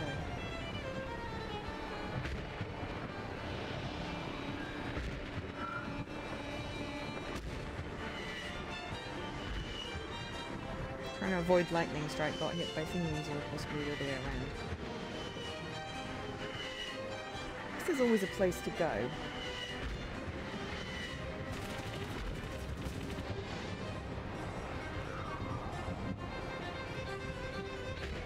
Slightly off center because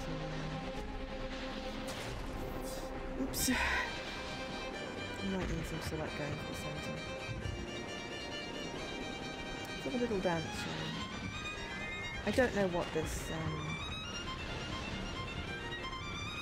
music is either.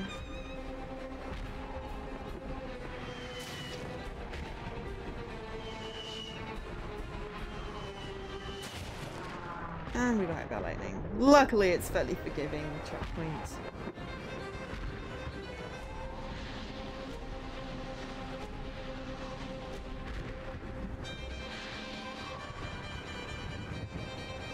I like dancing with a red flame.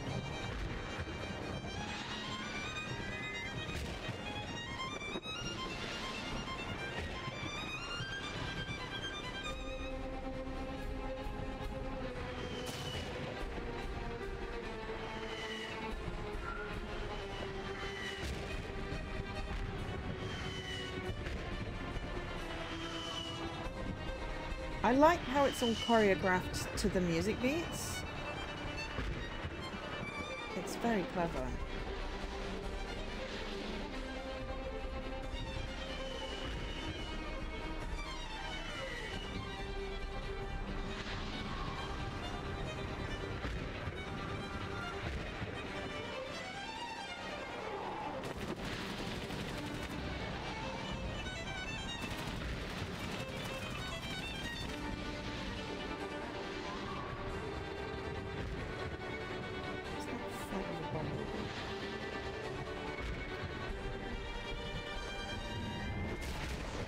Got hit by the lightning. Comes the end. Let's get Thompson. We got slightly smoldered. Luckily we did well in the first flight, so it's just more the music thing. In such stormy weather would have been a challenge for any skilled pilot. Even so, George had decided to brave the storm and risk his own life to save his friends. Yay. Yay, George. I think we're nearly at the end now.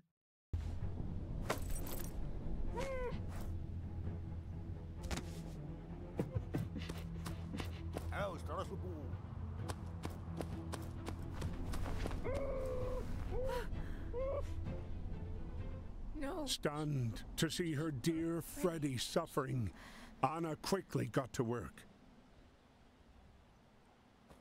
Stay with me, you're gonna be... No.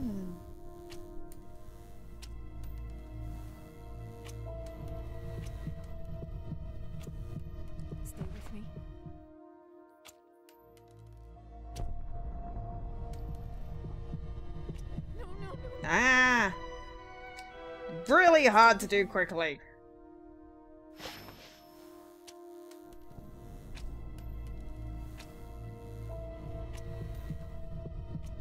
You have a tendency to go back in if you don't grab them quick enough.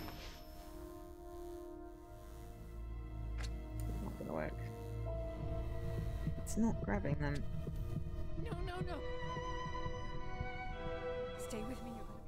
Luckily, as I said, infinite attempts. And it's not like I'm not gonna get past it at some point. No, no. Why is it not? Oh, it's really not grabbing it. Stay It's with kind of annoying now.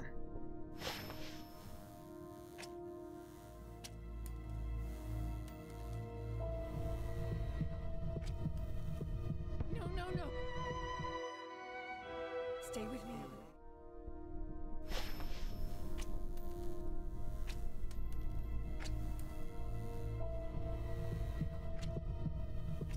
Come on, Frank. Stay with me.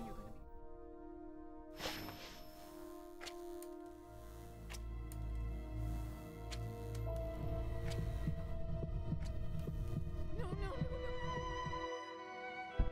Stay with me. You're gonna be.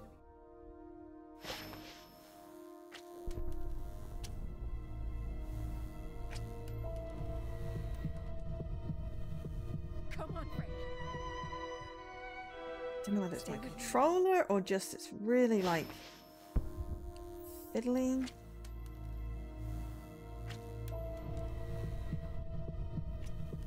No, no, no, no. Getting worse and worse. Stay with me.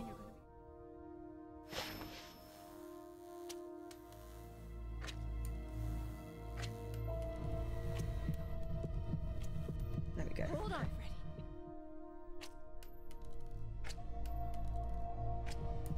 Hold on, Freddy. Okay. Stay Lovely with hairy me. leg. Rip the bandage. You're fine. It's only the pincery bit that is the pain. She says that we get another pincery bit. Oh no, please don't make me do the whole thing again! Stay with me. You're gonna be. Oh, flip.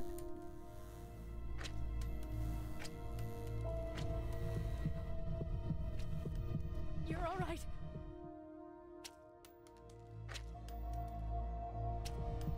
A lot of Come on, stay thingy with in me. it. Okay, so we know we're coming up to another pincery bit. Not Temple. poor pincer, tweezers. You're all right. Stay with me.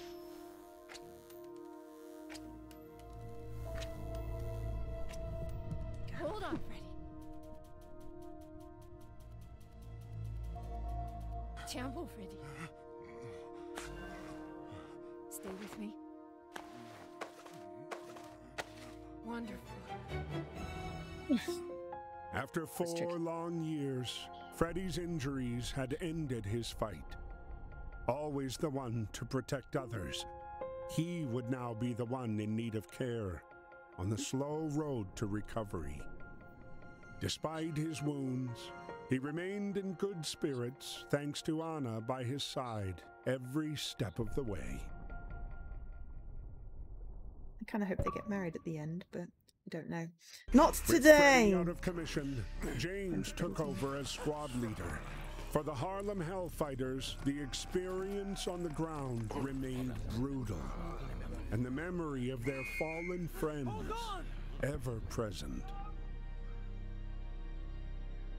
Did we check if there was any, like, facts? And if we didn't, we can catch them at the end in the collectibles thing.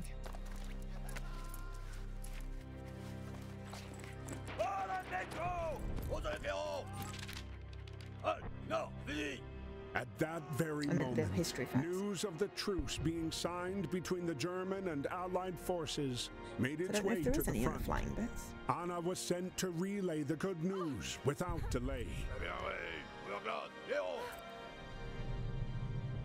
Excuse me?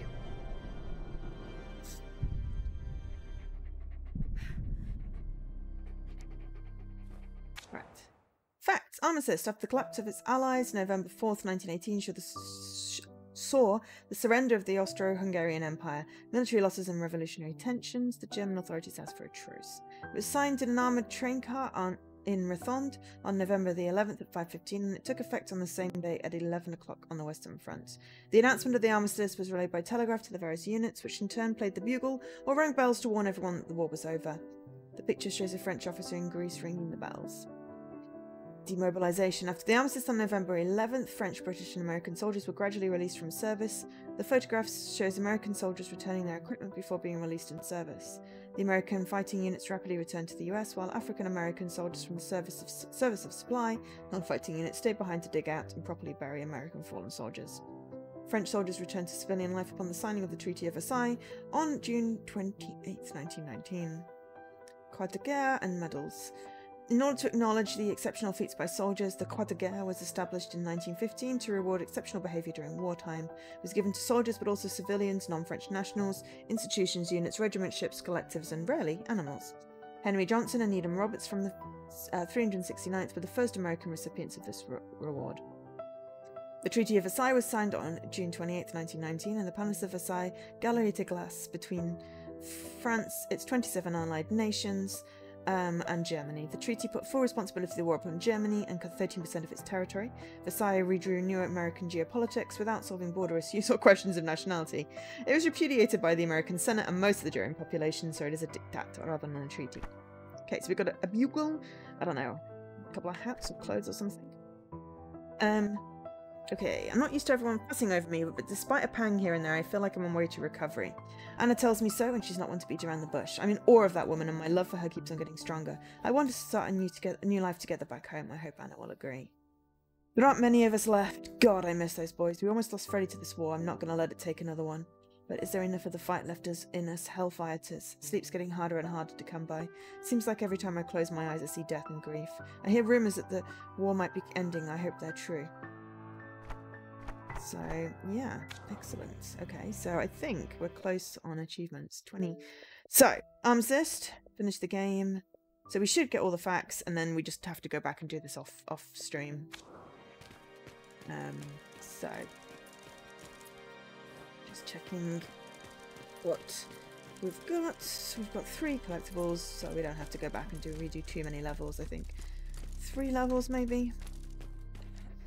You see a little shiny there. We got a little bugle. Bugle! In 1918, on the 11th hour of the 11th day of the 11th month, bugles and bells announced that the Great War had come to an end. Oh, okay. Can't go that way, gotta go this way.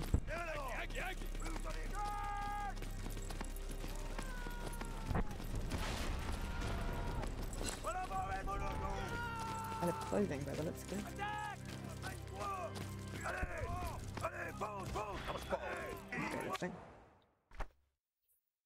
Brimy suit. Following the soldiers' return in December 1918, the nation of France gave its veterans 3 gifts. Monetary compensation, an Adrian helmet inscribed with Soldat de la Grande Guerre, Soldier of the Great War, and an Brimy suit, so named after the Undersecretary of War. The suit was considered so ridiculous that many soldiers before the cash compensation of 52 francs, approximately $70 today. US troops were given about $60, about $1,200 today, and a train ticket home after discharge. That doesn't seem very much for the French that, you know, had their entire home invaded. You see shiny. That looks like someone's face. Facial prosthetic. With modern surgery being in its infancy, many soldiers who suffered from shrapnel-induced facial wounds were fitted with these prosthetics to replace missing features.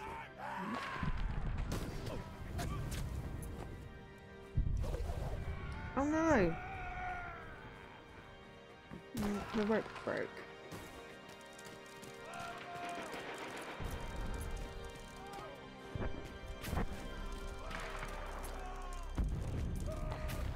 Ah, hang on. We can get Puppy to go get us a stone. And then we can use said stone to...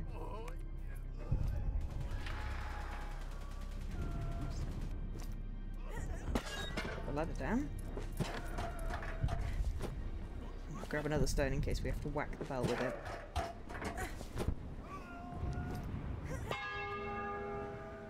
We rang the bells! Just like Woohoo! that, at the 11th hour, on the 11th day of the 11th month, the war suddenly stopped. Bells rang all over the country, spreading the good news. The war was finally over.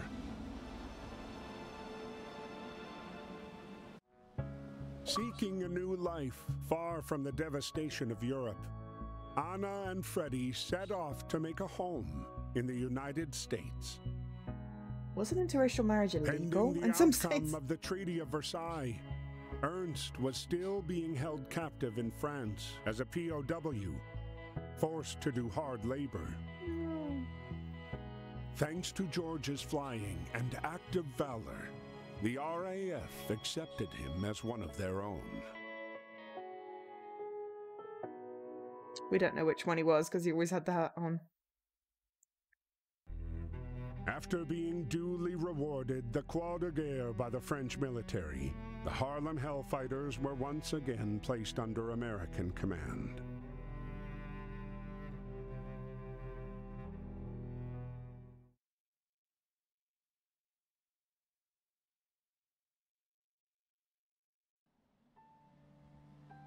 One's land near San Melod, December 15th. And while the Harlem Hellfighters prepared to return home, James and Lang Edwards volunteered to help the Service of Supply clean up the battlefield.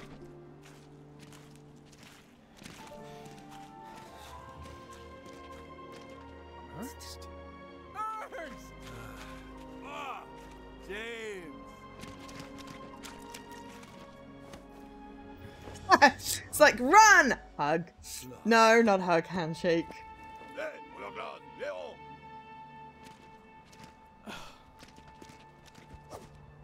Yes, sir.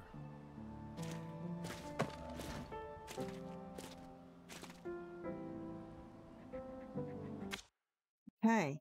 Post-war work. After the war was over, it was time to rebuild. The destruction was massive. Cities, villages, farms, factories, transport systems, and infrastructure have been seriously hit. An estimated 850,000 buildings have been damaged, and a rebuilding campaign was launched as early as December 1918. The workforce for rebuilding was in large part composed of prisoners of war, free labour, by non-French citizens hired on contract.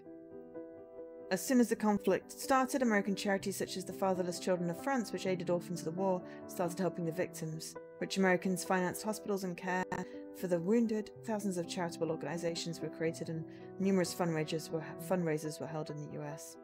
Prestigious foundations such as the Carnegie Endowment for International Peace helped rebuild entire cities such as Reims, France. The image shows volunteers of the American Fund for the French Wounded preparing surprise bags for the wounded. German POWs held after the armistice acted as a leverage against the German army to make them comply with the Treaty of Versailles. They were used as free labour for extensive rebuilding work or to clear mines.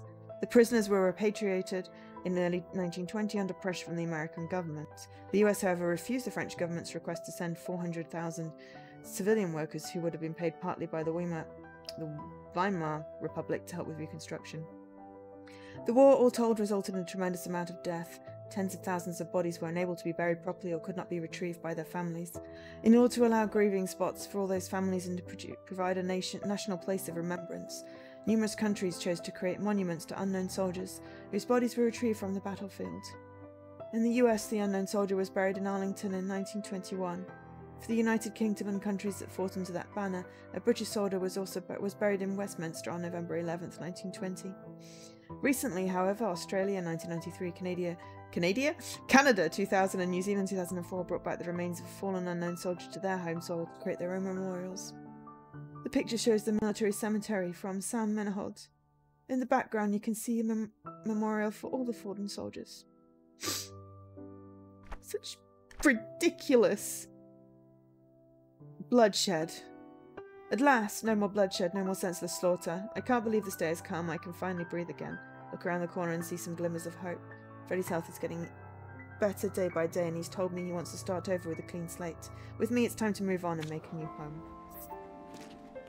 And it says no collectibles, so we'll just carry on.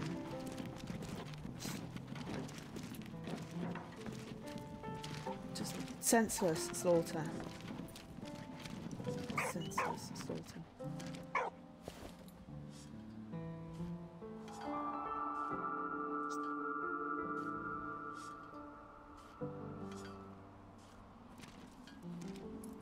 Oh, were we supposed to put it in the cart?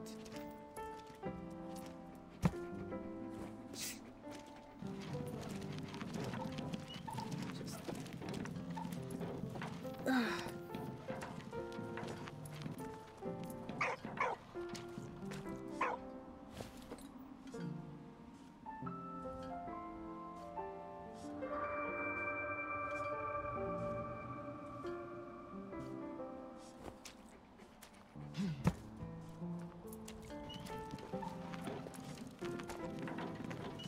And this was before, you know, the weapons of mass destruction that can vaporize entire cities.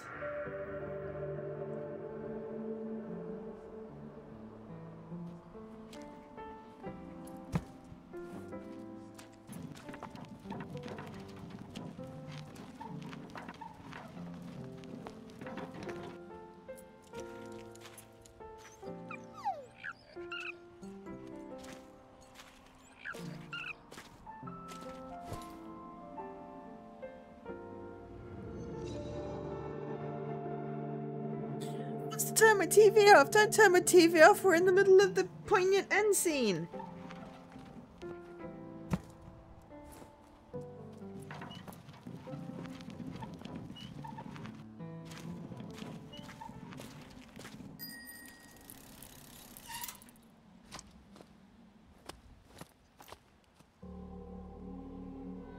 Dear James, I'm not sure where or when this message will find you, but please know that I've made every effort to contact you.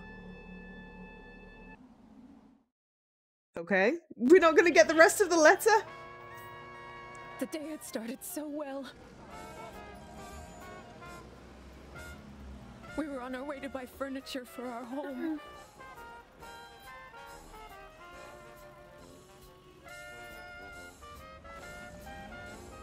Oh God, what happened?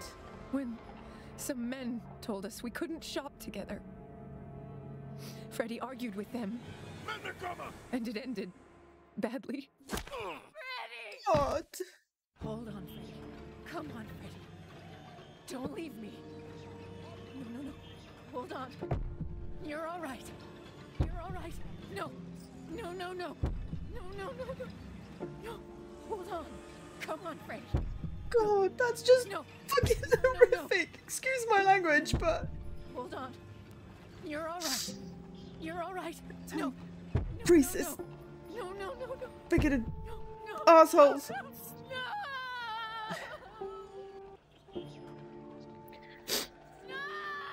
No. I couldn't save him. No.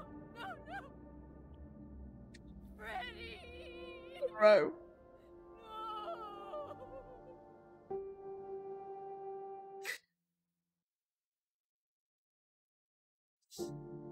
I'm we including just the get a letter happy he ending? intended to mail you. I'm sorry to share this horrible news. Your friend, Anna. Dear James, I hope you're doing fine. I can't wait for you to come back home, and I bet you're feeling the same way. I'm sure you're keeping everyone in good cheer with those sweet melodies you play on your clarinet. I never imagined romance would come back into my life, especially during a war. But Anna and I are both enjoying a fresh start. None of this would have been possible without you. Your optimism and infectious spirit brought me back to life. It's also been such a joy to see you mature into the man you've become today. I'm so incredibly proud of you. With all that you've accomplished, I know now there are better days for us, for people who look like you and me. I'm certain that the future you and so many others fought for will become a reality. P.S. I hear there's going to be a parade in honor of those who served during the war. You should be home by then, and I will be right by your side. See you soon, little brother. Freddy.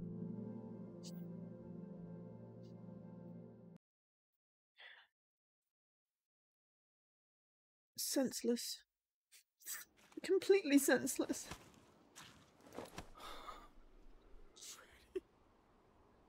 Oh.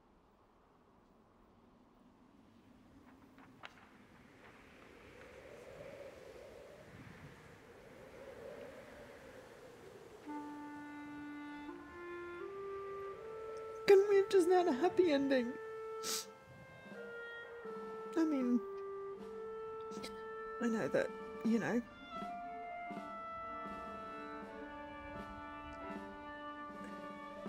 really happy ending because so many people died, but why couldn't they have just had their happy ending? Survived 4 years in the war to stabbed.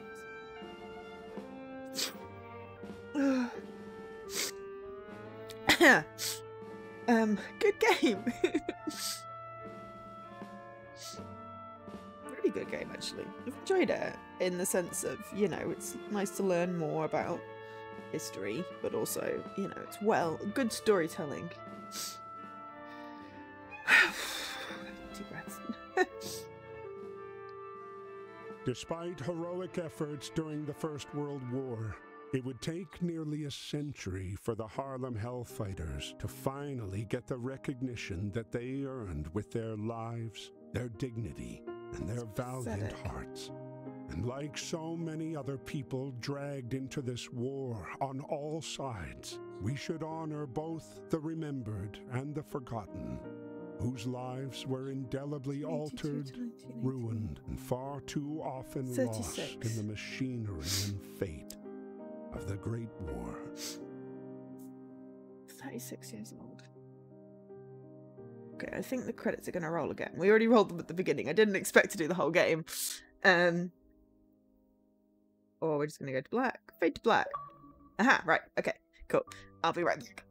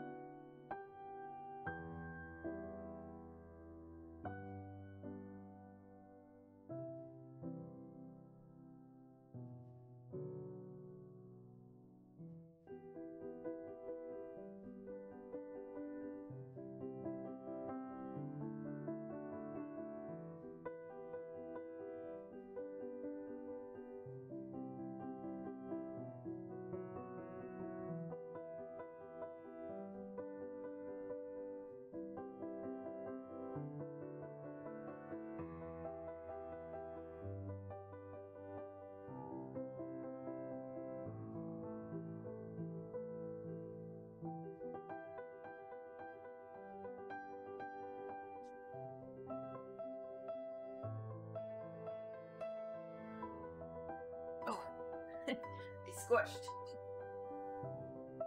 Hello. Oh.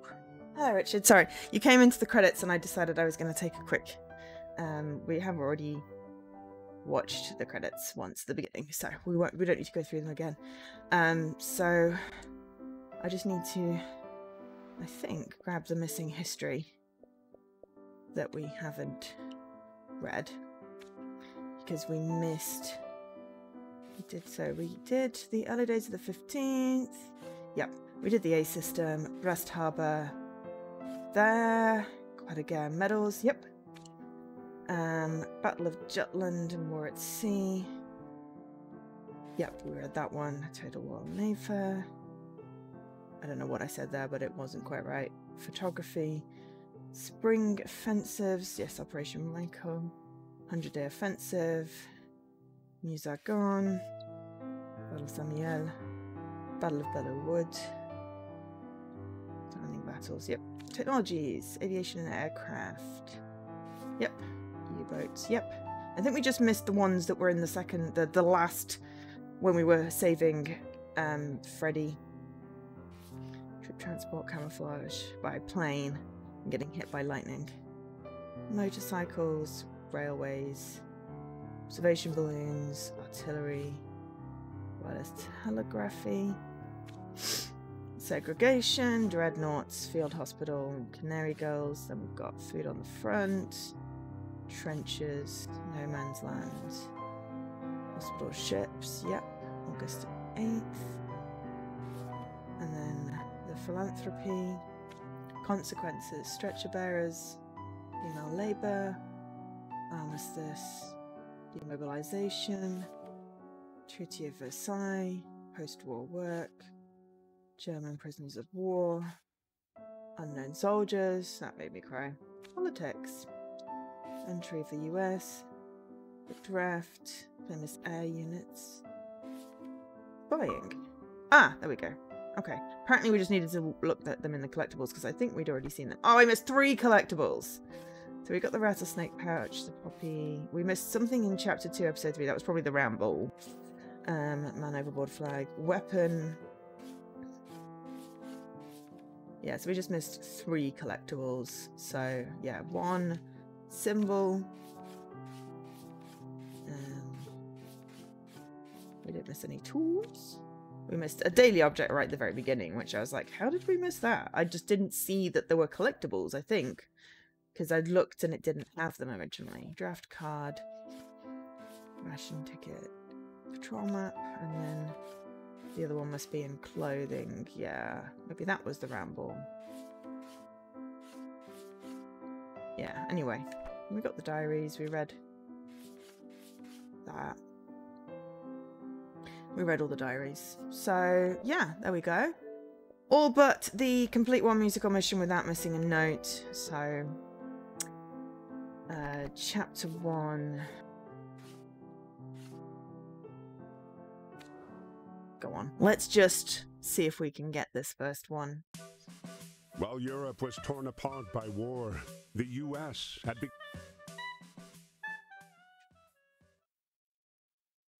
We won't get the missing collectibles. Aboard the USS Pocahontas was a racially segregated unit. The old 15th, made up almost entirely of African-American soldiers. These men were sailing to Europe. We'll just ready replay quickly to put see if we can their get all the lives achievements. on the line to prove their love for a country that didn't always love them back. Dear Freddy, we're on our way to France. And try and recover from the utter devastation of the end of the game. Are ready. Speaking of the fellas, I lucked out and I'm getting on good with a fine bunch of them. There's Fidgety Lang Edwards, who never puts down his drumsticks. If we Jack can't Harris, our medic from Chicago. Get it on this one, and we'll go to the little ceremony thing, because that was, I only missed 1 note on that. We just have to make sure to get served before B.B. Johnson. Great guy, but he can really put it away. Well, I gotta go now. Practice is about to start, and there's no jazz band without a clarinet. Stay safe. We'll see each other soon. Your brother, James.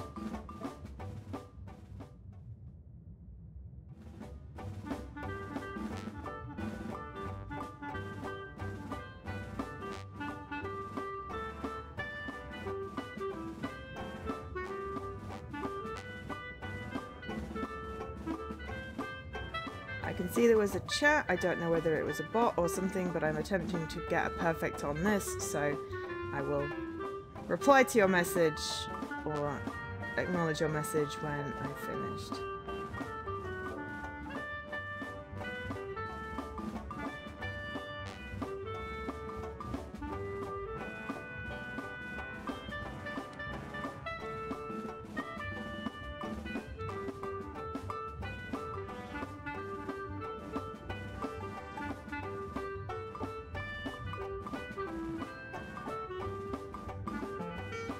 No! Ah! Leaky dancing. It's fine. You didn't cause anything. That was not. I think... No settings. Quit. I'm gonna go and do the really short one. Because I only missed 1 note on that. If not, then I will just do this off stream. So it was... Chapter 2... High Society.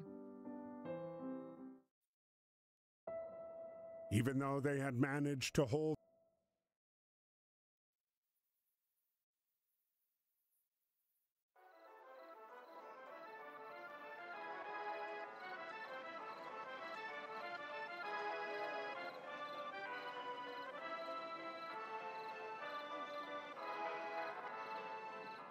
we'll just give it 1 attempt.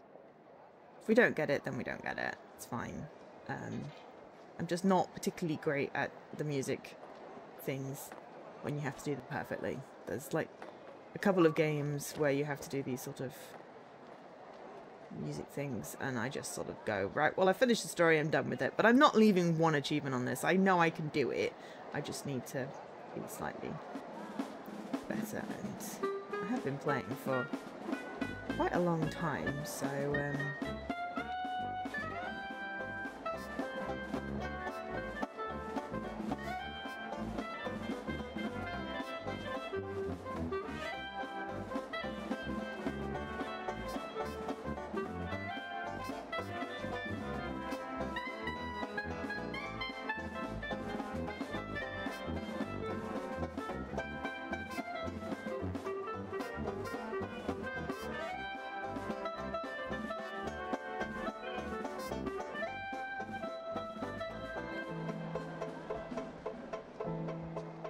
I think I did it. Oh, hang on. She says, and not missed the last note.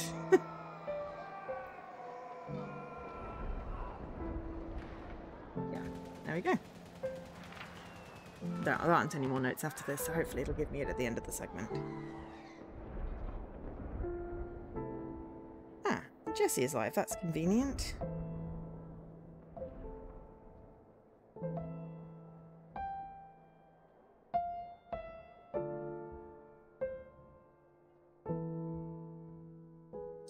And all the medications are yelling at me to take them because I'm slightly late with the food. Come on, we should get a bloop for perfect. We get a bloop for that one? Yes, there we go. Musical ear. There we go. All achievements. Cool. Right, well, that is the end of that. I will probably go in and get all the missing collectibles just to get my Ubisoft points. But for now, thank you very much to Ubisoft for providing me with access to this game. Hashtag Ubisoft partner. And for having the creator program just so that, you know, us tiny streams get the chance to showcase some of, you know, the awesome Ubisoft games. At least the ones that I like to play. So today has been Valiant Hearts Coming Home. We did 100% stream. It was a very heart-rending story with lots of interesting historical facts as well. Really nice art, just very, you know, incredible story and historical significance. So yeah, thank you also to Havor and Tiger Lady for the raids. We've had so many people watching today. It's been really awesome. Thank you also to Mr. Coolness for, you know, doing the giveaway, and so you had a chance to win.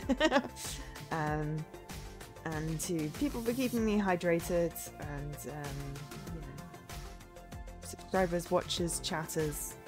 Oh, that's telling me that I really need to take my tablets. It's definitely the end of the stream now. So yes, okay, we went well over. We've done 4 3/4 hours, just about. Usually it's a 3-hour stream. We may or may not do a longer stream tomorrow. I'm going to go with, we definitely will not be able to do the whole of Beyond Good and Evil in one stream. The original game was 8 to 10 hours, you know, with, you know, me, I don't know how long it took me, because I can't see what my estimate was. That would be a useful bit of information to display, what I put as my completion estimate on my little gamer card thing. But I'm imagining that to get 100%, because you had to do that bloody pellet game, which I did leave a save file out and come back to, that, you know, we're looking at several solid streams worth, which we'll probably try and do over the next, you know, month or so, possibly.